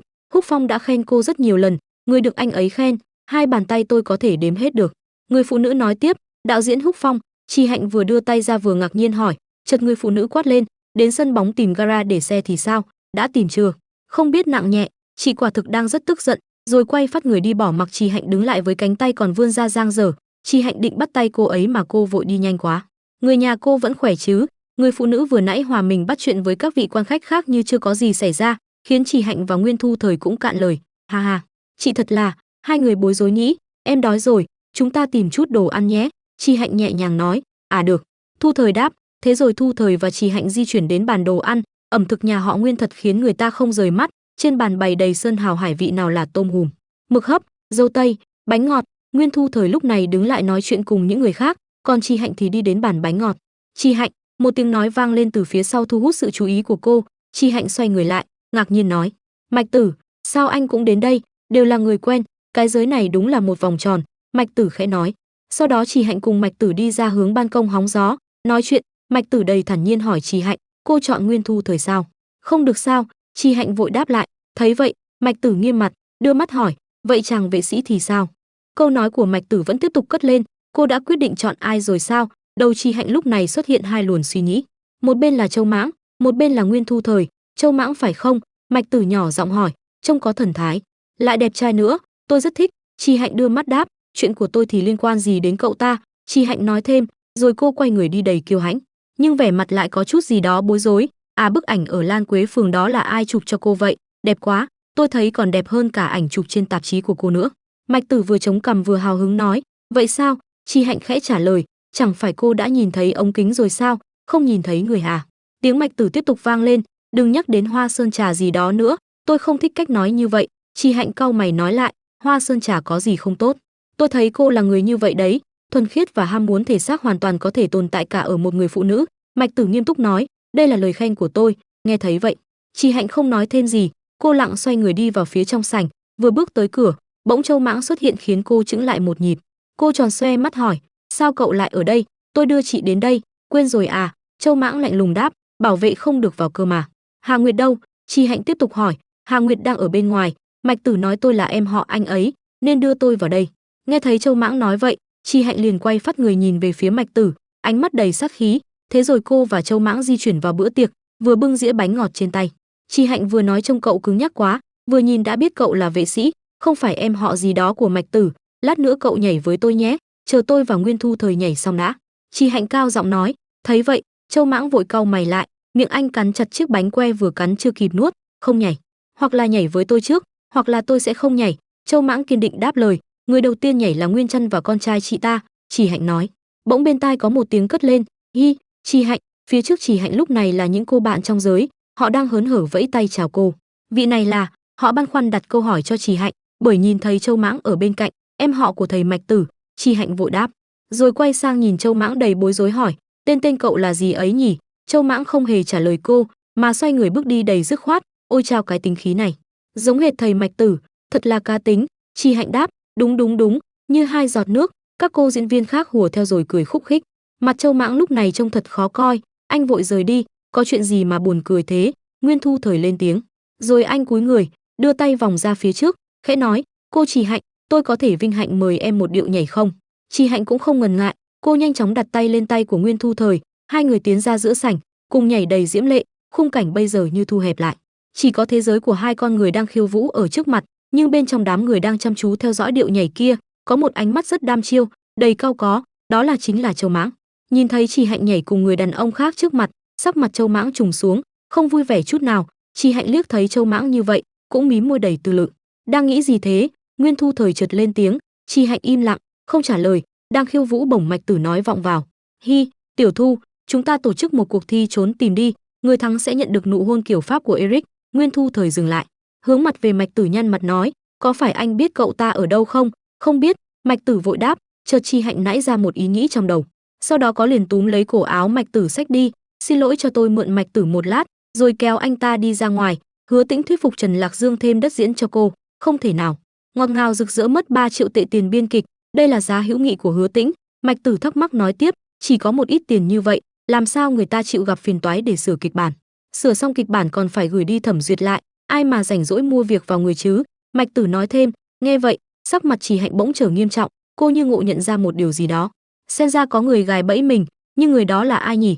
Bỗng Mạch Tử quay mặt ra sau rồi thốt lên, a, kẻ thù truyền kiếp của cô đến rồi. Chị Hạnh thôi suy nghĩ, xoay người nhẹ về hướng Mạch Tử đang nhìn. Phía bên ngoài sảnh là Nhan Kiến với trang phục màu đỏ rực đang từ từ bước đến cùng Trần Lạc Dương, vẻ mặt hai người kia đầy cao ngạo. Nhan Kiến khoác tay Trần Lạc Dương từ từ đi đến, miệng cười tươi rói nói, Chị Hạnh, thì ra cô quen thầy Mạch Tử à? Không đánh không quen biết. Mạch Tử cong môi đáp, tôi thấy cái miệng rách của anh đắc tội với người ta rồi đấy. Chị Nguyên Thu Thời nói thêm vào, Chị Hạnh và Tiểu Thu bây giờ là hai nhân vật nồng cốt nhất của đoàn làm phim chúng ta, thật sự rất đặc biệt, rất tuyệt vời. Nhan Kiến hách mặt lên tiếng. Trần Lạc Dương đứng bên cạnh tỏ vẻ bất cần, không nói gì. Chúng ta vốn dĩ còn lo kịch bản cô Hứa Tĩnh mới viết sẽ khác với nguyên tắc, Chị Hạnh diễn sẽ hơi tốn sức, nhưng cô ấy hoàn toàn không gặp trở ngại gì. Đọc thoại rất mượt. Nhan Kiến vừa đặt tay lên cằm vừa lạnh lùng tiếp chuyện. Nghe vậy, mặt Chị Hạnh bỗng trở nên nghiêm nghị, cô cau mày, đầu đặt một dấu chấm hỏi lớn. Chúng ta, lúc đó tôi đề nghị thay đổi cảnh diễn với Lạc Dương, anh ấy còn nói tôi lắm chuyện. Nhan Kiến nở một nụ cười thân thiện nói thêm, thì ra là vậy, vậy thì tôi thật sự phải cảm ơn chị Nhan rồi. Chị Hạnh cũng nở một nụ cười không hơn không kém đáp. Không gian lúc này khá căng thẳng. Tuy Nhan Kiến và Chị Hạnh đều cười với nhau là thế, nhưng trong lòng thì đầy thịnh nộ, không đội trời chung. Trước tình huống như vậy, Mạch Tử và Nguyên Thu Thời cũng chỉ dám đứng lặng, không nói nên lời. Chợt chị Nguyên Thu Thời lên tiếng, tại sao phải đổi cảnh? Bây giờ kiểm duyệt kịch bản không nghiêm sao? Nếu đổi cảnh, tổng cục còn phải xem lại kịch bản, sẽ không làm chậm tiến trình quay phim sao? Là Nhan Kiến cảm thấy kịch bản đã làm suy yếu tính cách của nhân vật Tưởng Quân, chỉ quan tâm đến sự hữu dụng. Cô ấy đề nghị thêm cảnh diễn của Chị Hạnh là vì muốn cả phim được hợp lý, viên mãn hơn. Trần Lạc Dương hai tay đút vào túi quần cao giọng đáp, lúc đó Lâm Trích Xuyên giới thiệu cô cho tôi chưa từng hợp tác với cô, đúng là rất lo lắng. Trần Lạc Dương nhìn về phía Chị Hạnh, tiếp tục nói, mấy người dự tiệc cùng lúc này cũng bắt đầu vây lại xem chuyện, nhưng Nhan Kiến đã thuyết phục được tôi, vấn đề về kịch bản đúng là không dễ. Chị Nguyên Thu Thời một tay nâng ly rượu vang đỏ lên vừa nói, vốn dĩ Bùi Viện cũng đến rồi, nhưng lại bị gọi về Bắc Kinh, có cuộc họp khẩn cấp. Mạch Tử, rốt cuộc anh viết gì vậy? Nghe đến đây, mặt Trần Lạc Dương bỗng trở nên tối sầm lại, hắn cau mày, tức giận nghĩ thầm, Bùi Viện, Mạch Tử, tôi đang hỏi anh đấy, rốt cuộc anh viết gì vậy? Chị Nguyên Thu Thời hỏi tiếp, cầm chiếc bánh nhỏ trên tay chưa kịp ăn. Mạch Tử lên giọng đáp, khi phim chỉnh sửa hoàn chỉnh, tôi sẽ gọi cô đến xem trước, được chứ? Chỉ là xem thôi sao?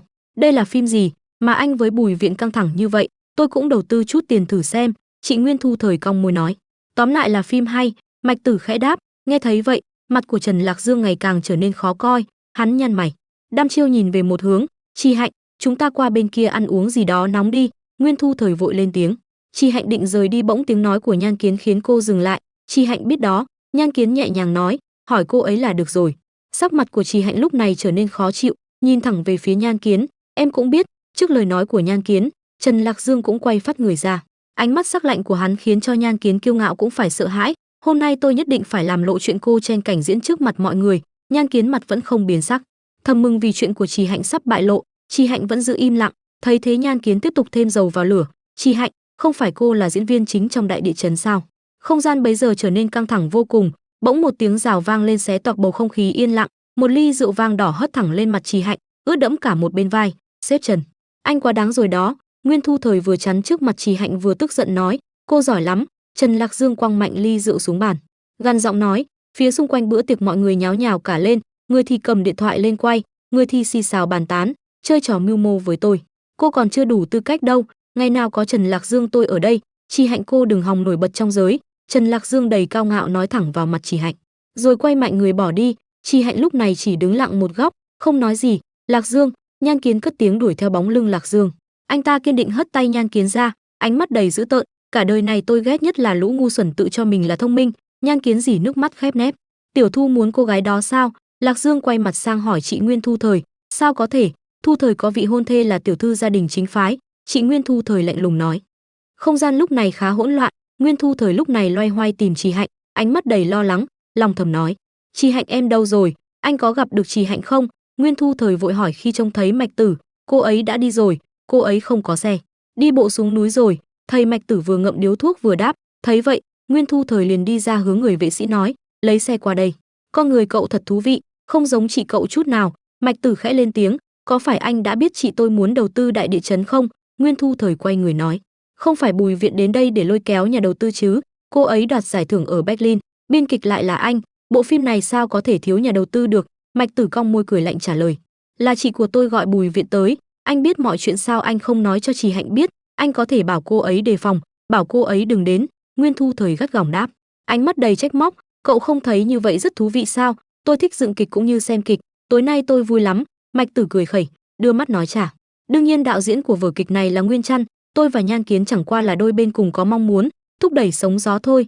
Nói rồi Mạch Tử hạ điếu thuốc trên miệng xuống, tay chỉ về phía Nguyên Thu Thời, cậu cũng là một thành viên trong vở kịch của tôi. Nguyên Thu Thời nhăn mặt, ánh mắt phẫn nộ quát lên đồ thần kinh. Thấy vậy Mạch Tử bình thản lên tiếng, đàn ông rơi vào tình yêu thật thú vị, mù quáng không phải là đặc quyền của phụ nữ đang yêu. Nhìn đi, cậu ta quên hỏi mình hai vệ sĩ của Trì Hạnh đâu luôn rồi. Khung cảnh rời khỏi bữa tiệc, phóng tầm nhìn ra một bầu trời xa xôi. Lúc này phía dưới con đường nhỏ, Trì Hạnh đang đi lộc cộc từng bước, trời như đang hiểu thay lòng người. Mưa rơi xối xả, Trì Hạnh vẫn ung dung lướt nhẹ từng bước đi dưới mưa, tâm trạng khá buồn bã. Chợt trước mắt Trì Hạnh xuất hiện một bóng người khiến cô ngạc nhiên dừng lại. Bối cảnh lúc này trở về lại khoảng thời gian trước khi mưa, Châu Mãng và Hà Nguyệt bị vệ sĩ nhà họ Nguyên chặn lại. Xin lỗi nhé, có thể cho tôi xem thiệp của anh được không? Một trong số vệ sĩ lên tiếng. Hà Nguyệt bấy giờ đầy bối rối, cô lo lắng, toi rồi anh Mãng, chuyện anh không phải em họ của Mạch Tử bị bại lộ rồi.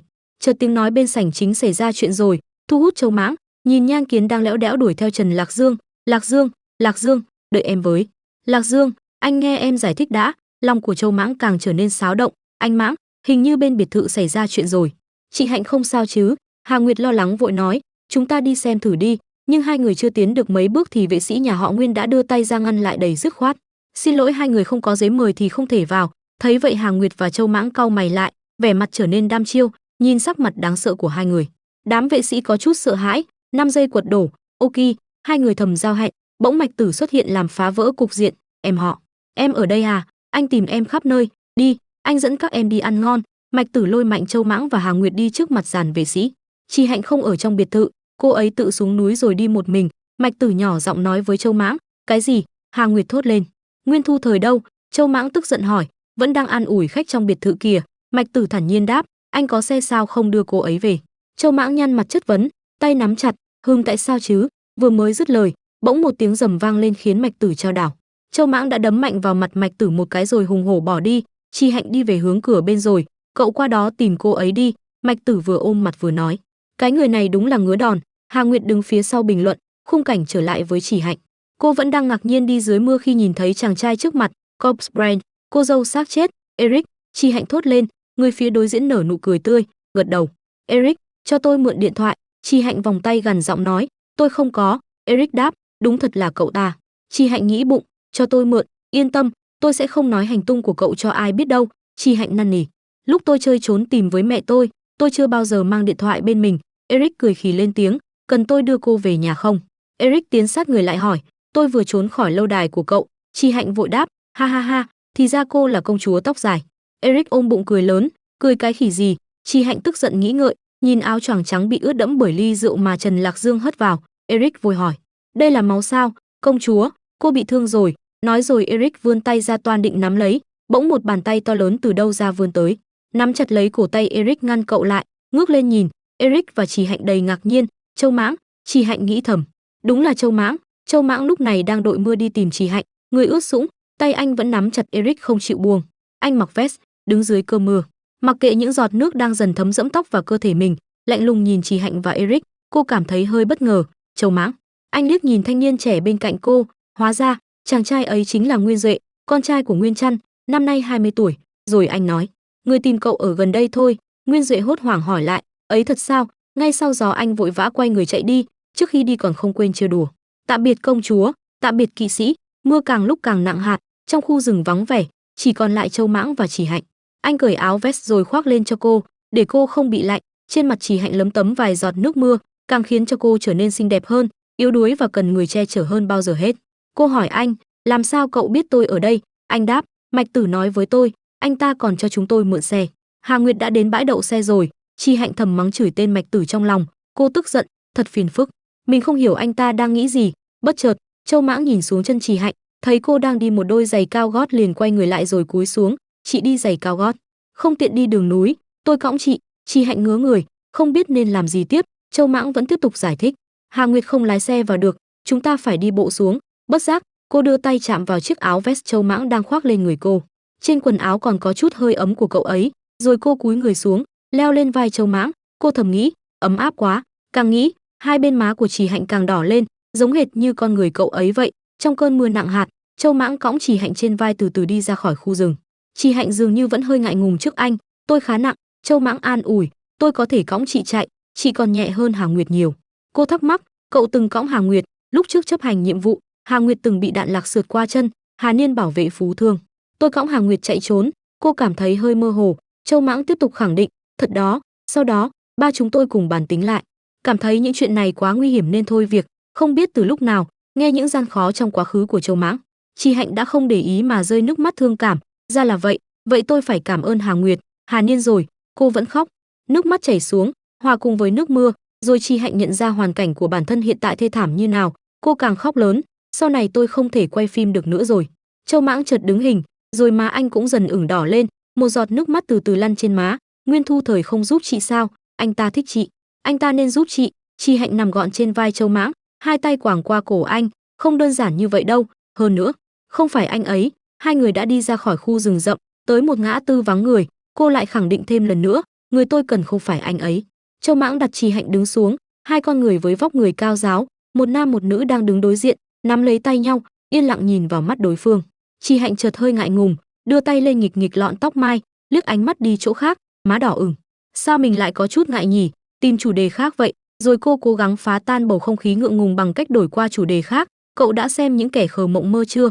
Châu Mãng lên tiếng, bằng một giọng nói nghiêm túc làm cho cô bất ngờ. Dưới cơn mưa xối xả, Châu Mãng nhìn cô nghiêm túc, khẳng định lại chủ ý của bản thân, chị nên chọn Nguyên Thu Thời.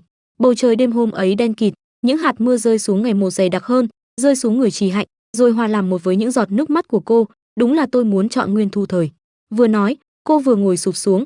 Nguyên Thu Thời thích tôi, còn có thể giúp tôi trong sự nghiệp. Nước mắt Chỉ Hạnh vẫn rơi. Rồi cô nói tiếp, Nguyên Thu Thời có vị hôn thê rồi.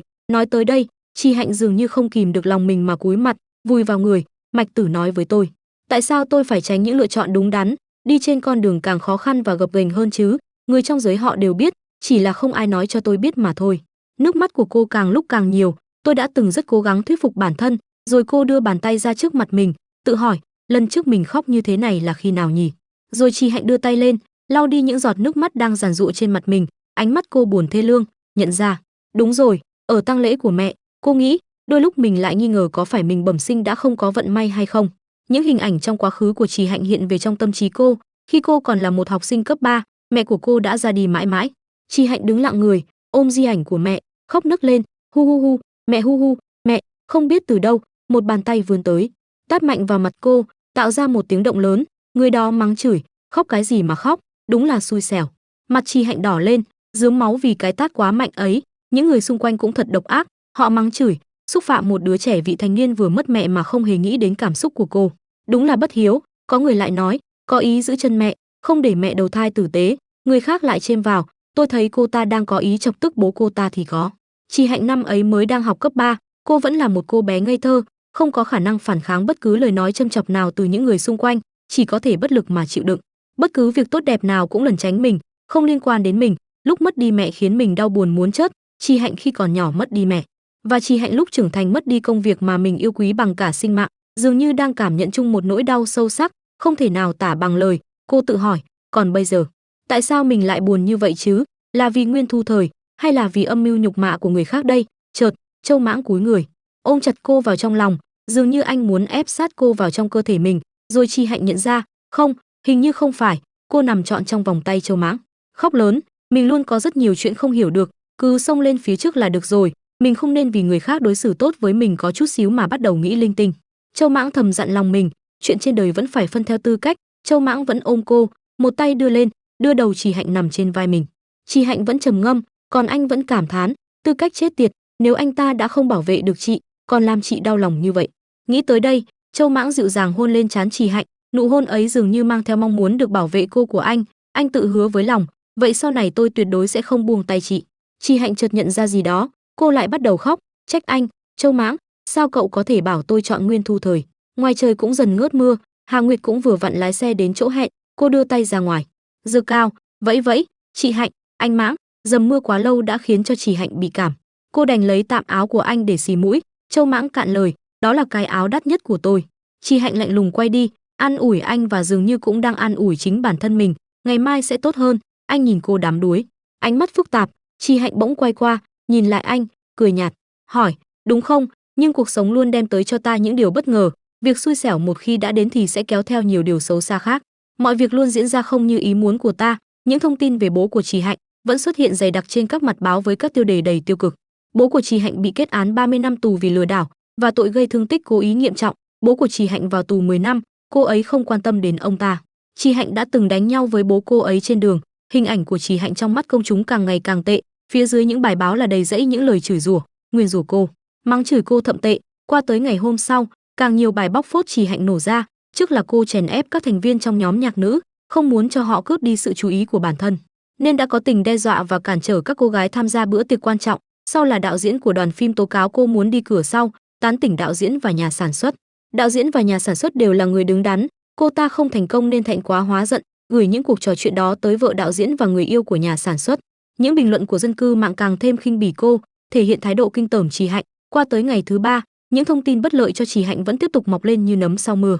Hôm nay là những thông tin liên quan tới chuyện tình của cô vì yêu mà điên cuồng, từng câu tình thất bại, ý đồ làm điều xấu, bị bắt vào đồn cảnh sát. Phía dưới phần bình luận, những bình luận tiêu cực vẫn xuất hiện dày đặc, mắng chửi cô. Tại nhà riêng của Trì Hạnh, Hà Nguyệt đọc được những bài báo bịa đặt tiêu cực về Trì Hạnh mà không kìm được, tức giận, nhưng rồi cô vô tình lướt được một bình luận thanh minh cho Trì Hạnh. Rõ ràng là Trương Nhất Đồng dẫn người đến muốn xử Trì Hạnh, cảnh sát của cục cảnh sát là cậu của Trương Nhất Đồng, tôi là người trong cuộc, bạn tôi dẫn tôi đi giúp cô ấy. Nhưng dường như cô không thể ngờ được, bình luận ấy ngay lập tức biến mất. Ủa, sao không thấy bình luận đó nữa?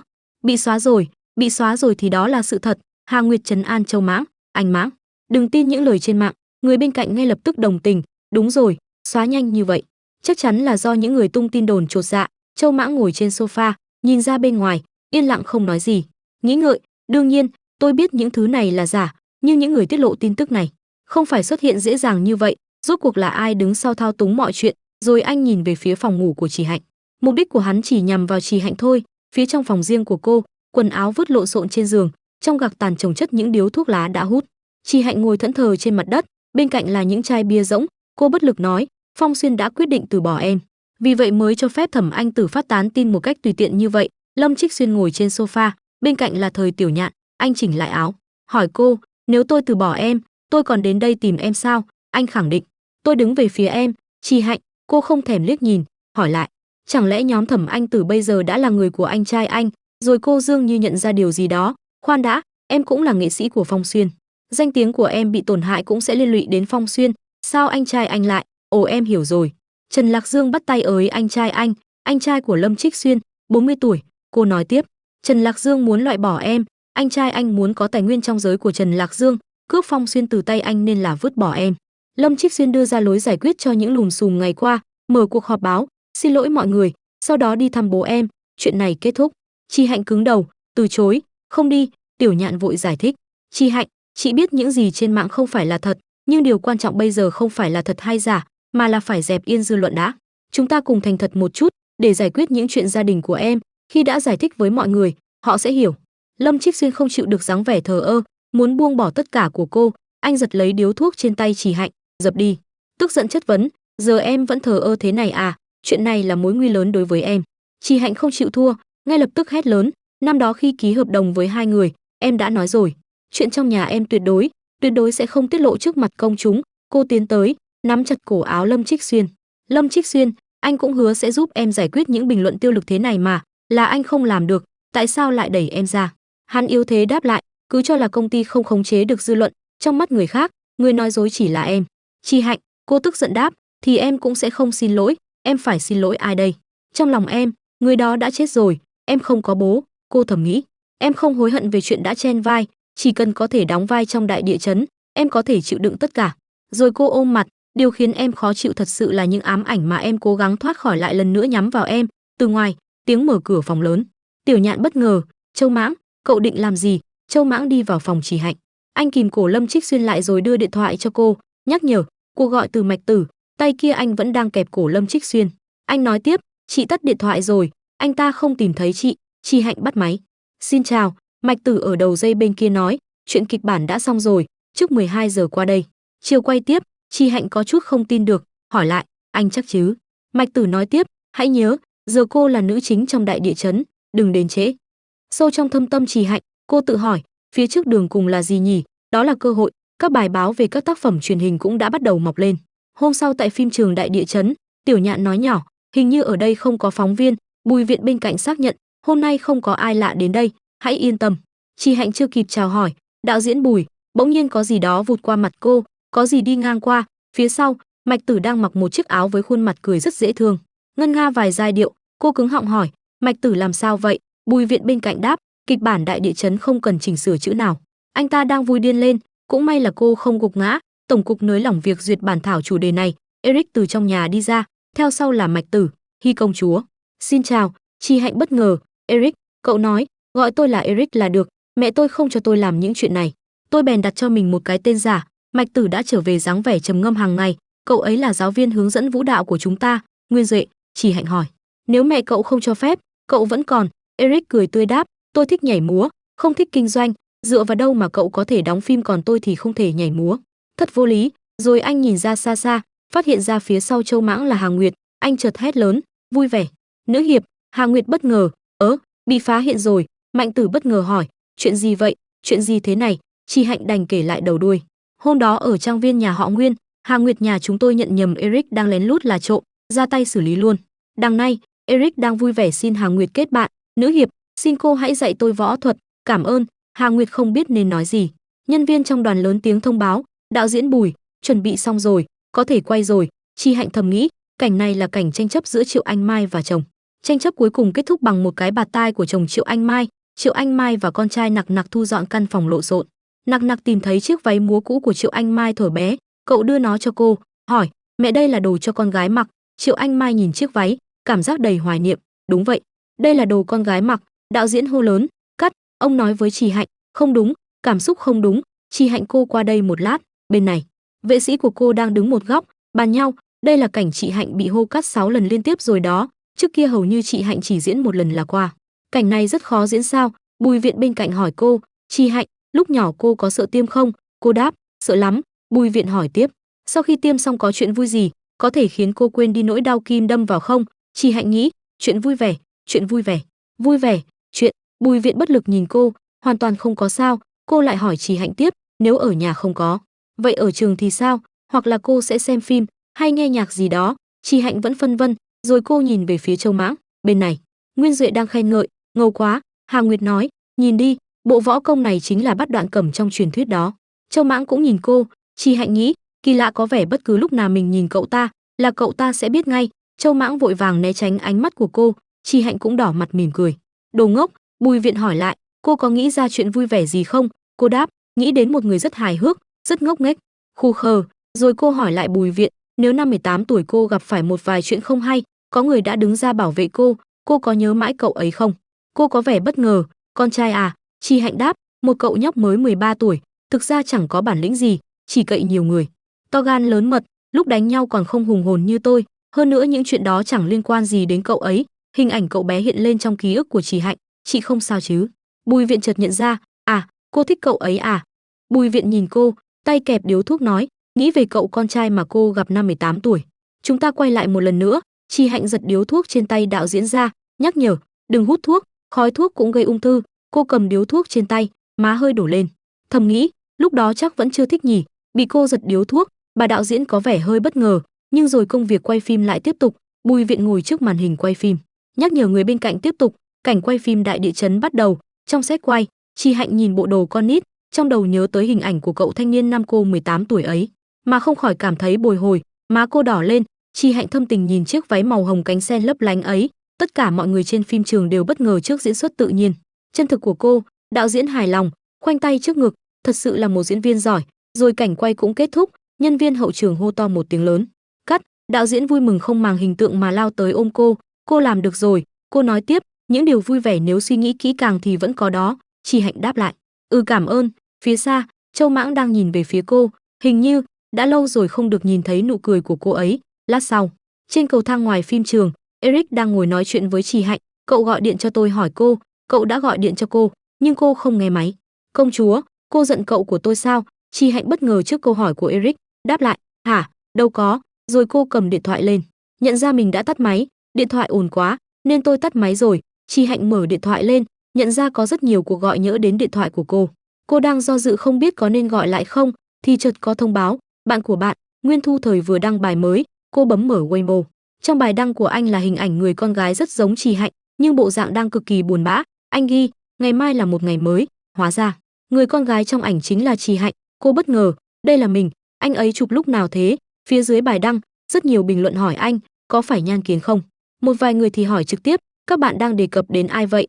Số khác lại mỉa mai anh. Chi Hạnh không nói gì hết, ngồi yên lặng, cảm giác rất cô đơn. Eric nghĩ, công chúa giận rồi, nhưng thật ra, Chi Hạnh không hề để tâm, cô chỉ đang chơi game. Eric thở phào, thì ra là đang chơi game. Bỗng nhiên, Chi Hạnh quay qua cậu nói, nữ hiệp cũng chơi trò này đó. Cậu muốn bái cô ấy làm sư phụ thì mau học hỏi đi. Eric bất ngờ, tôi đi lấy điện thoại. Nói xong, cậu vội chạy đi, khi chỉ còn lại một mình cô. Chi Hạnh nhanh chóng tắt nguồn điện thoại, thầm thở dài, cuối cùng cũng yên tĩnh rồi. Cô nhìn lên bầu trời trong xanh phía trên, tóc hơi bay bay, khung cảnh rất bình yên.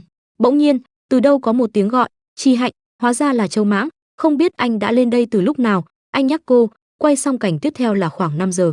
Chị có muốn đi luyện vũ đạo không? Chi Hạnh cười, tất nhiên là phải đi rồi. Sau khi quay xong, Chi Hạnh cùng Châu Mãng ra xe để di chuyển đến nơi tập vũ đạo. Chi Hạnh thầm nghĩ, kể từ bữa tiệc tối ở nhà họ Nguyên, bây giờ tôi và Châu Mãng ở cạnh nhau ngày càng giống như đối tượng được bảo vệ và vệ sĩ, không nói nhiều lắm.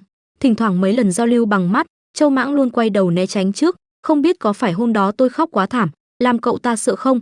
Châu Mãng không dám nhìn cô, ngại ngùng né tránh ánh mắt, mặt hơi đỏ. Anh tự dặn lòng, phải nhẫn nhịn, bây giờ cô ấy đang một lòng dốc sức vì sự nghiệp, không thể để cô ấy phân tâm. Tới phòng tập, Chi Hạnh cùng Châu Mãng tiến vào, cô thấy một người phụ nữ đang tập múa, bèn lên tiếng, xin chào. Người phụ nữ ấy quay ra, chào hỏi cô, là cô Chi Hạnh phải không? Hóa ra người phụ nữ Chi Hạnh vừa nhìn thấy chính là Đường Chi Tâm, trợ giảng vũ đạo. Cô ấy nhìn Chi Hạnh, cười nói, hình như là do điện thoại của cô luôn tắt máy nhỉ. Cô Trần không liên lạc được với cô, đã nói với quản lý của cô rồi, anh ấy phải ra nước ngoài xử lý một số việc. Các buổi học trong 2 tháng tiếp theo, tôi sẽ dạy thay anh ấy. Chi Hạnh cười lại đáp, tôi thật là hân hạnh, vậy sau này phiền cô rồi. Chi Tâm cười, giới thiệu, tôi tên Đường Chi Tâm, xin chỉ giáo nhiều cho thêm. Rồi cô quay sang nhìn Châu Mãng, anh là. Rồi cô chợt bất ngờ, nhìn người đàn ông trước mặt, tự nhiên chào hỏi, Châu Mãng, lâu rồi không gặp. Trong phòng tập, Chi Tâm đang say sưa thể hiện vũ đạo. Cô ấy có thân hình cao gầy nhưng không yếu đuối, luyện vũ đạo lâu dài, đã luyện được cơ bắp đẹp, mặt mộc xuất hiện nhưng khó che giấu nhan sắc. Chi Hạnh nhìn cô đắm đuối, tiếp tục cảm thán, đây là người phụ nữ có thiện cảm ngay từ lần đầu gặp mặt, hơn nữa, cô nhớ lại lúc Chi Tâm và Châu Mãng chào hỏi nhau, lại còn là một cô gái rất được đàn ông yêu thích. Chi Tâm quay qua nhìn cô, hỏi, sao vậy? Chi Hạnh giật mình, khen ngợi, khí chất của cô thật tuyệt vời. Chi Tâm dùng khăn lau mồ hôi, nói với cô, hồi nhỏ tôi từng nhìn thấy người học múa, thấy họ vô cùng xinh đẹp nên quấn lấy bố mẹ đòi học, hứng thú biến thành công việc, nhiều năm trôi qua tôi cũng đã quen dần. Rồi cô ngồi xuống bên cạnh Chi Hạnh, bây giờ về cơ bản cái gì tôi cũng có thể nhảy được một chút, nhảy giỏi nhất là tango. Chi Hạnh hào hứng, tôi cũng muốn học nhảy tango, cô dạy tôi đi. Chi Tâm vui vẻ nhận lời, được chứ, nghe nói là nội dung phim mới của cô à? Cô tiếp tục kể, trước đây tôi từng đóng thế nữ chính trong phim cổ trang, quay cảnh múa cho cô ấy, cũng rất mệt, cô chịu tự học chắc chắn là rất thích bộ phim này nhỉ? Chi Hạnh trả lời, nó sẽ làm tôi nhớ lại những gì đã từng trải qua. Chi Tâm hỏi thêm, từng trải qua gì cơ? Chi Hạnh nhìn cô, hơi bất ngờ, rồi cô nhanh chóng đổi chủ đề, khen ngợi, thanh protein này ngon quá. Chi Tâm nhìn vào điện thoại, hỏi, diễn viên đóng chung với cô là Khương Sầm, anh ấy giỏi lắm đó. Chi Hạnh vui vẻ trả lời, anh ấy là thần tượng của tôi, trong phim tôi rất muốn nhảy cùng anh ấy. Chi Tâm tò mò, rồi cô có yêu anh ấy không? Chi Hạnh quay sang lấy đồ trong ba lô bên cạnh cười đáp, sao có thể, là ái mộ, khao khát thôi. Chi Tâm yên lặng một lúc, rồi nói, Khương Sầm kết hôn rồi. Động tác của Chi Hạnh chợt khựng lại. Cô nghĩ mình và Khương Sầm đều là diễn viên trong một ekip phim, nhưng chuyện anh ấy kết hôn thì liên quan gì đến mình? Cô nhìn Chi Tâm đối diện đang mỉm cười với mình, tự hỏi, cô ấy nói vậy là có ý gì? Châu Mãng đi từ ngoài vào, cắt đứt luồng suy nghĩ của cô. Chi Hạnh, đến giờ rồi, nên về nhà thôi. Cô đứng dậy, chào tạm biệt Đường Chi Tâm, vậy cô Đường, hôm nay tập đến đây thôi. Chi Tâm đáp lại, hẹn gặp lại ở tiết sau. Rồi Chi Hạnh ra về. Trên đường về, Chi Hạnh hỏi Châu Mãng về Chi Tâm, bạn gái cũ của cậu. Châu Mãng không hiểu, hỏi lại, cái gì? Chi Hạnh đáp, Đường Chi Tâm, bạn gái cũ của cậu. Châu Mãng đáp lại, không phải. Lần này thì đến lượt Chi Hạnh không hiểu nổi, sao lại có biểu cảm này, có gì đó kỳ lạ. Cô nói, cô ấy trong tính tình có vẻ rất tốt, sao có vẻ lại không thích tôi vậy nhỉ? Châu Mãng đáp, tôi không biết rõ về suy nghĩ của phụ nữ mấy người lắm. Chi Hạnh đáp, phải, đàn ông các cậu tâm tư đơn thuần nhất. Rồi hai người không biết nên nói gì tiếp, tập trung vào công việc của mình. Châu Mãng chăm chú lái xe, còn cô thì nghịch điện thoại. Được một lúc, Châu Mãng mở lời, đừng kết thân với người này. Chi Hạnh cười, chúng tôi đã hẹn ngày mai cùng đi xem phim rồi. Châu Mãng chợt phanh gấp xe lại, tháo dây an toàn, quay qua nhìn cô, nghiêm túc nói, không được, hủy đi. Chi Hạnh cười, trừ khi cậu nói cho tôi biết lý do. Chi Hạnh nghĩ, tất nhiên là không có cuộc hẹn như vậy rồi. Trước khi sóng gió hoàn toàn lắng xuống, sao mình dám xuất hiện trước đám đông chứ? Anh tiếp tục lái xe, thờ ơ, tôi không bao giờ nói sau lưng, đặc biệt là nói xấu phụ nữ. Tôi chỉ muốn nhắc nhở chị, Đường Chi Tâm không giống như chị thấy đâu. Chi Hạnh nhận ra, xem ra Đường Chi Tâm và Châu Mãng thật sự đã từng xảy ra chuyện gì đó rồi. Cô nói, tôi biết hai người từng là bạn nhảy. Vừa nói cô vừa quay đầu ra ngoài cửa xe, nhìn ra đoạn đường đang đi. Cô ấy nói với tôi. Chi Hạnh thầm nghĩ, gì, chán phèo. Lúc chiều nay, trong phòng tập, Chi Tâm đã cho Chi Hạnh xem những hình ảnh của mình và Châu Mãng. Lúc Châu Mãng đại học, tôi đã làm trợ giảng ở học viện nghệ thuật, cũng là giáo viên hướng dẫn của hiệp hội vũ đạo. Lúc đó Châu Mãng bị bạn cùng phòng kéo vào hiệp hội, bọn tôi quen nhau từ đó. Cô hào hứng kể, tôi và Châu Mãng là cặp đôi thi đấu, hoặc có thể nói, tôi cũng được coi là giáo viên của Châu Mãng. Rồi cô đưa cho Chi Hạnh xem tấm ảnh của mình và Châu Mãng hồi còn trẻ. Đây là bông hoa tôi thích nhất, tôi đã bắt cậu ấy cài nó. Chi Tâm cười cười, cô xem vẻ mặt không vui của anh ta kìa. Chi Hạnh nhìn những tấm hình của Châu Mãng và Đường Chi Tâm. Châu Mãng như vậy thật xa lạ, mình tưởng tượng mình là bạn nhảy của Châu Mãng, nhưng Đường Chi Tâm quá hoàn hảo, mình không thể nào nhập vai được. Chi Hạnh hơi lo lắng, cắn ngón tay, không, mình ngốc quá đi. Châu Mãng sao lại giống với đàn ông bình thường mình gặp được, sao lại có thể đưa cậu ấy vào cùng một loại người với họ chứ? Mình không nên thăm dò, cùng không nên lúc gần lúc xa. Châu Mãng xưa nay không chỉ có một lựa chọn là mình. Dưới bầu trời đêm đầy tuyết, Chi Hạnh bước xuống xe, cảnh quay đại địa chấn vẫn đang tiếp diễn.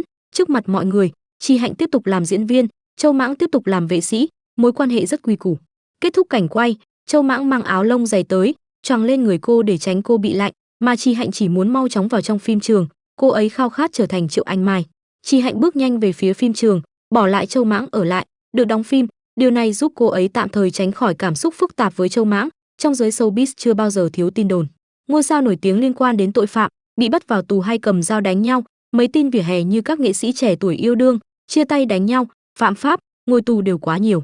Dần dần cũng không có nhiều người nhớ được những chuyện đó của Chi Hạnh nữa. Thực ra cũng không ai để ý đến sự thật. Trong xã hội hiện đại, khi con người ta phụ thuộc nhiều vào thiết bị điện tử, việc yêu đương nam nữ và thể hiện tình cảm là điều hết sức bình thường.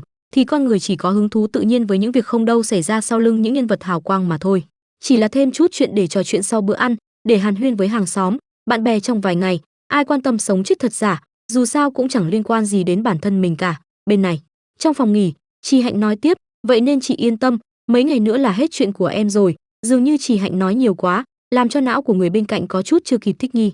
Cô quay sang Chị Hạnh nói, lần này người muốn giết em là Trần Lạc Dương, may quá, giờ trong tay em ngoài đại địa chấn thì không còn việc gì khác nữa. Trợ lý tức giận, cái tên ngốc vô dụng Lâm Trích Xuyên, nói cái gì mà Trần Lạc Dương và Phong Xuyên đều không đắc tội được, muốn em dừng công việc ở đây. Cô tức giận đến mức xoa đầu, chửi rủa, Trần Lạc Dương ghét cay ghét đắng Bùi Viện, em tiếp tục làm việc ở chỗ Bùi Viện, anh ta nhất định sẽ dẫm chết em. Chị Hạnh chợt khựng lại, cô khẳng định, em không thể từ bỏ đại địa chấn được. Tiểu Nhạn nói, chị biết, vậy nên chị mắng Lâm Trích Xuyên một trận. Bây giờ anh ta còn ghét cả chị nữa. Một giọng nói kỳ lạ vang lên, lòng dạ Trần Lạc Dương hẹp hòi như trong mắt anh ta vậy, không biết từ lúc nào. Đạo diễn đã đứng ngoài cửa và nghe được câu chuyện của hai cô gái. Cô tiếp tục nói, không giống đàn ông. Tiểu Nhạn hỏi, sao anh ta lại hận cô đến vậy? Chị Hạnh cùng chung thắc mắc, vì cô đã đăng video anh ta quỳ xuống xin lỗi ra ngoài, tức vì cô lấy nhiều tài nguyên của anh ta, cái này cũng đâu giống với tác phong thư hương thế gia của anh ta. Đạo diễn hừ lạnh, giải thích, lúc tôi và anh ta ly hôn, tôi đã mang thai nhưng không nói ra, sau khi ký thỏa thuận ly hôn, tôi đã phá thai. Sau khi Trần Lại Dương biết chuyện, anh ta nói tôi không tôn trọng anh ta, không trân trọng hôn nhân và gia đình này. Cô cười nhạo, anh ta trân trọng. Anh ta trân trọng sao lại trân trọng đến mức lên giường của Nhan Kiến chứ? Hai người nghe vậy sững sờ, rồi cô thông báo một tin bất ngờ, đúng rồi, Trần Lạc Dương và Nhan Kiến chia tay rồi. Rồi cô kết thúc câu chuyện, hai người sửng sốt hả lên, nói nhiều như vậy, tôi chỉ muốn nói với cô. Với Trần Lạc Dương, thể diện là mạng sống của anh ta không có nguyên tắc, còn cô thì sao? Chị Hạnh, cô luôn nói những chuyện không muốn nói ra. Quả nhiên, lời tiên tri của Bùi Viện đã ứng nghiệm rồi, một bài báo về Chị Hạnh, biết rõ không thể làm, dài hơn 10.000 từ. Cả thời thơ ấu và thiếu niên của Chị Hạnh với Chị Vinh, Tôn Quyên Quyên, đào bới hết những quá khứ tồi tệ mà cô ấy chưa bao giờ nhắc đến. Nửa sau bài báo, hạ thấp Chị Hạnh chỉ có vẻ ngoài, không có năng lực nghiệp vụ. Chị Hạnh đứng dưới trời đầy tuyết, đọc tin tức. Cú đấm này của Trần Lạc Dương rất trực tiếp, cũng ác độc. Chị Hạnh ở trước mặt công chúng như hoàn toàn trần trụi, cô ấy không còn gì che đậy nữa. Cô ta là sản phẩm của việc Trì Vinh cương hiếp Tôn Quyên Quyên. Các bài báo tuyên bố cô ấy luôn cố gắng thoát khỏi sỉ nhục bẩm sinh, cách thoát khỏi sỉ nhục là phủ nhận quá khứ của bản thân. Từ đâu? Châu Mãng đi tới, nắm tay cô, ghé sát vào tai nói, thời tiết ngày càng lạnh, cẩn thận cảm lạnh. Chị Hạnh thở dài, thật là không chịu nổi, lẽ nào người này đã quen thương hại mình rồi sao? Nhưng nếu mình gặp phải chút không như ý và đau lòng, thì cậu ấy sẽ quay ngược thời gian, lại biến thành đứa trẻ năm 18 tuổi, luôn muốn làm gì đó để bảo vệ mình. Mình đâu cần người khác thương hại, nếu không mười mấy năm nay sống uổng phí à? Nhưng nếu sự thương hại là đến từ người này, mình luôn khó cưỡng lại. Rồi hai người cùng nhau nắm tay ra về. Trên đường về, Chị Hạnh hào hứng hỏi Châu Mãng, cậu đọc chưa? Bài nào cũng khen tôi đẹp đúng không? Đến người viết báo này cũng không thể phủ nhận tôi đẹp, đáng lắm. Châu Mãng không nói gì, anh nhét một viên kẹo ngọt vào miệng cô. Chị Hạnh bất ngờ lùi ra sau, chất vấn, cậu dám nhét đồ ăn đáng sợ như vậy cho tôi ăn? Châu Mãng bất lực, là sô cô la đen, không đường ít béo. Chị Hạnh hài lòng thế còn được, cô cười tươi, đáp, cảm ơn cậu. Châu Mãng nhìn cô, mặt hơi ửng đỏ, rồi nhanh chóng quay đi chỗ khác. Anh hỏi, tình huống này mà chị còn cười được à? Cô đáp, đúng là thứ mà tôi đã đợi. Minh thương dễ né, ám tiễn khó phòng, anh ta cứ minh đao minh thương tấn công thì lại không khó. Ngày hôm sau, bộ phim vẫn tiếp tục được ghi hình tại trường quay đại địa chấn. Tiểu Nhạn vội vàng chạy vào phòng trang điểm của Chị Hạnh, vội vàng thông báo, giải trí Phong Xuyên cũng ra tay rồi. Cô hào hứng kể với Chị Hạnh, Lâm Trích Xuyên khiếu nại với tài khoản công chúng và phía truyền thông, gỡ bỏ bài viết. Chị Hạnh lúc này đang ngồi trước gương, trang điểm để chuẩn bị quay phim, nhìn cô đáp, à đúng rồi, trong bài báo viết là em từng bị lừa gạt trong đoạn tình cảm với Lâm Trích Xuyên, ký hợp đồng quản lý vô cùng không hợp lý, tiền phạt vi phạm lên đến 60 triệu. Tiểu Nhạn vui vẻ, đúng. Lâm Trích Xuyên cho rằng điều này ảnh hưởng đến danh tiếng của công ty, mắng cho Lâm Trích Xuyên một trận rồi cho người đi xử lý. Từ ngoài, có tiếng gõ cửa truyền vào. Cánh cửa mở ra, bên ngoài là Châu Mãng cùng một người phụ nữ mặc đồ đen đang đứng. Chị Hạnh hỏi, là cô? Người phụ nữ liền nhanh chóng thú nhận. Chị Hạnh, em xin lỗi, là em không đúng, em không nên viết bài báo nhân vật đó. Vì bài báo đó mà công ty bị khiếu nại, em cũng bị sa thải, em biết sai thật rồi, cầu xin chị hủy bỏ đơn kiện. Em thật sự không thể trả nhiều tiền bồi thường như vậy, xin lỗi. Vừa nói, cô ta vừa quỳ xuống trước mặt Chị Hạnh, khóc lóc cầu xin. Chị Hạnh lạnh lùng hỏi cô ta, sao lại nghĩ đến chuyện viết về tôi chứ? Cô từng phỏng vấn tôi, thật ra tôi có ấn tượng rất tốt với cô. Cô ta đáp, gần đây em đã gửi đề tài cho tổng biên tập nhưng bị loại hết. Cuối cùng tổng biên tập đưa ra một đề tài đủ chấn động cho em, còn gửi cho em vô số tài liệu, cho nên em đã chấp nhận. Xin lỗi, người phụ nữ kia cứ khóc thảm thiết, em xin lỗi. Chi Hạnh yên lặng một lúc, thở dài đáp, được rồi, đừng khóc nữa. Vừa nói, cô vừa đưa khăn giấy cho phóng viên đó lau nước mắt. Cô đáp, tôi có thể rút đơn kiện, nhưng cô phải giúp tôi một việc nhỏ. Kết thúc buổi quay phim, Chi Hạnh đang đứng cùng Châu Mãng bàn chuyện gì đấy với phóng viên. Nói chuyện xong, người phụ nữ kia quay người rời đi. Châu Mãng hỏi cô, thật sự không sao chứ, chị tin được cô ta sao? Chi Hạnh đáp, giờ tôi cần chủ đề khác chuyển sự chú ý của cư dân mạng, giảm bớt áp lực dư luận dành cho tôi. Năng lực của cô ấy không có vấn đề gì, hơn nữa tôi và cô ấy cùng chung lợi ích, giúp tôi chính là giúp chính bản thân cô ấy, không phải sao? Rồi Chi Hạnh bỗng nhận ra điều gì đó, vui vẻ chạy đi. Châu Mãng, tôi đói rồi, chúng ra ngoài mua đồ ăn nhé. Tại một nhà hàng lẩu nướng Trung Hoa, Chi Hạnh mặc áo phao trắng, đeo khẩu trang, vui vẻ vì sắp được ăn ngon. Ai ở đó bán mì lạnh và bánh mì kẹp kìa. Cô đang định chạy tới mua thì nhận ra có nhiều người đang đứng đó, nên đành quay sang nhờ Châu Mãng, cậu đi mua đi. Tôi qua đó bị người ta nhận ra thì tiêu. Châu Mãng đồng ý, được, chị đừng chạy lung tung. Chi Hạnh đáp, yên tâm, tôi đảm bảo sẽ ở đây đợi, không rời khỏi tầm mắt cậu nửa bước. Nghe vậy Châu Mãng mới yên tâm quay đi mua đồ. Anh thở dài, vốn dĩ tưởng cô ấy sẽ bị sự việc lần này đả kích, giống như trước đây, không vui thì nằm yên trên giường, không nói gì, cũng chẳng ăn gì. Dường như sau khi đối mặt với quá khứ khó để cho người khác thấy nhất, cô ấy đột nhiên xuất hiện một bộ giáp mạnh mẽ, có thể chống lại mọi thứ. Nghĩ đến đây, Châu Mãng không khỏi tự bật cười, thật là một nữ hán tử. Chi Hạnh đứng giữa đám người đông đúng, đội mũ và đeo khẩu trang kín mít. Cô tự hỏi, sao trên khẩu trang lại có mùi khói thuốc thế này, rồi cô không chịu được mà phải tháo tạm ra. Chắc chắn là thuốc là của Mạch Tử, anh ta hút thuốc lá ở trường quay nên mới bị nhiễm phải. Bỗng nhiên, từ đâu một bàn tay vươn tới, kéo ngược cô lại phía sau khiến cho Chi Hạnh bất ngờ.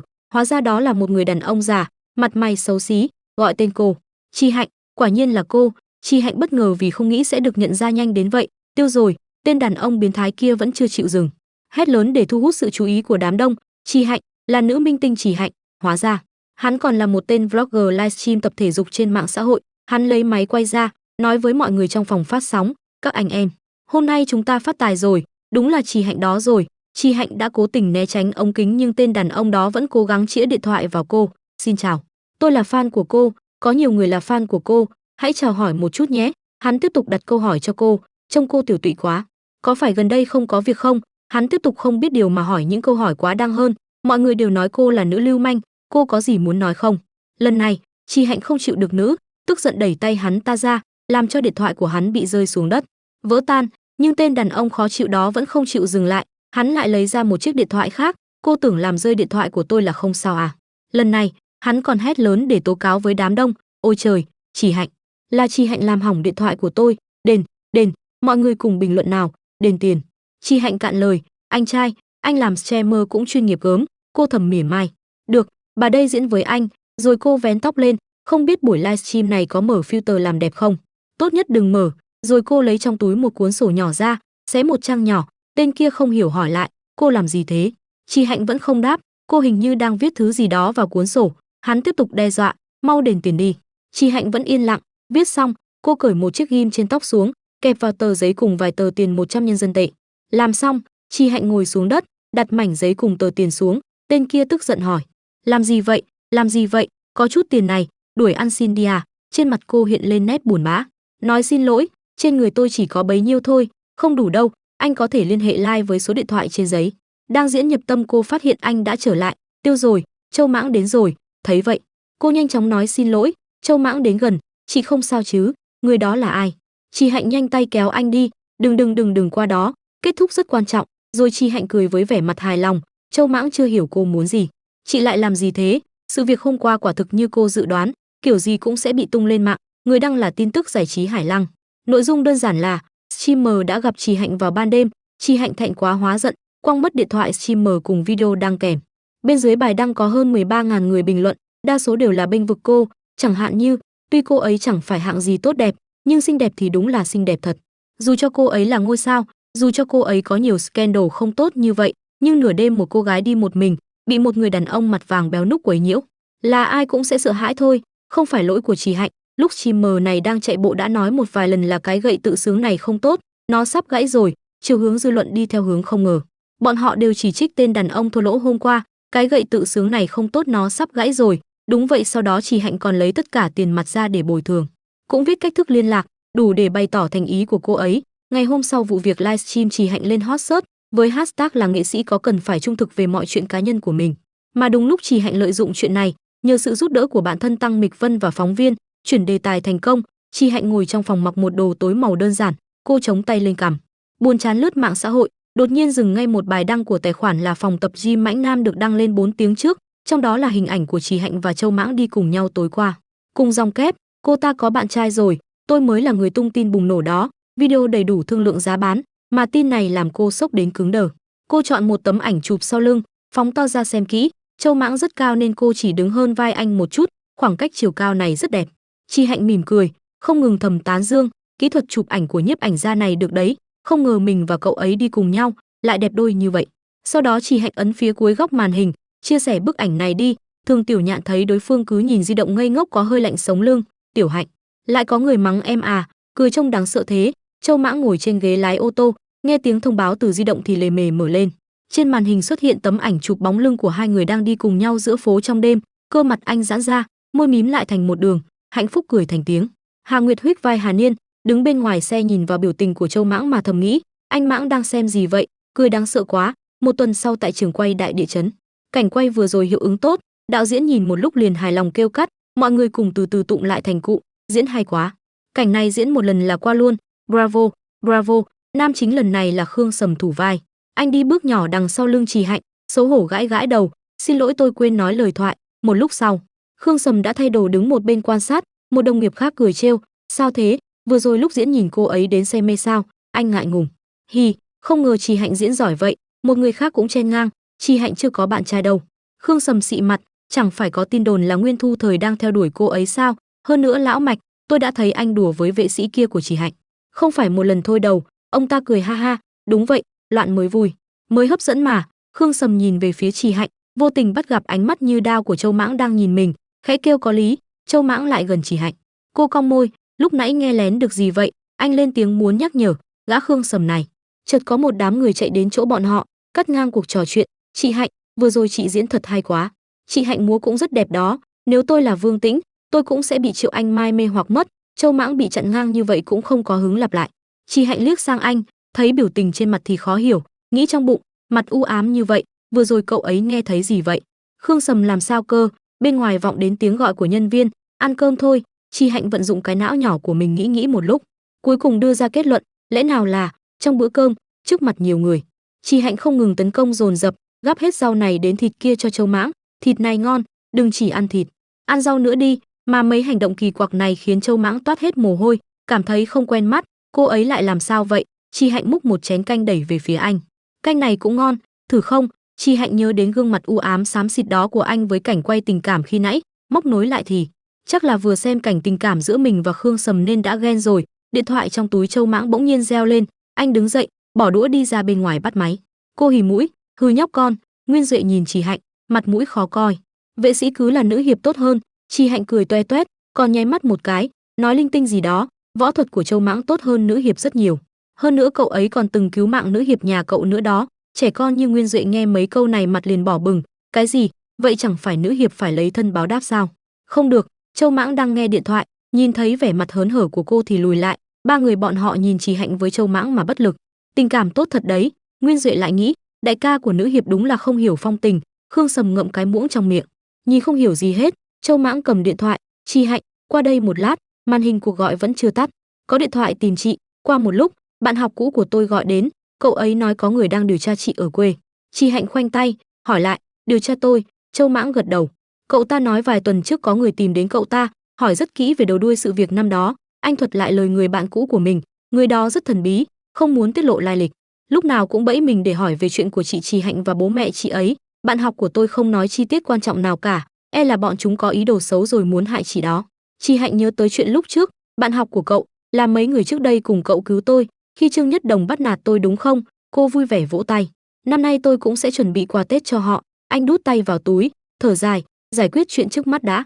Trì Hạnh lắc đầu, lời nói ra nhẹ bẫng, không có gì để giải quyết cả, người không chịu tiết lộ lai lịch thì chúng ta tra thế nào? Lát nữa cậu nói chuyện này cho chị Tiểu Nhạn, chị ấy sẽ xử lý. Châu Mãng bối rối, vậy chị? Gò má Trì Hạnh ửng hồng. Cậu bảo vệ tôi là được rồi mà. Câu này trực tiếp đâm vào đại não Châu Mãng cũng như trái tim anh rũ mắt, lại bị chị ấy chọc ghẹo rồi. Châu Mãng là người dễ ngại, da mặt mỏng, nói vài câu cũng có thể đỏ mặt ngay, biết rõ cô ấy đang diễn kịch trêu đùa mình. Nhưng hình như mình lại trúng chiêu này, mình cũng bị điên rồi. Đúng lúc đó, Thường Tiểu Nhạn đi vào từ ngoài cửa. Tiểu Hạnh có người tìm em. Bà ta mặc quần áo tối màu, đeo kính râm, bước ngược sáng vào bên trong phòng, là sếp Nguyên của giải trí Nguyên Thạch. Sếp Nguyên đặt hợp đồng lên bàn, ngồi vắt chéo chân, đây là hợp đồng mới, đãi ngộ cực kỳ hậu hĩnh. Đương nhiên giải trí Nguyên Thạch chúng tôi sẽ giúp cô giải quyết hợp đồng dài 20 năm với Phong Xuyên. Chi Hạnh lật lật, xem mấy điều khoản trên hợp đồng, có hơi thất vọng, đáng tiếc quá. Vốn dĩ còn tưởng là phát triển thế nào, kết quả, đầu cô chuyển đến hình ảnh sếp Nguyên cầm một xấp tiền dày cộ, quăng vào người cô, yêu cầu cô rời khỏi Nguyên Thu Thời, chỉ cần cô lập tức rời khỏi Tiểu Thời, số tiền này sẽ thuộc về cô. Bản hợp đồng này là điều mà mình luôn ao ước, nhưng tại sao lại là mình? Chi Hạnh suy nghĩ, chuyện này chắc không liên quan đến Nguyên Thu Thời, nếu như anh ấy đề nghị ký hợp đồng với mình, Nguyên Trăn sẽ càng phẫn nộ hơn. Bà ta ngồi nghiêm chỉnh trên ghế dựa, lông mày nhíu lại, ánh mắt không hề ánh lên chút ý cười nào. Người này, vào lúc này, coi mình như một sản phẩm. Chi Hạnh khép hờ hợp đồng trong tay, là Bùi Viện sao? Nguyên Trăn gật đầu, cô ấy rất tán thưởng cô, nhờ phúc của cô ấy. Tôi cũng đầu tư một ít tiền vào bộ phim này. Chi Hạnh đột nhiên như hiểu ra điều gì, cúi đầu không nói, thì ra là vậy, có thể khiến người nắm quyền của giải trí Nguyên Thạch đích thân ra mặt. Trong chuyện này đương nhiên có mối quan hệ nhân tình giữa Bùi Viện và Mạch Tử rồi. Chi Hạnh gấp lại, cẩn thận đặt xuống bàn. Cô đặt tay lên đùi mỉm cười dịu dàng, tôi sẽ suy nghĩ kỹ, qua chuyện này cô phần nào hiểu rõ, đã chứng minh được giá trị thương mại của mình, là khiến giải trí Nguyên Thạch trả 60 triệu tiền vi phạm hợp đồng cho mình. Sếp Nguyên đi ngang qua Chi Hạnh, khẽ nói, chuyện này em trai tôi vẫn chưa biết, cô đừng nói với nó. Tóc mái Chi Hạnh rũ xuống che đi một phần gương mặt, cô tiến lên nhìn vào bóng lưng người phụ nữ, cô không thấy mình quản Nguyên Thu Thời nhiều quá rồi sao? Bước chân bà ta dừng lại. Thu Thời không phải là người dễ bị ai kiểm soát, bà phất tay áo cười lớn, chính vì khó kiểm soát nên phải kiểm soát thật chặt. Bà ta xoay đầu, tôi là bà chủ của Nguyên gia. Nguyên Thu Thời chỉ cần ngày nào chưa kết hôn thì ngày đó nó đều nằm trong sự kiểm soát của tôi. Nguyên Trăn đi ra hành lang, chợt thấy bóng dáng của ai đó đang lấp ló như kẻ trộm. Eric. Nghe thấy tiếng gọi đối phương liền giật nảy lên, bà đi đến nắm lấy mũ áo trên đầu, tức giận, không phải con ra nước ngoài rồi sao? Con dám lừa mẹ? Cậu chàng vùng vẫy như thỏ con, khóc lóc sùm, là mẹ ép con đấy, đồ độc tài. Hai người còn lại cũng chỉ bất lực ngoái nhìn. Eric cố lên, xem ra phải tìm một giáo viên hướng dẫn khác rồi. Chi Hạnh đứng từ xa nghe được câu này bèn nhớ đến một người. Tôi cũng biết một giáo viên vũ đạo. Châu Mãng lại gần, khẽ kéo tay cô ngăn cản. Không được, anh cau mày không vui. Đừng qua lại với cô ta quá nhiều. Mái tóc Chi Hạnh cột hờ hững, cô ngước lên, mấy lọn tóc rơi ra phía sau. Cậu có thành kiến với cô ấy như vậy? Rốt cuộc trước đây đã xảy ra chuyện gì? Châu Mãng xoay đi, từ chối trả lời. Chi Hạnh đã quá quen cách hành xử này của anh. Cô hừ lên, cậu không muốn nói thì tôi cũng có cách biết. Nhân viên trong đoàn đang chuẩn bị đạo cụ. Chi Hạnh cùng Hà Nguyệt với Hà Niên ngồi tụng 3 tụng 7 trong một góc gần chỗ đựng dụng cụ, xì xầm to nhỏ. Hình như trước đó anh Mãng từng nói, hồi đại học anh ấy đã trải qua một số chuyện không vui. Anh Mãng lúc học đại học còn là người của hiệp hội võ thuật, sau đó còn đi nhảy nữa. Anh ấy rất được chào đón, có thể là do có chút mâu thuẫn với các cô gái. Chi Hạnh tò mò, là mâu thuẫn gì vậy? Hà Niên nói tiếp, cửa sau trường anh ấy có quán bar, đôi lúc sẽ có côn đồ trên đường quấy rối con gái. Anh Mãng từng xô xát với họ. Cô hả lên một tiếng. Xô xát thế nào? Đánh người à? Hà Nguyệt nói về Châu Mãng thì hai mắt sáng rực vô cùng tự hào. Anh Mãng luyện võ nhiều năm lắm rồi, hình như từ cấp 2 đã bắt đầu bái sư học nghệ. Cho dù anh ấy không đánh người, nhưng người khác vừa nhìn đã biết anh ấy là người luyện võ, tất nhiên là bái phục rồi. Chi Hạnh im lặng. Lúc lâu sau lại hỏi, cấp 2, sao cậu ấy lại học võ? Hà Niên nhún vai tỏ ý không biết, bắt đầu từ lớp 8. Không rõ lý do. Hà Nguyệt nhanh chóng tiếp lời, hỏi anh Mãng, anh ấy chẳng nói gì cả. Chi Hạnh đặt tay lên cằm đam chiêu. Lớp 8, là 13 tuổi, hình ảnh Châu Mãng năm ấy vẫn là cậu thanh niên trẻ tuổi, trên người toát lên phong vị của thanh xuân. Tay ôm chú mèo, đó là năm thứ 2 mình và cậu ấy quen nhau, nghĩ một lúc hai má cô ửng hồng, không phải vì mình đấy chứ. Cô tưởng tượng hình ảnh Châu Mãng mặc áo tập, gương mặt non nớt lúc đấy sẽ mang theo vài phần mạnh mẽ, trưởng thành, hối hận quá đi. Lúc trước sau khi đi lên đại học thì nên về quê một lần, ít nhất để gặp Châu Mãng lúc đó chứ. Tâm hồn Chỉ Hạnh còn đang treo trên mây, cô cười ngây ngốc, bỗng dưng Hà Niên reo lên. Em nhớ ra rồi, trong trường từng xảy ra một chuyện, cậu thuật lại, có một cô gái từ sân vận động về ký túc xá vào buổi tối, đột nhiên choáng váng, rơi xuống sông, cô gái đó là một trong những người theo đuổi anh Mãng. Chỉ Hạnh hỏi, cô ấy không sao chứ? Cậu gật gật, không sao, được một học sinh đi ngang cứu rồi, anh Mãng còn đến bệnh viện thăm cô ấy nữa. Di động Hà Nguyệt rung lên, cô nhìn dòng chữ trên màn hình, thở dài, là Eric, cậu ta bảo tôi đi cứu cậu ta. Hà Niên liếc nhìn, cảm thấy hơi phiền phức, cậu ta cứ làm phiền cô làm gì vậy? Chi Hạnh ngồi đối diện, trong đầu vẫn chỉ loanh quanh câu chuyện Hà Niên kể khi nãy, Cô lầm bầm, cô gái rơi xuống sông, người theo đuổi Châu Mãng, liên quan gì đến Đường Chi Tâm sao? Mùa đông năm nay đến sớm hơn mọi năm, sáng sớm tinh mơ, chỉ cần mở cửa cũng sẽ thấy tuyết trắng rơi ngập trời, cả con đường trải dài một màu trắng xóa. Vì thế mà người ta yêu thích mấy món nóng hôi hổi vào mùa lạnh thế này, muốn ăn khoai lang nướng cũng phải xếp hàng cả chục phút. Đường Chi Tâm mặc áo khoác dài, bên trong là áo len cổ lọ che kín hết thân thể, cô cầm hộp quà nhỏ trong tay, tặng cô cái này, trước đây cô nói thích mùi nước hoa này.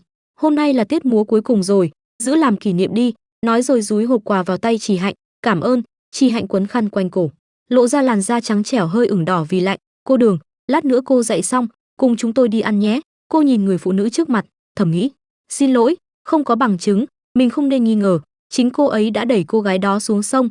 Đường Chi Tâm mỉm cười đồng ý. Được thôi, Trì Hạnh vẫy tay, lát nữa gặp. Khương Sầm đi từ xa thấy Trì Hạnh đứng giữa đường, vô thức gọi tên, Trì Hạnh. Khương Sầm với Đường Chi Tâm lướt qua nhau, anh không để ý, cứ đi một đường thẳng đến chỗ Trì Hạnh. Trùng hợp quá, gặp được cô ở đây. Cô đút hai tay vào ống tay áo, ngẩng đầu.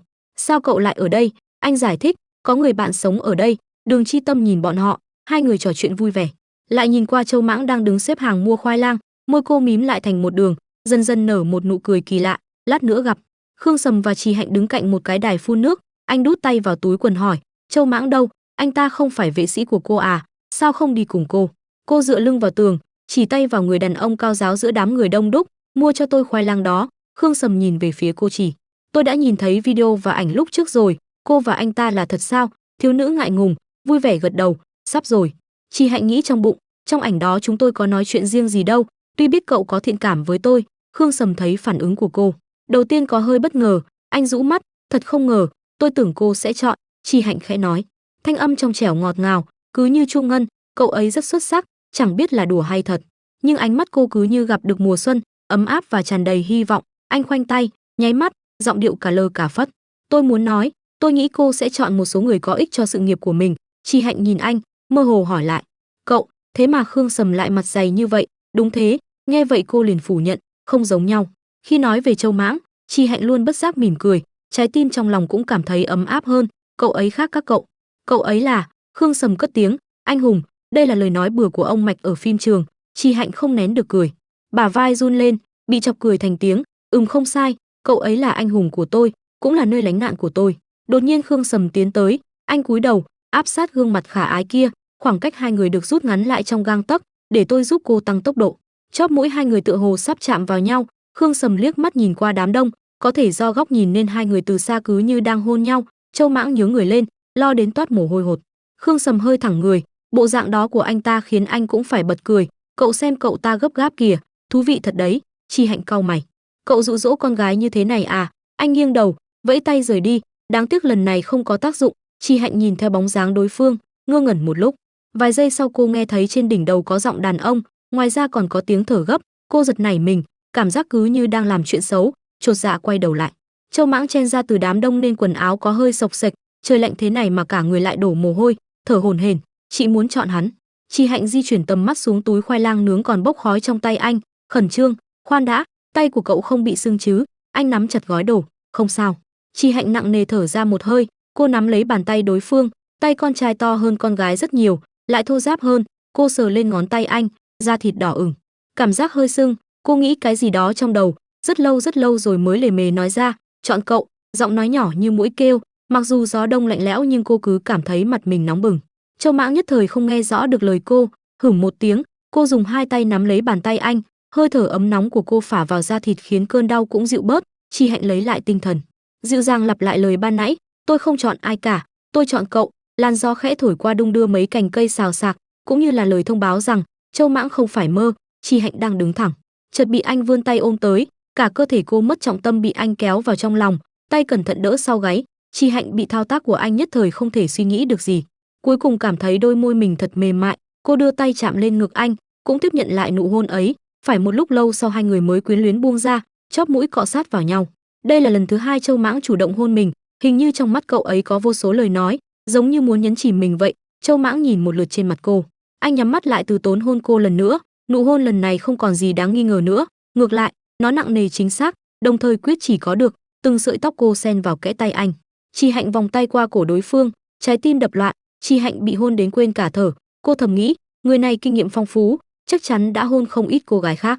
Châu Mãng buông cô ra, khẽ liếm môi, đang nghĩ gì vậy? Cô bật cười, cũng không thể nói ra được, là tôi đang nghĩ đến chuyện tình sử của cậu được. Vành tai Châu Mãng đỏ như trái cà chua, lắp ba lắp bắp, không được nuốt lời cũng không được trả hàng. Chi Hạnh cúi đầu, sờ sờ môi mình. Nhưng có nên trêu cậu ấy không nhỉ? Nghĩ một lúc cô xoay người, bỏ đi không muốn phá hỏng bầu không khí. Giờ mình mới hiểu, lúc trước mình chưa từng thật sự yêu một ai. Lâm Trích Xuyên không nhìn nhầm mình, cô đang quay lưng về phía Châu Mãng, đột ngột hỏi, có phải Đường Chi Tâm thích cậu không? Châu Mãng hơi bất ngờ, sau đó phục hồi lại dáng vẻ như cũ, lắc đầu, em không thích cô ấy. Chi Hạnh ý vị thâm trường nhìn anh, hiểu rồi, xem ra là từng được tỏ tình rồi, nhưng lại từ chối. Cô vòng tay qua tay anh, ôm lấy cánh tay săn chắc ấy vào trong lòng. Vậy sao cậu cứ nhắc tôi không được chơi cùng cô ta thế? Cô bày ra vẻ mặt như đang suy nghĩ. Tôi đoán nào, chuyện cô gái cậu thích rơi xuống xong, có phải có liên quan đến cô ấy không? Giọng của cậu giống như đang nhắc nhở tôi, Đường Chi Tâm rất nguy hiểm. Châu Mãng không né tránh mà trực tiếp đồng ý với suy nghĩ của cô. Tuy Đường Chi Tâm và cô gái đó ai cũng cố chấp, cũng không có chứng cứ chính xác, nhưng Chi Hạnh yên lặng ăn khoai lang. Hai người đi trên đường, cô nghiêng đầu, cười cười, được thôi, tối nay sẽ đi ăn với cô ấy, ăn xong rồi đi, không liên quan gì đến cô ấy nữa. Tại tiệm lẩu của Thường Tiểu Nhạn, tất cả mọi người đang ăn uống, cười nói vui vẻ, thời gian qua các thầy cô đã vất vả rồi. Chi Hạnh vừa nâng ly bia lên vừa nói, chợt cô quay đầu lại, nhìn về hướng Chi Tâm. Chi Tâm lúc này đang chống cằm, cười khúc khích. Thấy vậy, Chi Hạnh nghĩ bụng, bình thường Đường Chi Tâm này không nói nhiều, nhưng mỗi lần nói chuyện đều khiến bầu không khí nóng này. Không đơn giản đâu. Bỗng Thường Tiểu Nhạn đứng dậy, khó xử đi đến bên Chi Hạnh nói nhỏ, Chi Hạnh, Lâm Trích Xuyên gọi điện, tôi ra ngoài nghe máy, đi 7-8 mét phần là chuyện của tôi. Chi Hạnh nhẹ nhàng đáp, nói rồi Thường Tiểu Nhạn đi nhanh về phía cửa, tay vội lấy điện thoại ra đặt lên tai. Sếp Lâm, hả, chẳng phải mấy chuyện livestream đã qua rồi sao? Chính là tên chủ soái ngốc nghếch. Thường Tiểu Nhạn nhỏ giọng nói, vừa nói chuyện điện thoại Thường Tiểu Nhạn vừa di chuyển xuống theo dọc cầu thang. Chợt cô dừng lại, ngạc nhiên hỏi, ảnh vệ sĩ của Chỉ Hạnh. Sếp Lâm, anh hiểu nhầm rồi, tên chủ nhân muốn ra tay với Chỉ Hạnh, Châu Mãng đã bảo vệ cô ấy, chỉ vậy thôi. Thường Tiểu Nhạn vội giải thích cho đối phương hiểu, anh yên tâm, hai người họ chưa yêu nhau.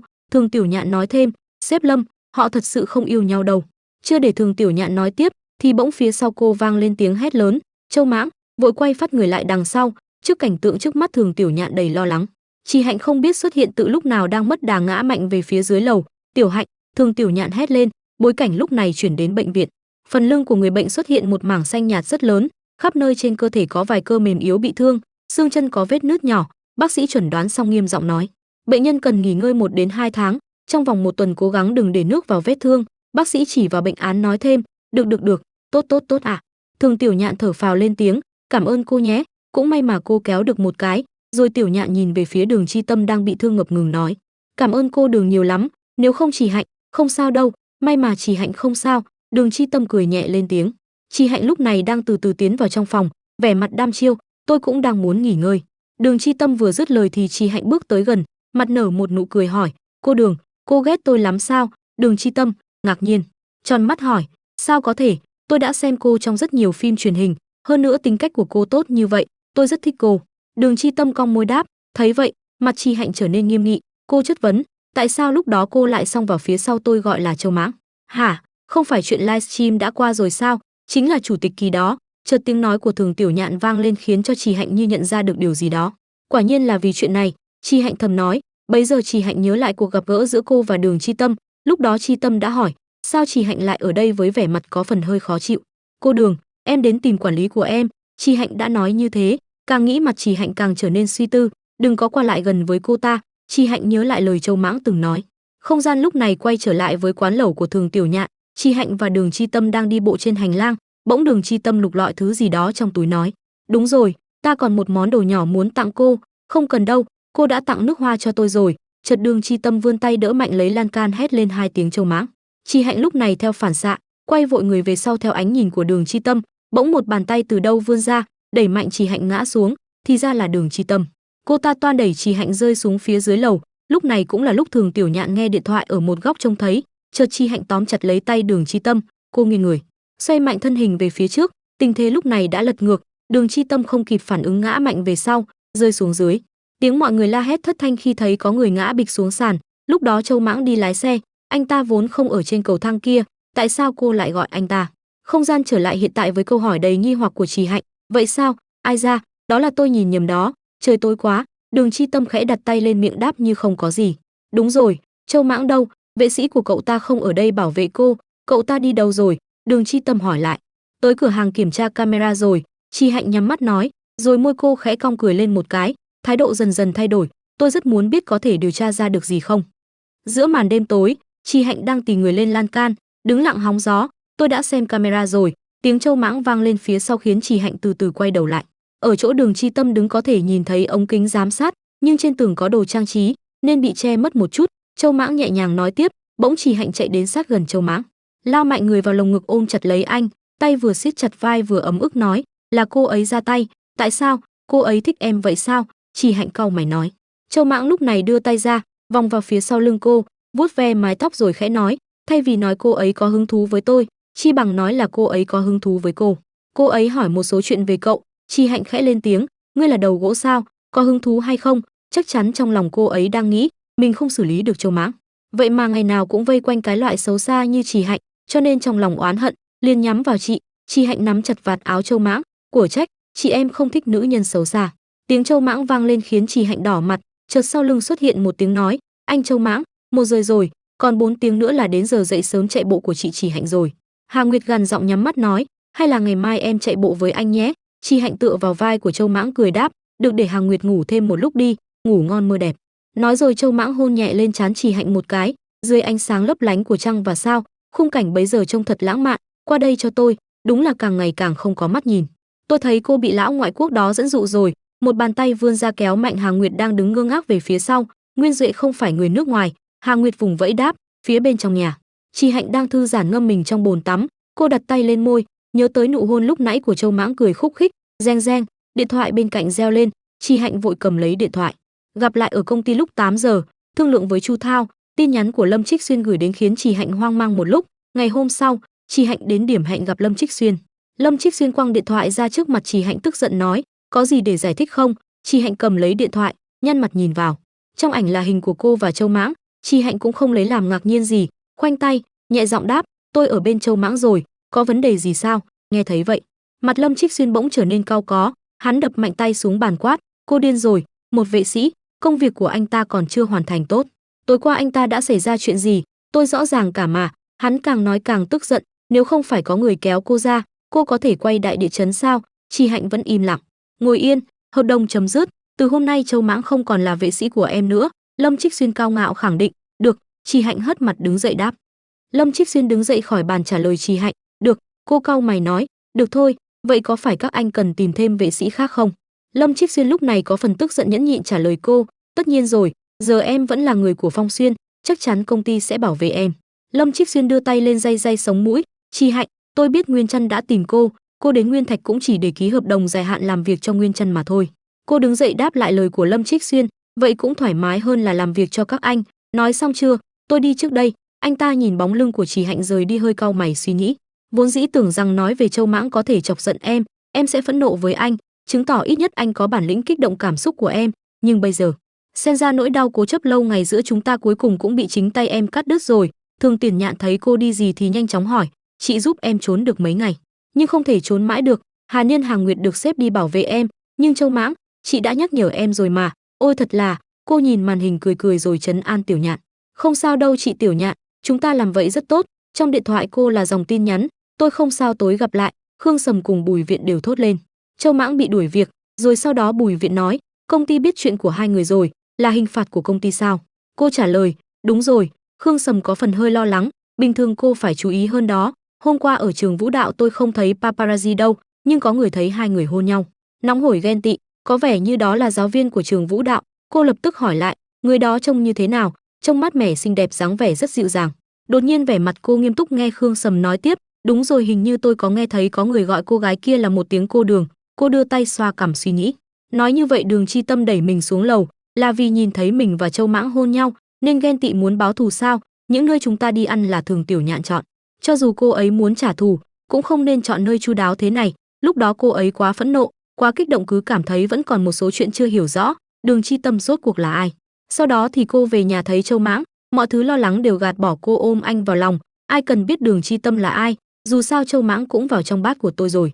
Thấy cô dán vào mình cọ cọ như vậy, anh nói, tôi còn phải nấu cơm, có muốn làm gì thì ăn xong rồi nói. Chi Hạnh hỏi anh muốn làm gì? Rồi cô ôm lấy anh, Châu Mãng nói, tôi muốn đút cho cô ăn món trứng muối và dưa chuột mà chị yêu cầu. Anh nhìn cô rồi sờ chiếc cằm nhỏ. Lúc cô đang nói, món dưa leo trứng muối không phải là món mà Khương Sầm vẫn hay nhắc đến sao? Rồi Châu Mãng áp sát cô. Ồ, chị thích sao? Cô cũng nhanh đáp lại. Ghen tị rồi sao? Anh trả lời, rất ghen tị. Cô mỉm cười rồi bảo anh, qua đây. Hai người ra chỗ sofa, cô đẩy anh nằm xuống rồi ngồi lên người anh. Anh thắc mắc gọi tên cô, Chỉ Hạnh. Cô nói, em ghen tị rồi chị bù đắp cho em đó. Anh đỏ mặt quay đi, đừng nghịch nữa, lúc trước thấy chị về nhà tâm sự như vậy nên muốn trêu chị thôi. Cô nâng cằm anh lên, em sợ gì chứ? Em sợ chị ăn thịt em à? Chúng ta cầu còn không được. Anh với cô đang định tiến tới thì anh lỡ đè lên điều khiển, tivi mở lên, đúng đoạn Nguyên Thu Thời đang nói, chỉ cần là vì em thì anh không sợ đối đầu với thế giới. Cô và anh lo lắng nhìn tivi, cô vội xuống khỏi người anh cầm điều khiển tivi. Máy điều khiển đâu? Anh kéo cô ôm vào lòng, đừng đóng, cho anh ta nhìn. Thấy anh nói vậy cô vui vẻ cười. Em ngốc hả? Ai thèm nghe mấy lời thoại ngu xuẩn này góp vui chứ? Anh thì thầm vào tai cô, không ngốc. Chua thì hơi chua, nhưng cũng khá thú vị. Chỉ cần là vì chị, em có thể làm bất cứ chuyện gì. Rồi anh rúc đầu vào cổ của cô. Người chị thơm quá. Đầu óc cô lúc này có phần mộng mị. Cô hôn lên trán anh đỏ mặt nhìn dáng vẻ của cô nghĩ về ngày trước. Lần đầu quen Chỉ Hạnh, cô ấy nhếch nhác đầy vết thương. Khi mẹ cắt tóc cho cô ấy lặng lẽ khóc. Con mèo rụt cổ lại bên chân cô ấy. Đuôi lỏng lẻo bao quanh cô ấy gầy đến mức có thể nhìn thấy xương và xương của hai chân. Cô ấy ngất xỉu rồi. Đau sao? Đáng lẽ phải có người ôm cô ấy chứ. Suy nghĩ lúc đó, cuối cùng bây giờ đã thành hiện thực. Anh ôm lấy cô, em nên làm như vậy từ rất lâu rồi mới phải. Anh sờ lấy eo cô. Đột nhiên điện thoại vang lên, cô nói, kệ nó đi. Nó kêu đến mức là cô khó chịu khi cô và anh đang hôn nhau. Cô bật dậy nghe máy tức giận hỏi, ai đó? Bên kia điện thoại Mạch Tử trả lời, tôi là Mạch Tử. 5 phút sau, tôi có cuộc họp video với đạo diễn, biên kịch bên nước Đức, em tìm một nơi yên tĩnh đi. Rồi Mạch Tử tắt máy. Cô ôm chầm lấy anh mà hôn rồi nghĩ, Mạch Tử chết tiệt thật biết chọn thời gian.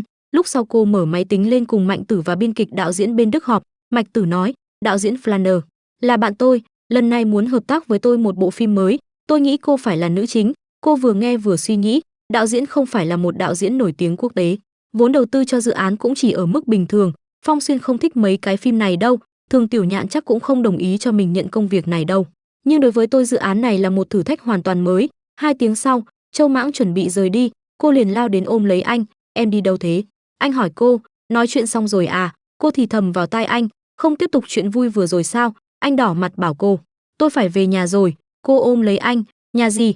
Tối nay chị phải hút cạn máu của em đêm nay. Anh nói với cô, sáng sớm tôi sẽ bay, giờ nhất định phải về chỗ Hà Niên lấy hành lý, nếu không sẽ không đuổi kịp. Cô tò mò hỏi, anh muốn đi đâu? Châu Mãng cũng trả lời, tuần sau là sinh nhật thứ 55 của ông nội tôi muốn về nhà chúc thọ ông ấy. Cô muốn đến nhà tôi à? Châu Mãng nắm lấy cánh tay cô, ánh mắt thâm tình, lại có chút mong chờ, đến nhà em nhé. Em muốn nói với mẹ chị rằng em là bạn trai chị. Chi Hạnh cúi đầu, lúng túng, tôi không muốn về nơi đó. Tuy chỗ đó cũng là quê hương của chị nhưng mà, cô khó xử, chị ghét nơi đó. Châu Mãng yên lặng, lòng nặng trĩu, cảm thấy bản thân đang ép cô làm chuyện mình không thích. Anh chạm vào mặt cô, an ủi, có em đây. Sau đó đưa cô vào trong lòng mình, Tết Nguyên đán xong chúng ta sẽ cùng nhau trở về. Chi Hạnh, có một số vết thương chỉ có đối mặt trực tiếp mới có thể lành lại. Cô nghe thấy trái tim anh đang đập rộn ràng trong lòng, hòa cùng tiếng tim cô. Chi Hạnh ôm lấy anh, chui mặt vào hõm cổ đối phương khẽ gật đầu nói được. Tại đoàn làm phim, vừa xong một cảnh quay, Chi Hạnh đang ngồi nghỉ, đột nhiên có tiếng gọi với tới, Chi Hạnh. Cô ngẩng đầu, thấy Bùi Viện và Mạch Tử đang đi đến.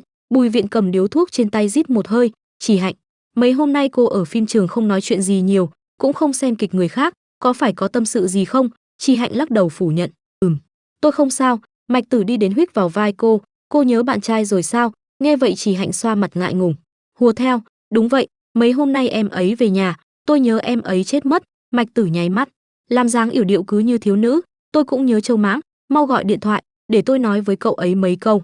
Chi Hạnh rút trong túi ra một tấm vé, phe phẩy trong tay, không cần gọi, tôi đã đặt vé hôm nay bay rồi, sắp gặp em ấy được rồi. Cô nhìn xuống rồi thở dài. Bùi Viện vỗ vỗ vai Chi Hạnh, được rồi, bên đoàn làm phim cũng dọn dẹp gần xong rồi, nhân kỳ nghỉ này nghỉ ngơi cũng tốt, hy vọng cô và Châu Mãng có một kỳ nghỉ vui vẻ.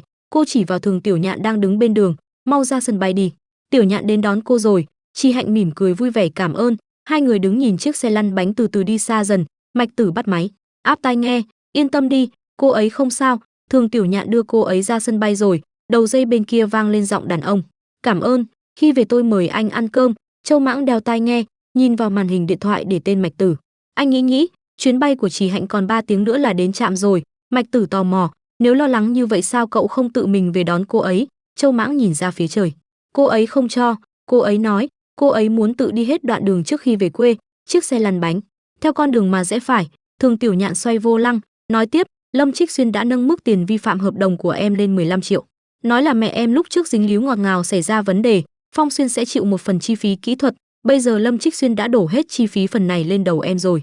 Tôi nghe ngóng được bên kia không chấp nhận giá này lắm, giờ thì hơi lo rồi. Trì Hạnh nhìn nét mặt Tiểu Nhạn, hơi do dự. Chị Tiểu Nhạn, có một chuyện em muốn nói thật với chị. Lau sau Thường Tiểu Nhạn vội đập thắng, khiến hai người trong xe mất đà nhào lên. Tiểu Nhạn liền hỏi, cô nhận phim của đạo diễn người Đức Flander hay là Mạch Tử giật dây? Trì Hạnh bấu ngón tay, chị Tiểu Nhạn em không muốn giấu chị, chỉ là gần đây có chút chuyện phiền lòng nên em quên nói với chị. Thường Tiểu Nhạn đăm chiêu, nghiêm túc phân tích lại vấn đề, phải nói chuyện này cho Nguyên Trăn biết, em có cơ hội tham gia vào một dự án như thế này. Ký với công ty giải trí Nguyên Thạch của em là một cơ hội để mở ra thị trường điện ảnh châu Âu. Trì Hạnh không tin được thái độ của Thường Tiểu Nhạn lại khác xa với tưởng tượng của mình. Cô nghi hoặc hỏi lại, chị Tiểu Nhạn, chị ủng hộ em? Thường Tiểu Nhạn muốn cốc đầu cô một cái, nói thừa, tất nhiên chị ủng hộ em rồi, chuyện hạng mục đó chị giúp em nghe ngóng, không cần cảm ơn chị chỉ có một yêu cầu. Trì Hạnh hai mắt chớp chớp, cười hì hì như một đứa trẻ, ôm chặt lấy người đang lái xe. Chị Tiểu Nhạn, nếu em có thể đến chỗ Nguyên Thạch, nhất định sẽ dẫn chị theo. Thường Tiểu Nhạn được tung hô, không nhịn được mà tự mãn một chút, cô khoanh tay, cười nói được. Trì Hạnh ngồi ở phòng chờ sân bay, gọi một cuộc điện thoại. Hà Niên, chuyện trước đây nhờ cậu điều tra đã có manh mối chưa? Đúng là tốc độ làm việc của Hà Niên lúc nào cũng không làm cô thất vọng. Chị Hạnh, Đường Chi Tâm xuất viện rồi, trước mắt chúng ta điều tra được khá ít thông tin về cô ấy. Chị biết chuyện cô ấy làm giáo viên vũ đạo ở trường đại học của anh ấy. Cô ấy học vũ đạo từ nhỏ, vì ngoại hình xuất sắc và tính cách tốt nên rất nổi tiếng trong trường. Đường Chi Tâm và anh Doãn Hiên tập trung vào hiệp hội vũ đạo. Hiệp hội vũ đạo từng có mấy cuộc thi ngoài trường, bình thường là do cô ấy dẫn dắt.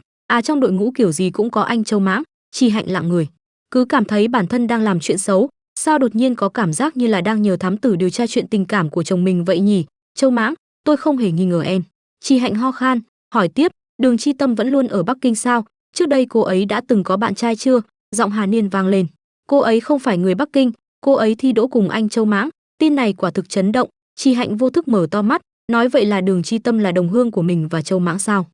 Nhiều năm trước, 2 3 4 5 6 7 8, Trung Ánh đang dạy con gái vũ đạo, lúc này cô bé ấy quay lại thì xuất hiện mặt của Đường Chi Tâm. Trì Hạnh, cô giật mình tỉnh dậy, hành khách, máy bay đã hạ cánh an toàn, nhiệt độ mặt đất là 2 độ C, máy bay còn phải trượt một khoảng thời gian nữa. Mời mọi người ngồi yên trên chỗ, lúc cầm hành lý, xin chú ý công tác hành lý, để phòng hành lý bị rớt ra ngoài. Cô ôm mặt nghĩ, quả nhiên vẫn không nên quay về. Cô mở điện thoại lên thấy tin nhắn của Châu Mãng, tôi đã đến sân bay rồi, ngọt ngào đã được lên sóng rồi, những tập đầu cũng khá tốt. Cô đọc tin nhắn rồi mỉm cười. Đến đúng lúc thật đấy, xuống khỏi máy bay, Châu Mãng đã đứng đấy đợi cô, khẽ nói, đại ngôi sao lớn. Cô thấy anh thì chạy đến ôm, nhớ chết mất. Anh ôm cô hỏi, chị lạnh à? Cô đáp lại, lạnh, em sưởi ấm cho chị đi. Rồi hai người cùng khoác tay nhau ra về. Trì Hạnh nói, ngày mai đến nhà em à? Anh liền trả lời, nếu chị vội thì tối này cũng có thể. Cô liền phản bác, là do em gấp gáp hơn đúng không? Cô nghĩ, có em ở đây chị không sợ gì nữa. Cô nhìn bức ảnh treo trên ô tô hỏi, Châu Mãng, trường cấp 3 số 6 của em á, cậu mặc đồng phục của trường trung học số 6 phải không? Anh trả lời, đúng vậy sư tỷ, chủ nhiệm lớp 12 của em là cô giáo lại đúng không? Cô ấy để phim Răng Nanh của chị ở phòng chiếu phim của thư viện, phát sóng liên tục mỗi tháng mỗi tuần một lần. Cô sốc mà thốt lên, trời ơi, cô giáo lại. Chị nhớ cô ấy rất tốt, còn mua đồng phục cho chị nữa. Cô nhớ lại lúc đó, hồi lớp 3 mình rất cô đơn, chị Vinh muốn ép tôi gả cho người khác để trả nợ. Tiền sinh hoạt không cho mình một đồng nào cả, đồng phục còn là học tỷ tốt nghiệp cho mình. Lúc đó cô lại tới gọi cô, này, cô ấy hỏi, có chuyện gì thưa cô? Cô giáo gọi cô lại gần, lại đây, ra ngoài đi dạo với cô giáo. Cô ngồi cùng cô giáo, cô ấy khâu đồng phục cho cô, đồng phục của em bị rách rồi.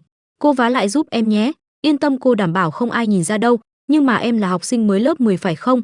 Sao lại có đồng phục cũ như vậy? Cô giáo cười nói, đồ to thế này, em nhỏ thế này, mặc vào không vừa người cho lắm. Trì Hạnh lúc này đã khóc vì cảm động, cô giáo vội dỗ dành, này, cô bé, sao thế, đừng khóc nữa mà. Ngày hôm sau, trên bàn cô xuất hiện một bộ đồng phục, cô lại đã tặng cho tôi một bộ đồng phục mới. Trì Hạnh dựa lưng vào ghế, nhắm mắt như đang ngủ, lúc đó chị rất vui. Châu Mãng xoay bánh lái, yên lặng không nói gì, bỗng nhiên phía sau có tiếng loa, anh Châu Mãng dừng xe. Châu Mãng bị dọa giật nảy mình, đột ngột phanh gấp. Trì Hạnh quay sang, sao vậy, hình như có người đang gọi em. Châu Mãng lấy tay đỡ trán, Tặc lưỡi, cái tên này. Bên ngoài cửa xe có một người đàn ông, hắn ta gõ cửa một lúc, Chi Hạnh vội vàng hỏi, ai vậy, cậu quen người đó sao? Châu Mãng ấn nút mở cửa sổ xe, đúng vậy, chị từng gặp rồi, bên ngoài là một cậu trai độ 20, anh mặc tạp dề, nhìn thấy Châu Mãng thì rạng rỡ cười. Anh Châu Mãng, đón được anh rồi.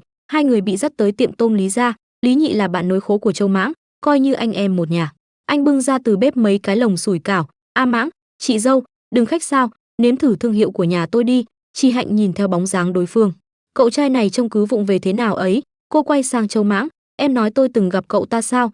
Sao tôi không có ấn tượng gì vậy?" Châu Mãng mở mấy lồng bánh ra, khói bốc lên nghi ngút, lúc Trương Nhất Đồng bọn họ bắt nạt chị, chính cậu ta còn có mấy người bạn đến giúp em cứu chị. Chi Hạnh bất ngờ, đó cũng là ân nhân cứu mạng của chị. Không được, mình phải nghĩ cho kỹ. Cô mơ hồ nhớ ra được khuôn mặt non nớt của một bé trai, chẳng lẽ là người này? Châu Mãng gắp một miếng thức ăn đáp, đúng vậy, chính là cậu ấy, trước đây có người đến điều tra chị, chính cậu ấy đã nói với em. Lý Nhị thật không biết mệt, cứ đem ra bao nhiêu đồ ăn đặt đầy trên bàn. Anh Châu Mãng, chị dâu, mấy đĩa điểm tâm này vừa ra lò, hai người ăn nhiều vào nhé. Chi Hạnh nhìn đối phương, chân thành, cảm ơn, chuyện trước đây và gần đây lên mạng giúp tôi. Lý Nhị là một người đơn thuần, thật thà. Cậu xua tay, xoa xoa cổ, không cần cảm ơn, không cần cảm ơn. Cậu lấy ra mấy tờ giấy, cô ký tên cho tôi là được. Chi Hạnh vui vẻ gật đầu, không thành vấn đề. Muốn chụp ảnh chung không? Cậu có thể treo nó lên tường. Lý Nhị mừng rỡ, thật sao, có thể chụp ảnh chung sao? Cô cầm bút, thoát cái là ký xong. Nhưng nếu sau này danh tiếng của tôi bị hủy hoại, cậu nhớ tháo nó ra đấy. Hai người ngồi cạnh nhau nói cười như tri kỷ lâu ngày, hoàn toàn quên mất sự xuất hiện của Châu Mãng. Anh ấn điện thoại, tiếng chuông làm bọn họ giật cả mình. Lý Nhị gãi gãi cái đầu nhỏ, gượng gạo, thôi thôi, không phiền nữa. Cô lấy điện thoại ra, kệ cậu ta đi, nào nào nào, chụp ảnh nào. Lý Nhị bị dồn vào chân tường rồi, thực là khó xử. Cậu quay qua nhìn Châu Mãng, giải thích, chị dâu muốn chụp, mình không thể làm bẽ mặt chị dâu được. Chị Hạnh vui vẻ nghĩ, chị dâu, hi hi, chị dâu là mình nè. Sau khi chia tay, Chi Hạnh ôm lấy cánh tay Châu Mãng đi bộ về phía trước. Châu Mãng, cậu nói với bao nhiêu người, tôi là bạn gái cậu rồi hả?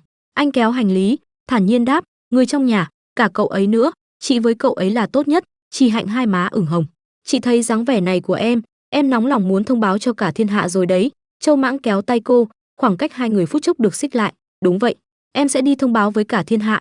Gió đêm hơi lạnh, nhưng Chi Hạnh thấy lòng mình ấm áp. Châu Mãng ôm lấy cô, cứ như đây là thế giới riêng của cả hai người. Châu Mãng nói, ngày mai trước khi đến nhà em sẽ đi tảo mộ với chị. Chi Hạnh thoáng ngẩng đầu, lòng rối như tơ, sao em biết mộ của mẹ chị ở đâu? Anh xoa xoa bàn tay đối phương, hỏi mấy người rồi, em đi xem rồi, môi trường cũng tốt. Chi Hạnh xoay đầu đi không muốn anh thấy mặt mình, hốc mắt cô cay cay chỉ trực chờ rơi lệ. Sao mà có thể tốt được, mười mấy năm mình không gặp bà ấy rồi, người nhà mẹ của mẹ sớm đã đi đâu từ lâu rồi, bọn họ trốn Trì Vinh, bỏ rơi Tôn Quyển Quyển luôn, ngay cả mình cũng. Hai má cô cảm nhận được giọt nước ấm nóng đang lăn dài. Châu Mãng dùng tay lau đi, em biết trong lòng chị vẫn luôn nhớ đến bà ấy, hôm nay chị nghỉ ngơi cho khỏe, ngày mai em đến đón chị, chúng ta cùng đi thăm bà ấy được không? Chi Hạnh òa khóc nhào đến ôm anh, nước mắt cô thấm ướt cả áo, giọng nói thiếu nữ trong đêm run run, không biết là do chuyện gì mà trở nên thật yếu đuối. Được, Châu Mãng, em có biết mình tốt thế nào không? Hình như em luôn biết được điểm yếu sâu thẳm của chị, lại luôn im lặng không nói gì, lại dịu dàng an ủi. Châu Mãng im lặng nhìn điện thoại, sau một hồi cũng quyết định nhấc máy gọi, đầu dây bên kia đã vang lên. Châu Mãng đáp, sư huynh, muộn thế này làm phiền rồi, tôi muốn hỏi anh chuyện liên quan đến Đường Chi Tâm. Nghe vậy, người kia vô cùng bất ngờ, Đường Chi Tâm, cô ấy lại xảy ra chuyện gì rồi?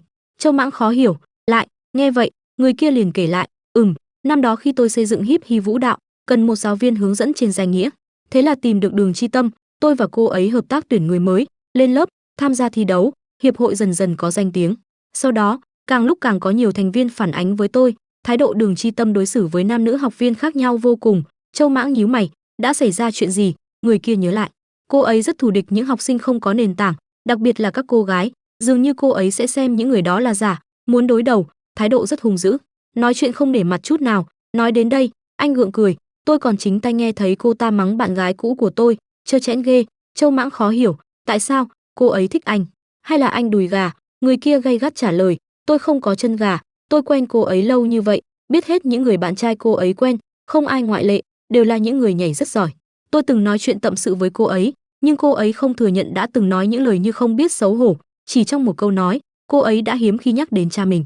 Nói đến đây, người kia liền nhớ lại cuộc hội thoại với Đường Chi Tâm, cô ấy nói bố mình cũng là người vũ đạo, Cô ấy vì nhìn thấy vũ đạo của bố mình mới có ý định muốn học vũ đạo. Tiếc là cha mất sớm quá, về sau Đường Chi Tâm đổi sang họ mẹ, cô ấy vốn họ Trung.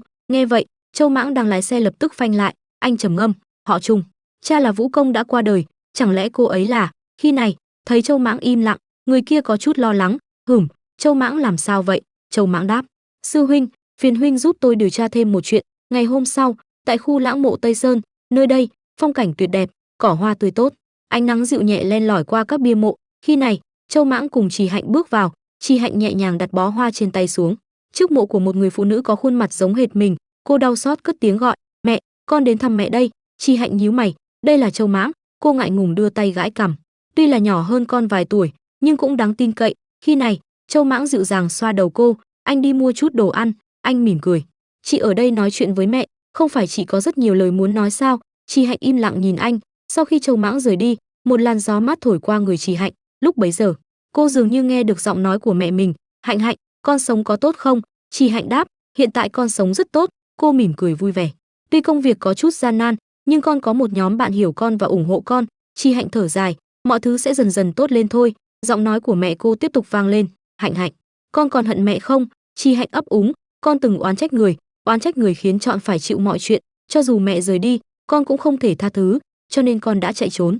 Con không hiểu, càng không muốn nghĩ chuyện gì, vì con không muốn bản thân cũng phải hận." Lúc bấy giờ, trong lòng Trì Hạnh có rất nhiều suy tư. Châu Mãng kéo con về, muốn con đối mặt với quá khứ. Thật ra trong lòng con rất sợ, nhưng giờ con rất biết ơn anh ấy đã đưa con về. Khi này, cô vô thức nhớ lại nụ cười rạng rỡ của mẹ mình lúc còn sống.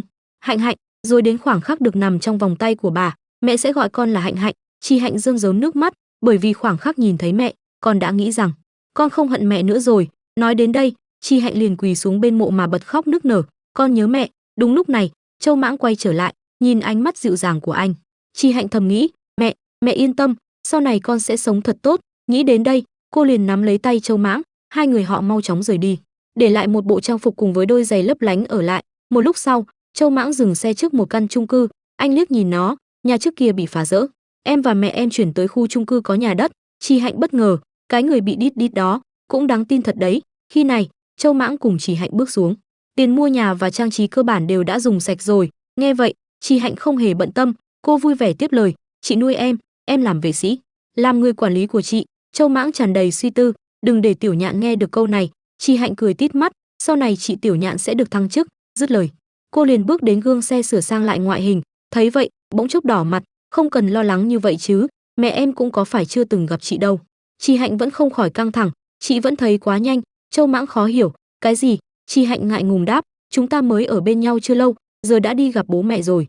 "Đúng là nhanh quá." Châu Mãng im lặng nhìn cô, lần đầu thấy chị ấy như vậy, thật thú vị. Nghĩ đến đây, anh liền bước đến hôn lên má cô. Trì Hạnh nghĩ bụng, "Em đúng là du đao dư giả, em thường dẫn con gái về nhà sao?"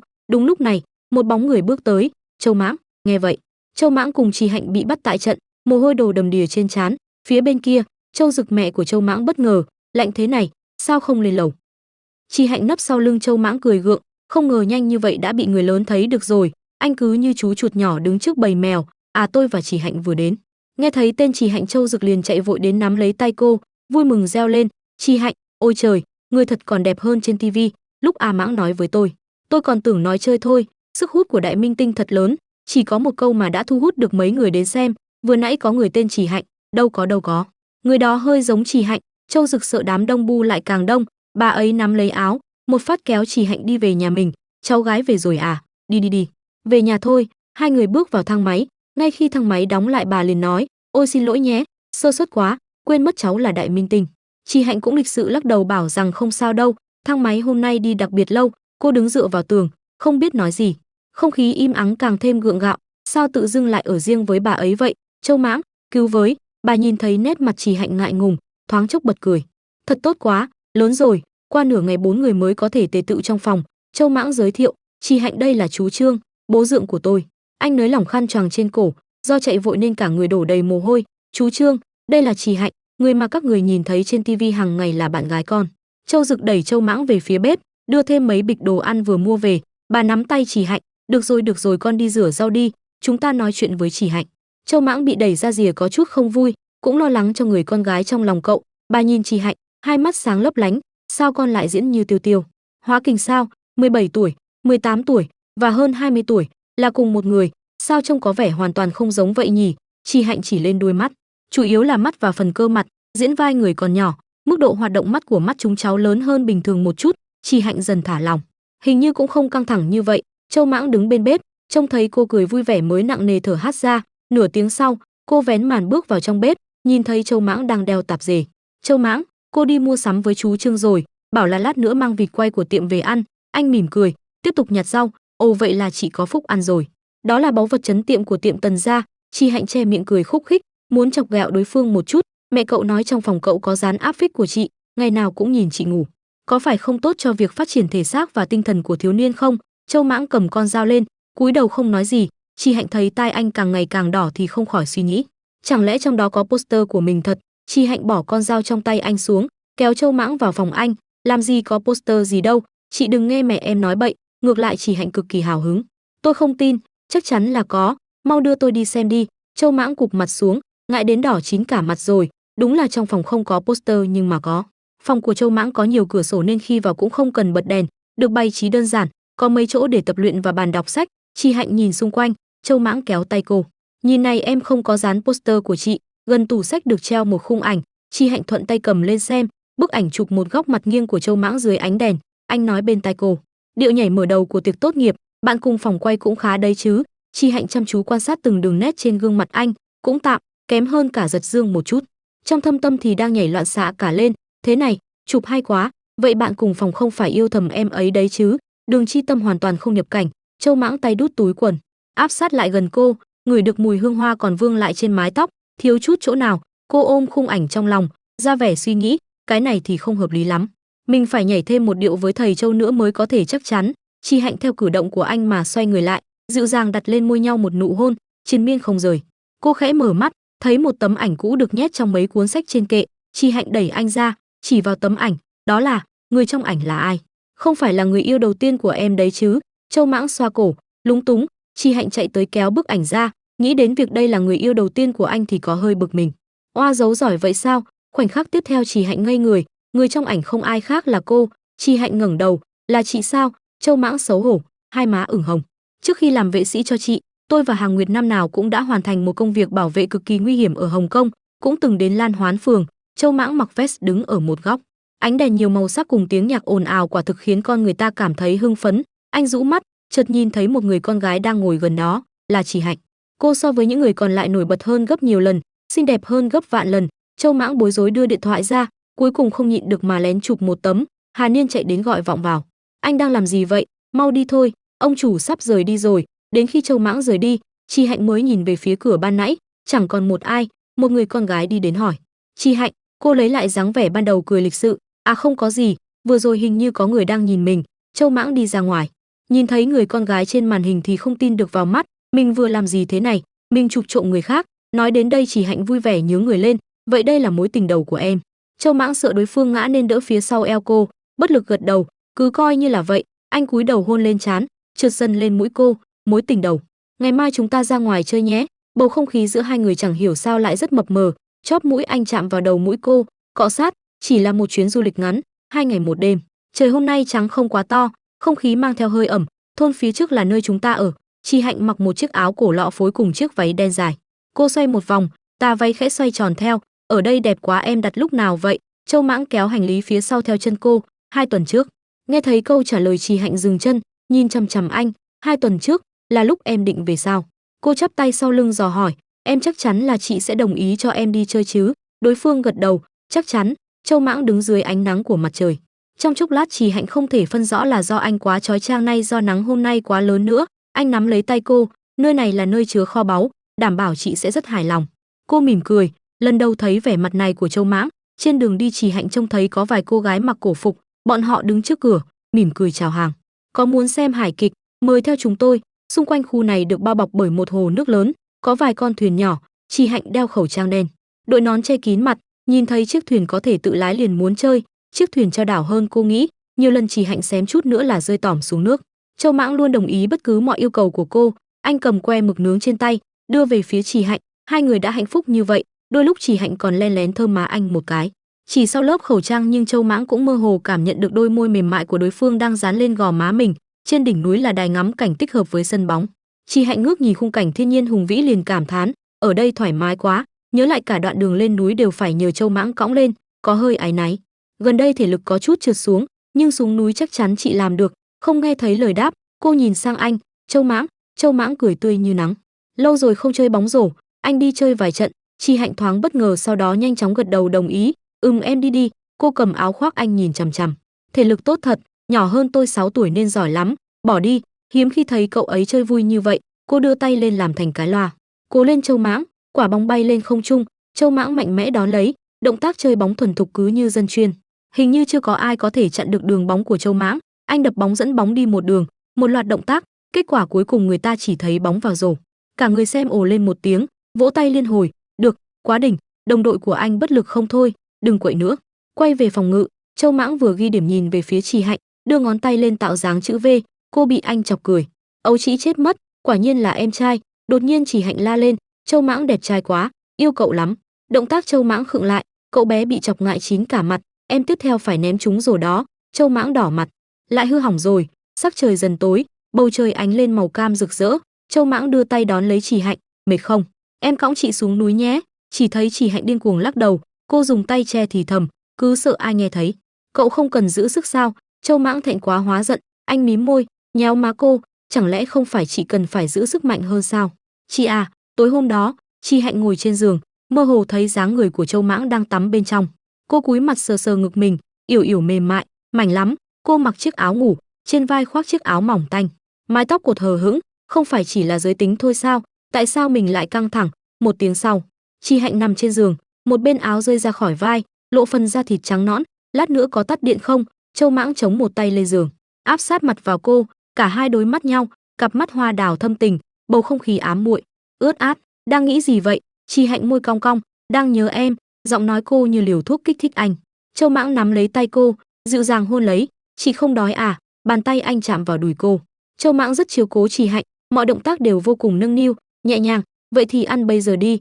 Thân thể người con trai phủ phục lên người con gái, ngực cô chạm vào cơ thể anh. Tôi muốn thỏa mãn, chạm vào Châu Mãng. Châu Mãng, muốn được hôn em ấy nhiều hơn, muốn được kết nối gần hơn với em ấy, ở bên nhau mãi mãi. Sáng hôm sau, tiếng chim non trên cành kêu líu lo, từng vạt nắng khẽ soi vào tấm màn mỏng, hắt lên cơ thể của hai con người đang say giấc trên giường. Châu Mãng vươn tay lấy di động trên bàn, tầm mắt mơ hồ, hình như chưa tỉnh ngủ. Anh ngồi dậy, tấm chăn trên cơ thể cũng theo cử động trượt xuống, lộ ra cơ bụng rắn chắc và vài vết tích mà Trì Hạnh để lại đêm qua. Cô quay người, còn mơ ngủ hỏi, đi đâu? Châu Mãng cúi xuống hôn lên trán cô nói, em đi chơi bóng rổ, đã hẹn với mấy đứa trẻ hôm qua rồi, chị ngủ tiếp đi. Trì Hạnh nửa ngồi nửa nằm bóp vào thứ đang nằm dưới chăn. Châu Mãng khẽ dùng mình một cái, em bỏ chị lại đây rồi tự đi chơi bóng rổ à? Châu Mãng bị cô đè ngược xuống giường, cô ở phía trên, đường cong trên người lộ ra trước mắt. Xem ra hôm qua chị chưa đủ cố gắng, còn dành thể lực cho cậu đi chơi bóng rổ nữa. Thế rồi cúi xuống hôn lên gương mặt Châu Mãng. Thế là trận bóng sáng nay coi như bị cô phá hỏng rồi. 2 giờ chiều, Châu Mãng nắm tay Trì Hạnh đi trên phố, bỗng phía sau có tiếng nói của trong trẻo của trẻ con, bố ơi con muốn ăn kẹo sô cô la. Người đàn ông xoa đầu đứa bé, được rồi, bố mua cho con. Hình ảnh ấy khiến Trì Hạnh bất giác nhớ lại chính mình những năm về trước. Đường Chi Tâm kéo tay Trung Ánh nói, bố ơi con muốn ăn sô cô la nữa.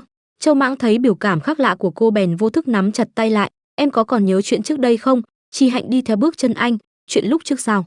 Châu Mãng nhìn về phía xa, chuyện của mẹ em và cô Trung.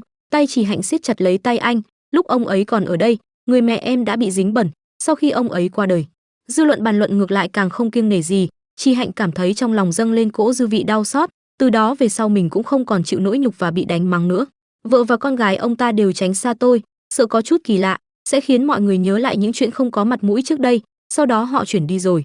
Tuy Trương Nhất Đồng vẫn đeo bám tôi, nhưng bên cạnh anh ấy không xuất hiện thêm em họ nào nữa. Trì Hạnh cả đầu như muốn bốc khói, cuống cuồng, tay chân cô loạn cả lên. Chị đã nói rồi, đó là chuyện của trước đây, đã là quá khứ rồi, không nhớ nữa. Anh dịu dàng, không nhớ nữa. Trì Hạnh ôm lấy cánh tay anh, cậu cứ kỳ lạ sao ấy, đã xảy ra chuyện gì vậy? Không sao. Bỗng điện thoại trong túi vang lên, đầu dây bên kia phát lên giọng nói con gái, vui đến chết đi sống lại, là Thường Tiểu Nhạn, may mắn thay cho em, mau xem hot search đi. Tôi vui muốn chết đây. Mấy top đầu toàn là bản tin nói về Trì Hạnh, mấy người bình luận bên dưới đa số cũng nói những lời bênh vực cô. Trì Hạnh đúng là không ra gì nhưng diễn xuất thì cũng được, mẹ cô ấy ngoại tình, còn chết người, lúc đó Trì Hạnh chỉ là một cô bé. Chuyện này thì có liên quan gì đến cô ấy chứ? có thể đánh con gái giữa phố thì có gì tốt chứ, tôi ủng hộ Trì Hạnh đánh trả, đánh ngất nó đi. Tiếc là Trì Hạnh diễn xuất không tệ, hay là sao Trì Hạnh có thể thích tên khốn đó được, mở to con mắt cờ hó của cậu ra mà xem, người cô ta từng qua lại là ai. Chưa biết chừng tên khốn đó muốn làm gì Trì Hạnh, phòng vệ chính đáng có gì mà không được. Trì Hạnh ngồi ở một quán cà phê, mở video call. Đoàn làm phim chủ động để lộ bộ phim gốc đúng không? Trần Lạc Dương thật sự không giữ được Nhan Kiến nữa sao? Thường Tiểu Nhạn la lên, bảo vệ gì mà bảo vệ, Trần Lạc Dương có bạn gái mới rồi. Dưới này chẳng phải như vậy sao? Sóng gió luân phiên, hạng người như Nhan Kiến, sao có thể chơi lại Trần Lạc Dương? Trì Hạnh ồ một tiếng, vậy nên Bình Nguyên Chân mới thuận nước đẩy thuyền. Đảo ngược dư luận tiêu cực của tôi. Thường Tiểu Nhạn nhìn vào sắc mặt Trì Hạnh qua màn hình laptop, phiền não thở dài, bây giờ của Nguyên Thạch rất chuyên nghiệp, thời gian bắt được vô cùng chuẩn xác, em không thích thế này sao? Ngữ điệu Trì Hạnh nghiêm túc, em không muốn có người nào bị dính mấy thứ bẩn thỉu này cả. Em nghi ngờ Trần Lạc Dương đã lên kế hoạch từ rất lâu rồi, ngọt ngào vẫn chưa quay xong, thân là nhà sản xuất, Trần Lạc Dương phải đảm bảo đoàn làm phim bình an hoàn thành công việc. Đầu tiên bắn tỉa em rời khỏi tổ, một bên có thể trút giận, một bên có thể khuấy động chủ đề, khiến mọi người chú ý tập phim, ngoài ra có thể ổn định việc chia tay với anh ta. Nhưng Nhan Kiến vẫn đang quay phim, bây giờ tập phim đã phát sóng, sự việc của em là một đợt chủ đề, diễn xuất của Nhan Kiến xuống dốc lại là một chuyện khác. Trần Lạc Dương muốn đảm bảo độ hot và độ xem phim trên phim, sao có thể bỏ qua cho em và Nhan Kiến được?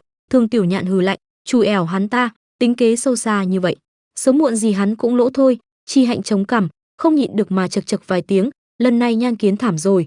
Thường Tiểu Nhạn tò mò, em còn đồng cảm với Nhan Kiến nữa à? Chị thấy giờ cô ta chẳng làm gì được Trần Lạc Dương nữa. Trì Hạnh cười khẩy, khẩu khí này của cô ta không biết sẽ nhắm vào ai nữa đây. Trong phòng gặp mặt tại nhà tù, Nhan Kiến mặc chiếc áo đỏ, đeo kính râm, nhìn không ra sắc mặt hiện tại thế nào. Chỉ Vinh, cha của Trì Hạnh lấy điện thoại có sẵn trong phòng áp lên tai. Cô là ai? Nhan Kiến cũng lặp lại động tác y hệt. Tôi đến là muốn làm một giao dịch với ông. Ông ta cau mày, không nhịn được mà chửi, trao đổi, mày là ai? Nhan Kiến bình tĩnh hơn rất nhiều, cô ngồi vắt chéo chân, thong dong, tôi đã điều tra và biết được việc tống ông vào tù là vì tội lừa đảo và cố ý gây thương tích, tất cả những gì thu được bất hợp pháp đều đã bị thu, bán cả nhà để trả nợ. Nhưng đến giờ vẫn chưa lấp đầy cái hố đó, 20 năm sau ông ra tù thì vẫn phải tiếp tục trả tiền. Trì Vinh nghe vậy thì lòng bất an, liên tục đổ mồ hôi ướt đẫm cả trán. Cô ta nói tiếp, ông đã không còn gì nữa, lẽ nào không cần một số bảo đảm sao? Trì Vinh đập tay lên mặt kính, gằn giọng, cô muốn tôi làm gì? Nhận được câu hỏi này, Nhan Kiến hài lòng, tôi muốn ông ở trong tù viết một cuốn sách liên quan đến con gái ông, Trì Hạnh. Cùng lúc đó, Châu Mãng ngồi trên xe, nhìn vào màn hình điện thoại đang có cuộc gọi. Trì Hạnh cất tiếng, trong giọng nói còn mang theo ý cười, xin chào Châu Mãng. Bùi Viện trở về từ nước ngoài, đang cách ly, tạm thời vẫn chưa quay bình thường được, chị có thể ở đây chơi thêm mấy ngày rồi. Đúng rồi, giờ em đang ở đâu vậy? Hôm nay có gì sắp xếp à? Châu Mãng mở cửa xe bước ra ngoài, em có chút việc, lát sẽ làm xong. Anh đi đến trước một cái cổng lớn nói, để em mang đồ ăn ngon về cho chị. Sau đó cúp máy. Trương Nhất Đồng mặc chiếc áo thun trắng đơn giản, đứng trong nhà, mặt mày cau có. Tìm ai? Châu Mãng nhét điện thoại vào túi, ánh nắng nhiễm lên bờ vai to rộng. Trương Nhất Đồng, tôi đến tìm em họ của cậu, Đường Chi Tâm.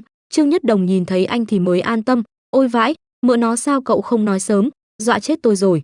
Mợ nó, tôi còn tưởng cậu đến đòi nợ chứ. Anh ta mở cổng, em họ tôi chưa đến, cậu là ai? Đối phương trả lời, Châu Mãng.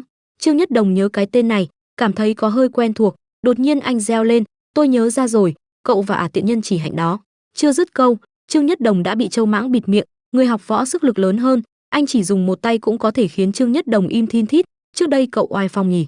Vừa lên phỏng vấn, vừa lên dư âm, đã bôi nhọ Trì Hạnh không ít, giọng nói anh thâm trầm, bầu không khí xung quanh mang theo khí lạnh khiến người ta không rét mà run. Cậu muốn làm gì? Châu Mãng dùng lực hất mặt hắn ta khỏi tay, yên tâm tôi không đến đánh nhau đâu. Anh xoa xoa tay, đáy mắt trong suốt lại sâu thẳm, trước khi tìm Đường Chi Tâm, tôi muốn nói chuyện với anh trước. Tối hôm đó, Châu Mãng về nhà, anh quen thuộc đặt thẻ ra vào lên cửa. Cánh cửa kêu một tiếng rồi mở ra, Trì Hạnh, xem em mang gì đến này. Trong phòng không bật đèn lớn nên khắp nơi đều tối thui, anh mò mẫm đi vào bên trong thì không thấy cô đâu cả. Trong phòng ngủ chỉ bật đèn ngủ nhỏ bên góc phòng, anh đặt túi đồ ăn lên bàn, chậm rãi đi đến chỗ người thương. Ngủ chưa? Ánh đèn nhiễm lên gương mặt kiều diễm của thiếu nữ càng thêm ấm áp. Trên mi mắt cô còn ướt đẫm, vài giọt nước mắt lăn dài trên gò má. Khoảnh khắc đó tim Châu Mãng như ngừng đập, chỉ muốn ôm trọn, bảo bọc người con gái này trong lòng. Châu Mãng bất ngờ nghĩ, khóc sao? Có chuyện gì vậy? Trì Hạnh mơ màng mở mắt, thấy là anh. Cô gọi Châu Mãng.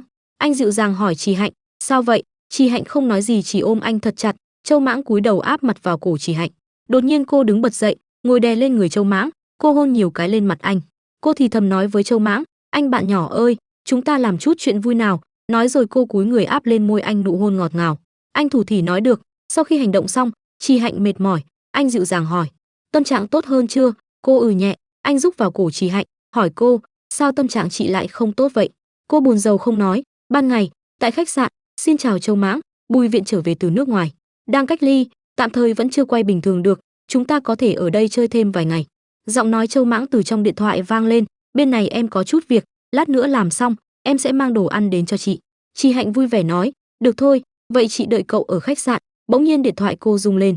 Người gửi Hà Niên, chị Hạnh giờ có tiện gọi không? Người kia đã gọi cho cô im lặng một hồi mới nhấc máy trả lời. Điều tra được lai lịch Đường Chi Tâm rồi sao? Đầu dây bên kia trả lời, tra ra rồi, mẹ của Đường Chỉ Tâm tên là Lý Tần Nguyệt, cha tên là Trung Ánh. Tên thật của Đường Chi Tâm là Trung Chi Tâm. Mấy năm sau khi Trung Ánh qua đời trong vụ tai nạn xe, Tần Nguyệt tái hôn, gả cho một người đàn ông họ Đường. 2 năm sau Trung Chi Tâm đổi họ thành Đường Chi Tâm. Cô nghe xong thì đúng như suy luôn của mình nghĩ, quả nhiên là cô. Chi Hạnh mỉm cười chua xót, em tra ra được Trung Ánh, chắc cũng tra được chuyện của cha chị và hắn đúng không? Em có suy nghĩ gì? Cô đang trong dòng suy nghĩ thì Hà Niên lên tiếng, chị Hạnh, đó là chuyện của họ, không liên quan đến chị. Nhưng mà em tìm thấy sư huynh của Mãng ca, anh ấy nói Mãng ca đang điều tra chuyện của Đường Chi Tâm. Cô lập tức gấp gáp hỏi, khi nào? Trước Nguyên đán? Còn hỏi sớm hơn cả chị. Cô lại tiếp tục suy luận, vì thế em ấy sớm đã biết Đường Chi Tâm là con gái của Trung Ánh, cho nên lúc đó em ấy hỏi mình còn để ý chuyện trước kia không. Hà Niên thấy cô không trả lời thì lại nói tiếp, nhưng hôm nay em không muốn nói với chị chuyện của Đường Chi Tâm, em cũng chỉ nghe được tin thôi, không hoàn toàn chắc chắn. Chi Hạnh nói tiếp, sao cậu nói chuyện đột nhiên dính như keo thế, thẳng thắn chút đi. Thế là Hà Niên lại nói thêm với Chỉ Hạnh, người của Nhan Kiến tìm thấy Trì Vinh rồi, Trì Vinh đồng ý ở trong tù sẽ viết một cuốn sách, viết chuyện của chị. Sau đó có dập máy, tay cầm điện thoại cũng buông xuống. Một cảm giác khó tả bao trùm, cô ngước lên nhìn bầu trời xanh rồi nghĩ, đúng là không bất ngờ chút nào, Nhan Kiến không có năng lực đấu lại Trần Lạc Dương và Lâm Trích Phong, chỉ có thể ra tay với một diễn viên nhỏ không có chỗ dựa như tôi, để đánh lạc dư luận tiêu cực. Nếu bán quyền riêng tư của tôi có thể đổi lấy sự bảo đảm sau khi ra tù, Trì Vinh sao có thể từ bỏ cơ hội này chứ? Nếu hắn viết về mình, chắc chắn sẽ viết về mẹ, sẽ viết về Trung Ánh, hắn sẽ đổ thêm dầu vào lửa, sẽ đóng giả mình là người bị hại, sẽ nhiễm đầy khuyết điểm của mình. Cô lo lắng đến mức ôm mặt, lúc như này cô chỉ muốn ngồi có do một góc phòng, cảm giác tối tăm mù mịt khiến cô không thoát ra được. Chi Hạnh tiếp tục dòng suy nghĩ của mình, chỉ cần hoàn toàn đánh ngã được mình thì hắn sẽ có được thế mà hắn muốn từ trong tay Nhan Kiến. Lúc này, Châu Mãng ôm cô, Chi Hạnh bình thản kể chuyện cho anh nghe. Cô đã nói với anh rằng Trì Vinh có thể viết tên tôi, nhưng không được viết về mẹ.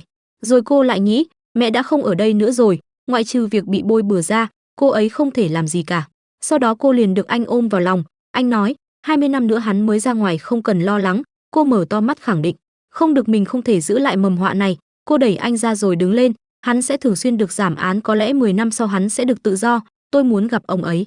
Cô quay lưng về phía anh nói tiếp, chị phải khiến ông ấy từ bỏ mọi suy nghĩ gây phiền phức cho mình. Sợ cô lạnh, anh khoác chăn lên người cô rồi hỏi, cần tôi ở đây với chị không? Cô nói, không cần, chị tự đi gặp ông ta. Anh trao cho cô ánh mắt lưu luyến rồi nói, được, em sẽ đến đón chị khi mọi chuyện kết thúc. Cô vui vẻ nghĩ, thích cậu như vậy đấy, thích chết đi được. Rồi Chi Hạnh hôn lên trán anh, em trai, sao em lại khiến người ta thích nhiều nhiều như vậy? Rồi cô như nhớ ra gì đó hỏi anh, đúng rồi, còn em có muốn nói gì với tôi không? Anh mỉm cười trả lời, không có. Cô ngây ngô, ánh mắt long lanh hỏi lại, vậy sao? Ngày hôm sau, tại nhà tù thành phố, Châu Mãng ân cần mở cửa xe giúp cô xuống rồi nói, xong rồi thì gọi điện cho em đến đón chị. Cô cười trả lời, được. Chi Hạnh nhìn anh tò mò hỏi, sao vậy? Thì cô liền chống tay vào xe, giữ anh ở trong vòng tay cô, có chuyện gì giấu tôi sao? Anh mặt hơi ửng hồng đáp, đâu có, sao thế? Rồi cô quay đi để lại cho Châu Mãng một câu, chị thấy em lạ lắm. Nhìn cô rời đi, anh lôi điện thoại ra kiểm tra, xem định vị có vẻ là sắp đi đâu đó. Anh nghĩ hy vọng địa chỉ và phương thức liên lạc mà Trương Nhất Đồng cung cấp đều đúng. Tại phòng họp người thân trong tù, cô nhìn chằm chằm vào Trì Vinh, ông ta thì lo lắng không dám nhìn thẳng cô, vừa nhìn ông ta cô vừa đánh giá, ông ấy già hơn rất nhiều rồi. Trên mặt không còn vẻ hung hãn như trước nữa, giống như vĩnh viễn sợ hãi điều gì đó. Bây giờ ông ta không thể dùng vũ lực để khống chế người khác như trước nữa rồi.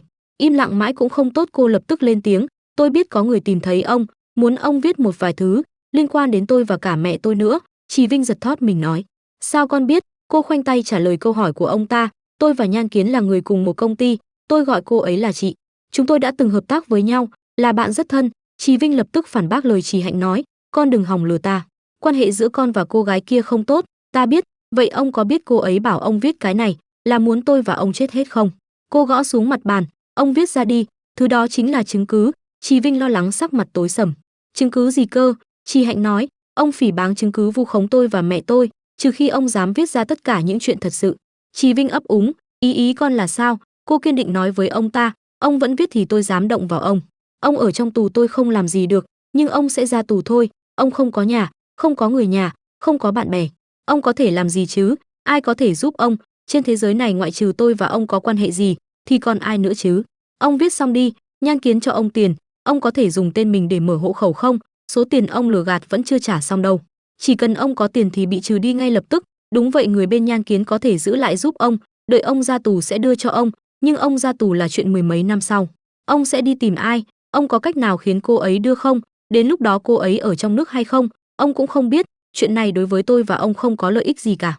Trì Vinh câm nín không nói lên lời. Cô nhắm mắt một chút rồi suy nghĩ, ông ta không thể ảnh hưởng đến tôi được nữa. Rồi cô tiếp tục nói, tôi vừa hỏi rồi, một tháng người nhà có thể chuyển cho ông nhiều nhất 1.000 tệ, sau này tôi sẽ trả cho ông mỗi tháng 1.000 tệ. Người ngoài đều biết dùng ông và mẹ tôi. Dù toàn cơ là chuyện có thể làm hại tôi nhất, nhưng ông nghĩ đi, sau này ông già rồi, chẳng phải cũng chỉ có thể dựa dẫm vào tôi thôi sao? Dù sao chúng ta cũng là người một nhà. Cô nắm lấy tay áo của Trì Vinh rồi nói tiếp, tôi lớn tuổi rồi, lúc nhớ nhà cũng chỉ có mình ông nhớ đấy thôi mà. Tôi cũng hy vọng ông có thể sống tốt.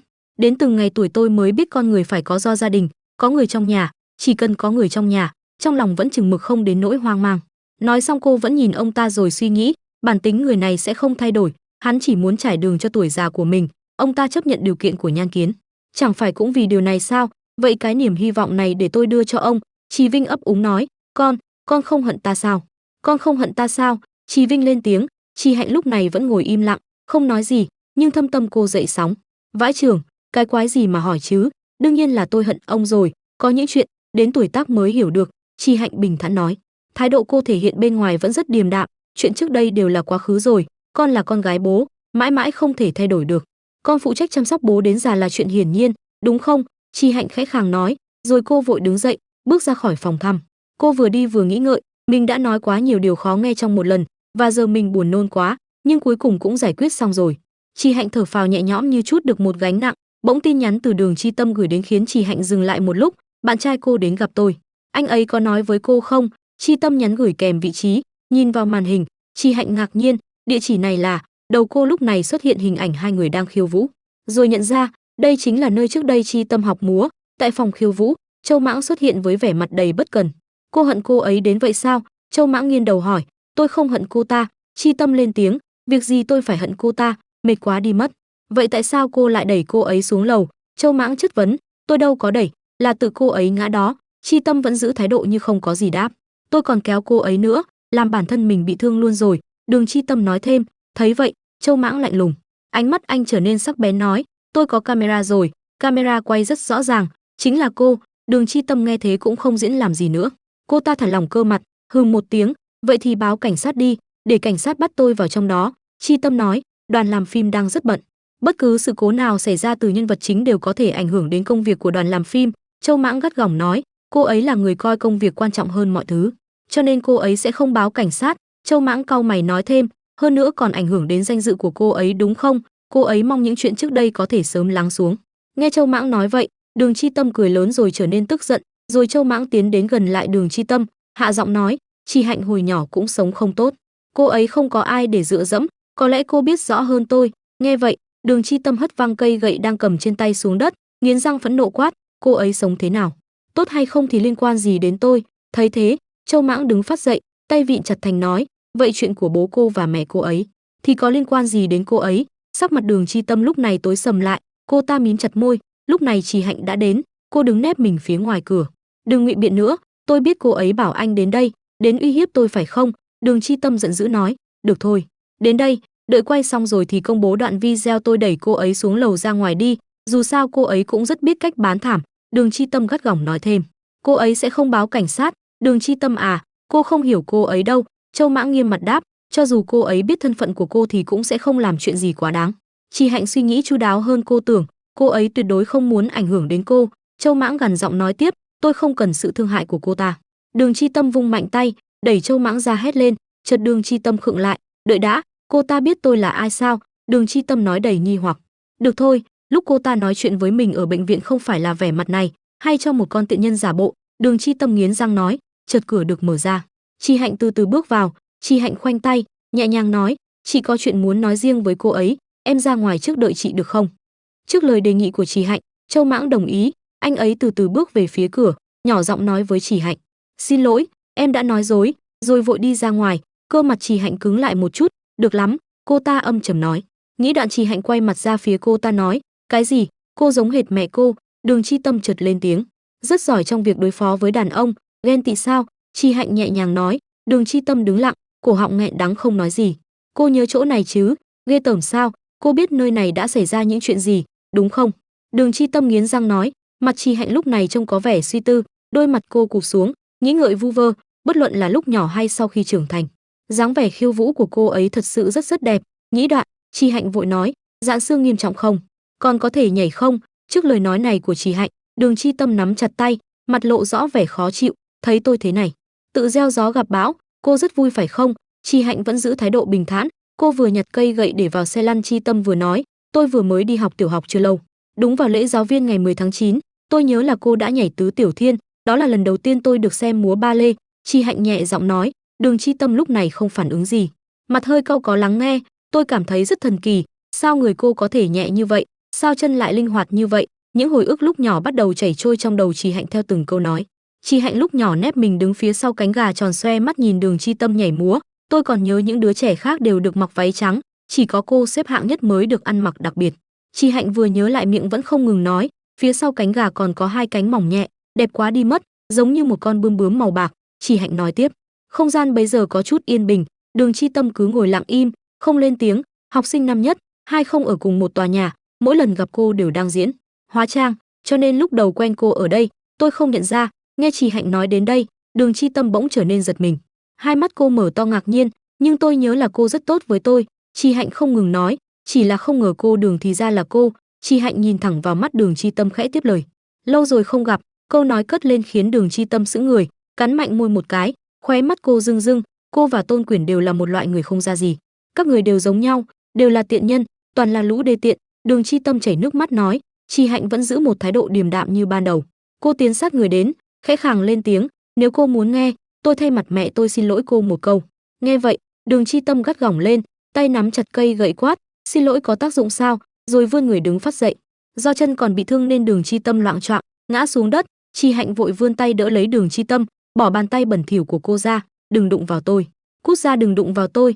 Đường Chi Tâm hét lớn. Bỗng Chi Hạnh lao người đến sát Đường Chi Tâm, ôm lấy cô ta. Đường Chi Tâm lúc này nước mắt rơi lả chã, ướt đẫm một bên vai áo Chi Hạnh. Đều là lỗi của cô, là lỗi của các ngươi. Đường Chi Tâm chất vấn, rồi thất thanh hét lớn. Chi Hạnh lúc này vẫn ôm chặt Đường Chi Tâm, nước mắt cô cũng bắt đầu lăn dài trên gò má. Đúng rồi, mình quên mất không nói một tiếng xin lỗi với Trì Vinh rồi. Chi Hạnh vừa ngước mắt nhìn lên không trung vừa nghĩ ngợi suy tư. Bên ngoài phòng vũ đạo, Châu Mãng đang đứng dựa lưng vào tường, mặt trầm ngâm nghĩ ngợi. Bỗng cửa mở cạch một tiếng, Đường Chi Tâm nhanh chân bước ra, theo phía sau là Trì Hạnh. Khi nào khỏe hơn, tôi vẫn có thể nhảy được, cô không cần giả vờ thương hại tôi. Đường Chi Tâm quay mặt, cao giọng nói rồi rời đi. Chuyện đã giải quyết rồi sao? Châu Mãng nghiêng người khẽ hỏi. Thế này đã ổn nhé, chẳng phải em lừa cô ấy nói camera quay được cô ấy đẩy chị xuống sao? Vậy là đủ rồi. Chi Hạnh khoan tay đáp, nói rồi hai người đi bộ xuống phía dưới sảnh. Chị nghĩ cô ấy sẽ vì chuyện này mà nhịn giận người khác sao? Châu Mãng đầy nghi hoặc hỏi, có khi nào có liên quan đến chị không? Chị và cô ấy không có qua lại gì cả, chỉ cần cắt đứt mối quan hệ này, chị và cô ấy sẽ hoàn toàn là người xa lạ.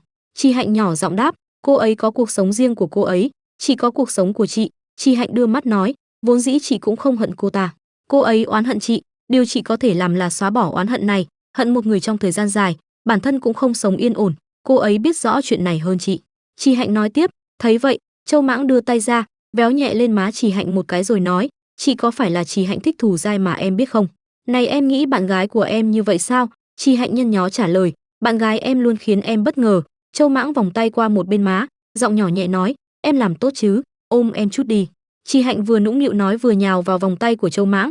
Trước hành động này của Chi Hạnh, khóe miệng Châu Mãng cong nhẹ lên cười một cái, miệng chỉ gọi vỏn vẹn hai chữ Chi Hạnh. Không khí bấy giờ đầy lãng mạn, dưới tán cây màu vàng vàng có hai con người đang yêu nhau nhẹ dảo bước. Chi Hạnh khoác tay Châu Mãng, vừa đi vừa dựa vai đùa cợt, không thích tiểu cô nương à? Thích. Châu Mãng lên tiếng một cách dứt khoát, nhưng chị không phải tiểu cô nương. Châu Mãng, Chị không thích người khác giúp chị quyết định và giải quyết mọi chuyện. Chị Hạnh ngước mặt lên nói, em biết. Châu Mãng cúi người đáp, nhưng anh muốn san sẻ gánh nặng với chị. Châu Mãng nói với chị Hạnh với ánh mắt đầy tình ý. Thấy vậy, chị Hạnh cười khúc khích, cô vội đưa tay lên nhéo má anh. Đối với chị mà nói đây chỉ là chuyện nhỏ thôi, sau này còn có chuyện lớn. Đến lúc đó chị sẽ cần em, gì mà tính tới chuyện lớn chứ, còn nói không thù dai. Châu Mãng bất lực vừa nói vừa nghĩ ngợi, hai người vừa đi vừa nói chuyện. Mọi chuyện chính là như vậy, mặc dù hiện tại chị đã không chế được Trì Vinh, nhưng đợi ông ta ra tù thì, nghe chị Hạnh nói vậy, Châu Mãng thở dài một hơi. Đợi ông ta ra tù, nếu ông ta đến tìm chị, để em giải quyết, em định giải quyết như thế nào? Chị Hạnh ngước mắt lên nhỏ giọng hỏi. Không được đánh người, lúc ông ta đi ra đã là một lão già rồi, làm gì cũng phải có giới hạn. Chị Hạnh nhắc nhở thêm, đương nhiên là không đánh người. Con người em không có giới hạn. Châu Mãng lạnh lùng, giọng nghiêm nghị đáp. 2 ngày sau, tại sảnh sân bay, Chị Hạnh và Châu Mãng đang đứng đợi người ra đón. Chị Thường Tiểu Nhạn, chúng em ra đến cửa rồi. Chị Hạnh nói chuyện qua điện thoại, được lát nữa chúng ta gặp. Đầu dây bên kia lên tiếng, không phải Bùi Viện vẫn đang cách ly sao? Đoàn làm phim giục chị quay về, chuẩn bị ai để quay phim thay Bùi Viện? Châu Mãng thắc mắc hỏi. Mạch Tử nói bảo đạo diễn của nhóm B quay trong những cảnh khác trước. Chị Hạnh vội trả lời, chợt tai nghe của chị Hạnh vang lên tiếng nói, là Tăng Mịch Vân. Tăng Mịch Vân, tôi vừa về đây, khi nào rảnh chúng ta cùng nhau ăn cơm nhé. Chị Hạnh vui vẻ đáp. Toan định tháo tai nghe xuống thì chợt một câu nói vang lên khiến chị Hạnh dừng lại. Chị Hạnh, đứa bé mà cô tài trợ chữa bệnh đã tỉnh lại rồi, cô có muốn đến Thượng Hải không? Nghe đến đây, chị Hạnh sững người, cô tròn xoe mắt ngạc nhiên. Long mừng thầm, tỉnh rồi, vậy đứa bé không còn là người thực vật nữa. Alo Tiểu Hạnh. Thấy chị Hạnh im lặng một hồi lâu, tiếng nói từ đầu dây điện thoại bên kia tiếp tục vang lên. Tiếng nói ở đầu dây bên kia vẫn thúc giục cất lên liên hồi. Chị Hạnh lúc này tỏ ý tránh né, cô vội nói, tỉnh lại là tốt rồi. Sau đó chị Hạnh rưng rưng nước mắt không dám nhìn thẳng nói, tôi không cần ra mặt, tất cả mọi chuyện cậu giải quyết giúp tôi. Châu Mãng lúc này đứng lặng, không nói gì. Tăng Mịch Vân trong nhà hàng, cậu tiêu nhiều tiền như vậy cho họ, họ rất muốn cảm ơn cậu. Không phải tiền được đưa trên danh nghĩa của quỹ từ thiện chồng cậu sao? Đừng để họ biết đến sự tồn tại của tôi. Chợt tin nhắn trong điện thoại chị Hạnh nhảy đến. Ở trên màn hình là hình ảnh của một cậu bé đang nằm trên giường bệnh, ánh mắt cậu bé mở nho nhỏ pha chút yếu ớt, nhìn vào điện thoại, chị Hạnh hai mắt ngất lệ thầm nghĩ, tốt quá rồi, chị Hạnh. Châu Mãng lúc này lên tiếng cắt đứt dòng suy tư của chị Hạnh, anh ngập ngừng hỏi, cuộc điện thoại vừa nãy là? Chị Hạnh chưa kịp trả lời thì tiếng tít tít từ xa vang lên, một chiếc xe ô tô từ từ đi đến, ở ô cửa sổ ghế lái là Thường Tiểu Nhạn đang ra sức vẫy tay với cô. Chị Hạnh, chỗ này. Thường Tiểu Nhạn nói. Chiếc xe bắt đầu lăn bánh di chuyển, ngồi trong xe chị Hạnh và Châu Mãng không nói lời nào, không gian đầy sự im lặng đến đáng sợ. Chuyện gì vậy? Hai người cãi nhau sao? Sao lên xe xong không nói lời nào vậy? Thường Tiểu Nhạn bối rối nghĩ bụng, rồi cô cất tiếng nói, Châu Mãng, cậu làm Tiểu Hạnh nhà tôi không vui à? Không có. Chị Hạnh cười trừ trả lời, chợt cô nắm lấy tay Châu Mãng nhỏ giọng nói, xin lỗi nhé, tôi bị phân tâm. Châu Mãng cười nhẹ không nói gì, thực ra có một chuyện mà tôi vẫn chưa nói cho hai người biết. Chị Hạnh ấp úng nói. Thấy vậy cả Châu Mãng và Thường Tiểu Nhạn đều lộ rõ vẻ ngạc nhiên, thật ra chỉ có Mịch Vân biết chuyện này. Nói rồi chị Hạnh run run lên tiếng kể ra sự tình. Năm đó tôi vừa ký hợp đồng với truyền thông Phong Xuyên, hẹn hò với Lâm Trích Xuyên chưa được bao lâu, mẹ tôi gọi điện cho tôi nói là Trì Vinh bị bắt vì tội lừa đảo và cố ý đả thương người khác. Chị Hạnh vừa kể vừa nhớ lại cuộc điện thoại ngày hôm đó. Tiểu Hạnh à, người cha đó của con đúng là không ra gì, hắn tạo nghiệp lớn rồi. Nghe điện thoại mà lòng chị Hạnh đầy bối rối. Hắn không ngờ lại ra tay với cả nhà lão chủ. Nghĩ đoạn chị Hạnh kể tiếp, trước khi mẹ mất, làm việc ở một quán ảnh trong thành phố. Bà ấy sẽ đưa tôi đến studio ảnh chăm sóc, cho nên chúng tôi và cả nhà ông chủ đều rất thân. Con trai của ông chủ lớn hơn tôi mấy tuổi, lúc nhỏ thường dẫn tôi đi chơi. Sau khi ông nội qua đời, Trì Vinh đi tìm vợ chồng quán chủ mượn tiền, tên gọi là Mỹ Nữ, là để đầu tư vào dự án đóng thuyền của Trì Vinh. Giọng chị Hạnh run run khi nhớ lại khoảng thời gian đó.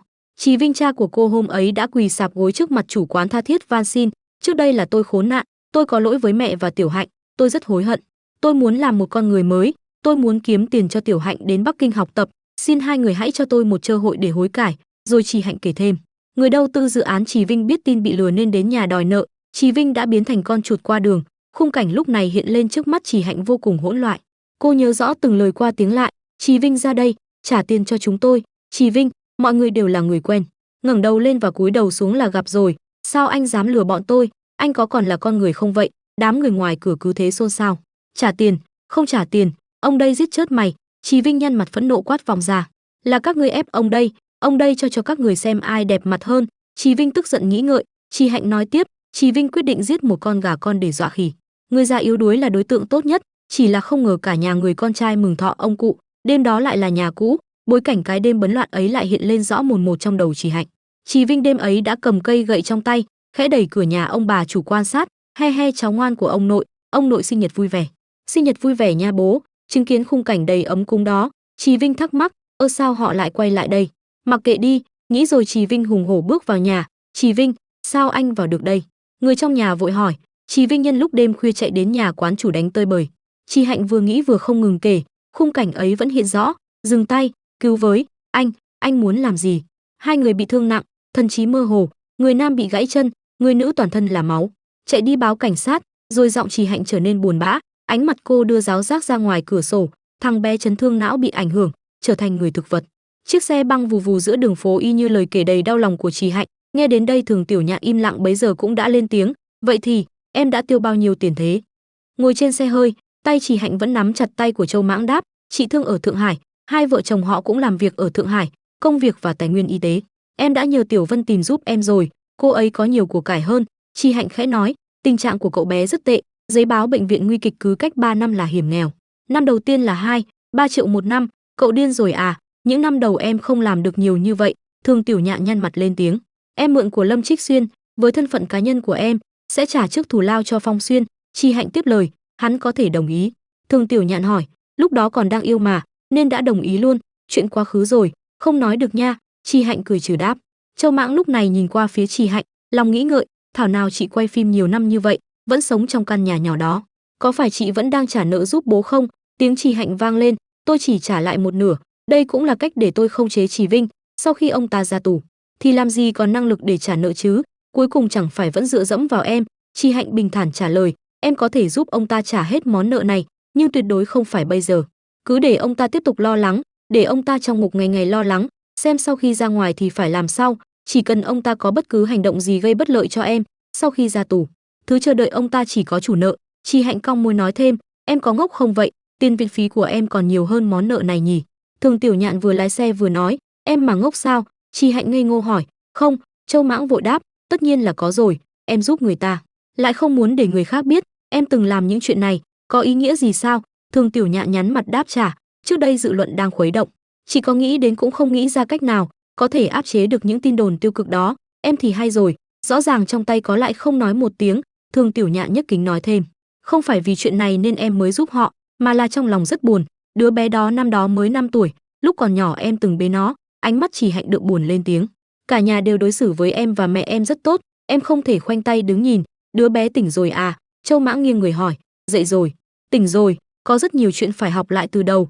Vợ chồng họ có nơi dừng chân ở Thượng Hải, còn có một đứa con khác, cả nhà vui mừng lắm, phải dạy trẻ con ăn học từ đầu. Trì Hạnh nhỏ giọng nói. Chợt Thường Tiểu Nhạn quay ra nhéo má Trì Hạnh một cái, hừ, để chị xem nữ Bồ Tát gì đây nào. Chị Tiểu Nhạn đau. Trì Hạnh giãy giụa nói rồi nhảy vào ngực Châu Mãng lên tiếng, chị Tiểu Nhạn, chuyện này có Tăng Mịch Vân biết, hầu như mọi chuyện đều là cô ấy làm giúp em, không phải cố ý giấu giếm chị, chỉ là muốn tìm cơ hội nói với chị, mãi vẫn chưa đúng thời cơ thích hợp. Vậy thì em có thể tính toán cho mình rồi chứ?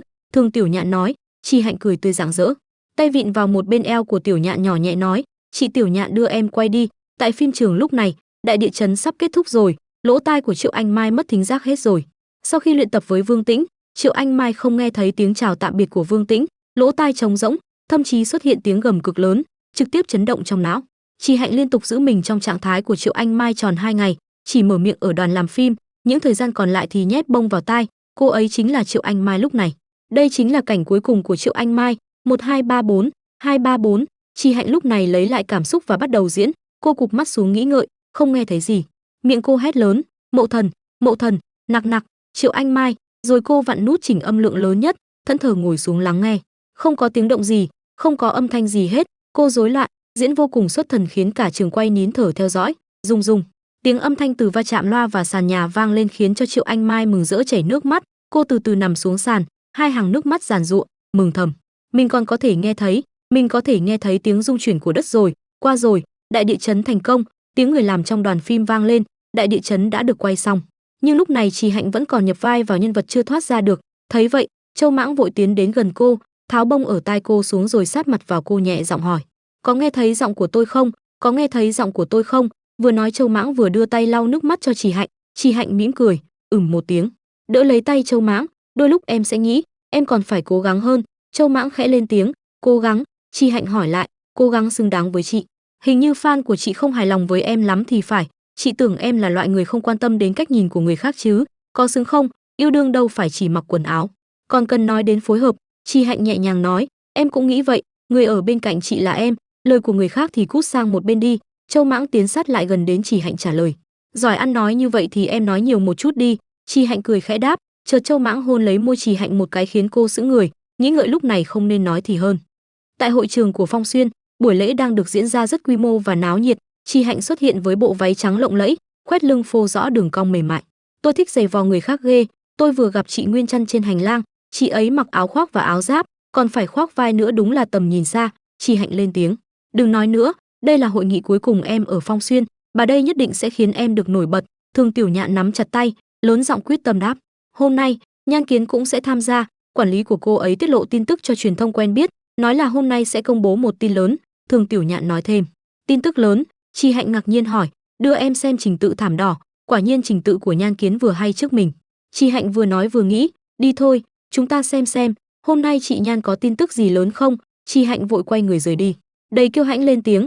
Bỗng người Chi Hạnh trở nên lạnh lẽo, run rẩy, niên hội này thật ra rất nhỏ mọn, năm sau chị đưa em đến nơi lớn hơn. Chi Hạnh vừa khoác tay Châu Mãng vừa khẽ nói, được. Châu Mãng cong môi đáp, em không tin sao? Chi Hạnh hỏi tiếp, sao có thể? Châu Mãng vội trả lời, chợt phía sau xuất hiện một tiếng nói lớn, phá vỡ bầu không khí đang trò chuyện của hai người. Nhan Kiến, nhẫn trên tay cô, có phải có chuyện gì vui muốn chia sẻ với mọi người không? Phóng viên đặt câu hỏi. Đúng, tôi đã kết hôn. Nhan Kiến đưa tay lên vừa khoe chiếc nhẫn vừa nói, anh ấy đã đăng ký với tôi vào Tết rồi, hôn lễ cần một thời gian để chuẩn bị, cảm ơn mọi người đã quan tâm. Nhan Kiến rạng rỡ tuyên bố trước ống kính. Nhan Kiến, chồng của cô có phải người trong giới không vậy? Phóng viên hỏi thêm. Không phải, chồng tôi là. Nhan Kiến ngập ngừng nói nhỏ. Bỗng phóng viên hét lên, đó chẳng phải là IT Tân Quý của bảng xếp hạng người giàu nhất thế giới năm ngoái sao? Xung quanh mọi người đầy ngạc nhiên ồ oa thành tiếng. 3 phút sau, Thường Tiểu Nhạn đang đùng đùng sát khí tức giận nói, mỗi người 3 phút, Nhan Kiến đã có 5 phút rồi. Chẳng lẽ Chi Hạnh của chúng ta chỉ có 1 phút thôi sao? Hay là đi thôi, tôi sắp chớt mỏi chớt mệt rồi. Chi Hạnh đứng phía sau lên tiếng, vậy, cầm mồm, ngoan ngoãn chờ đó cho bà. Thường Tiểu Nhạn kiên quyết đáp, vui không? Đây chính là giới showbiz, không chỉ có bản lĩnh, còn phải có đầu óc, biết làm thế nào để thu hút được ánh mắt và hứng thú của người khác nhất. Chi Hạnh khoanh tay nói với Châu Mãng, nhưng cô ấy không đẹp bằng chị. Châu Mãng khẽ khàng nói khiến Chi Hạnh đỏ cả mặt, không kìm nén được rồi. Nghĩ xong, Chi Hạnh vội đưa tay ra kéo mạnh lấy cà vạt của Châu Mãng, hôn thật mạnh lên môi anh. Không gian đầy lãng mạn, các ống kính máy quay đều lần lượt chĩa về phía hai người. Ôi trời, căng thẳng nhỉ, Chi Hạnh công khai chuyện tình cảm rồi sao? Mau chụp bên kia. Các nhà báo, phóng viên nháo nhào nói, có người đang chụp chúng ta, đây cũng là thủ đoạn thu hút ánh nhìn của người khác sao? Châu Mãng khẽ nói, để họ chụp đi. Chi Hạnh mím môi trả lời, rồi tiếp tục hôn chặt môi Châu Mãng. Bây giờ em rất muốn hôn chị. Châu Mãng vòng tay ra sau, kéo nhẹ Chi Hạnh về phía trước nói. Thường Tiểu Nhạn đứng một bên đầy bối rối, như vậy cũng không phải là không được. Trên không gian mạng bấy giờ thông tin của Chi Hạnh và Châu Mãng đã trở nên hot nhất, tràn ngập các mặt báo là nụ hôn hôm qua của hai người. He có thể nhận quảng cáo kiếm tiền rồi. Thường Tiểu Nhạn hớn hở nói.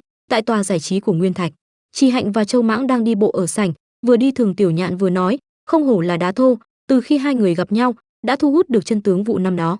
Tiểu Hạnh và Trường Nhất Đồng đánh nhau, chúng ta đã quen nhau 12 năm và chúng ta đã làm anh hùng cứu mỹ nhân, nữ ngôi sao và một vệ sĩ im lặng không danh tiếng, không liên quan đến thân phận, địa vị, tình yêu chân thành của gia đình giàu có, bất luận ở điểm nào đều là những tin vỉa hè mà đám hóng hớt thích nhất.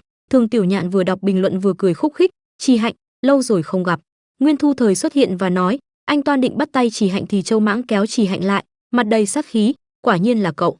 Nguyên Thu Thời thở dài một hơi nói, đúng vậy, chính là cậu ấy. Chi Hạnh khẽ mỉm cười đáp, nói rồi Nguyên Thu Thời đẩy cửa, đi thôi, chị tôi và Lâm Trích Xuyên đã nói chuyện một lúc rồi, chỉ đợi cô thôi, hôm nay là ngày em mở ra một cuộc đời mới rồi. Nguyên Thu Thời cười nói tiếp, không sai, hôm nay là ngày tôi hủy hợp đồng với Phong Xuyên, lần đầu tiên trong đời yêu đương, lần đầu tiên chịu tổn thương từ người mình yêu thương. Chi Hạnh cúi mặt nói, giờ vẫn còn chút hận hắn. Chi Hạnh nói thêm, hận hắn ta trói tôi nhiều năm như vậy, hận hắn ta làm cho nỗi sợ của tôi khôi phục, nhưng rồi nói cô đặt tay cầm bút ký dứt khoát lên tờ giấy. Cô bắt tay với Lâm Trích Xuyên nói cảm ơn anh đã đưa tôi vào nghề, tôi đã học được rất nhiều thứ từ anh, có ích cả đời. Lâm Trích Xuyên đứng lặng người không nói gì. Cô Chi Hạnh, đây là hợp đồng của cô và giải trí Nguyên Thạch. Một trợ lý đi đến nói. Lâm Trích Xuyên sau đó cũng từ từ bước ra khỏi cửa. Cuối cùng mình và anh ấy cũng cắt đứt quan hệ triệt để rồi. Chi Hạnh nhẹ nhõm nói, có thể là tình thân, tình yêu, tình bạn, có thể là vì nhiệt tình với sự nghiệp, có thể là cho các nhân vật ảo hoặc thần tượng kỳ vọng, Có lẽ chúng ta đều cần một người gửi gắm, một nơi sắp đặt cả chính diện lẫn phản diện, nơi chứa toàn bộ tình cảm. Chị Hạnh vui vẻ nói lên tiếng lòng sau ngần ấy chuyện đã trải qua. 1 năm sau, chị Hạnh, bạn đã được lọt vào danh những giải thưởng quốc tế cho bộ phim xuất sắc nhất, nữ chính xuất sắc nhất của Đại Địa Chấn. Có cảm giác gì không? Có thể nói không? Phóng viên liên tục đặt câu hỏi khi thấy chị Hạnh ở sân ga. Tuần trước tôi đã trả lời câu hỏi này rồi, mọi người có thể xem bài báo trên tài khoản công chúng, người khác viết rất nhiều. Những gì tôi nói là không có, họ nghe thấy rồi mà không nghe thấy. Chị Hạnh cười đáp, cả hai, quả nhiên là đóng đá phiến trong giới phỏng vấn. Chị Hạnh nghĩ bụng, phải qua kiểm tra an ninh, tôi có thể trả lời 2 câu hỏi nữa. Chị Hạnh nói thêm, nghe đồn bây giờ giá trị của cô đã hơn 100 triệu rồi, cô có quyết định gì không? Phóng viên tiếp tục hỏi, đừng viết linh tinh, khoác lác quá cao sẽ không có ai tìm tôi quay nữa đâu. Chị Hạnh thản nhiên trả lời, cô có tự tin về phần thưởng không? Chị Hạnh không trả lời gì nữa. Cô khẽ nói 2 chữ tạm biệt, tay nắm chắc tay Châu Mãng từ từ rời đi, ở ngón cái nơi bàn tay phải ánh lên một tia sáng của chiếc nhẫn trong thật đẹp, hứa hẹn mở ra một tương lai tươi sáng. Tập truyện đến đây kết thúc rồi, nếu thấy hay cho mình xin một like, một chia sẻ để mình có thêm động lực ra nhiều video nữa nhé. Nhớ bấm theo dõi để xem tiếp những tập tiếp theo. Chúc các bạn có một ngày tràn đầy năng lượng.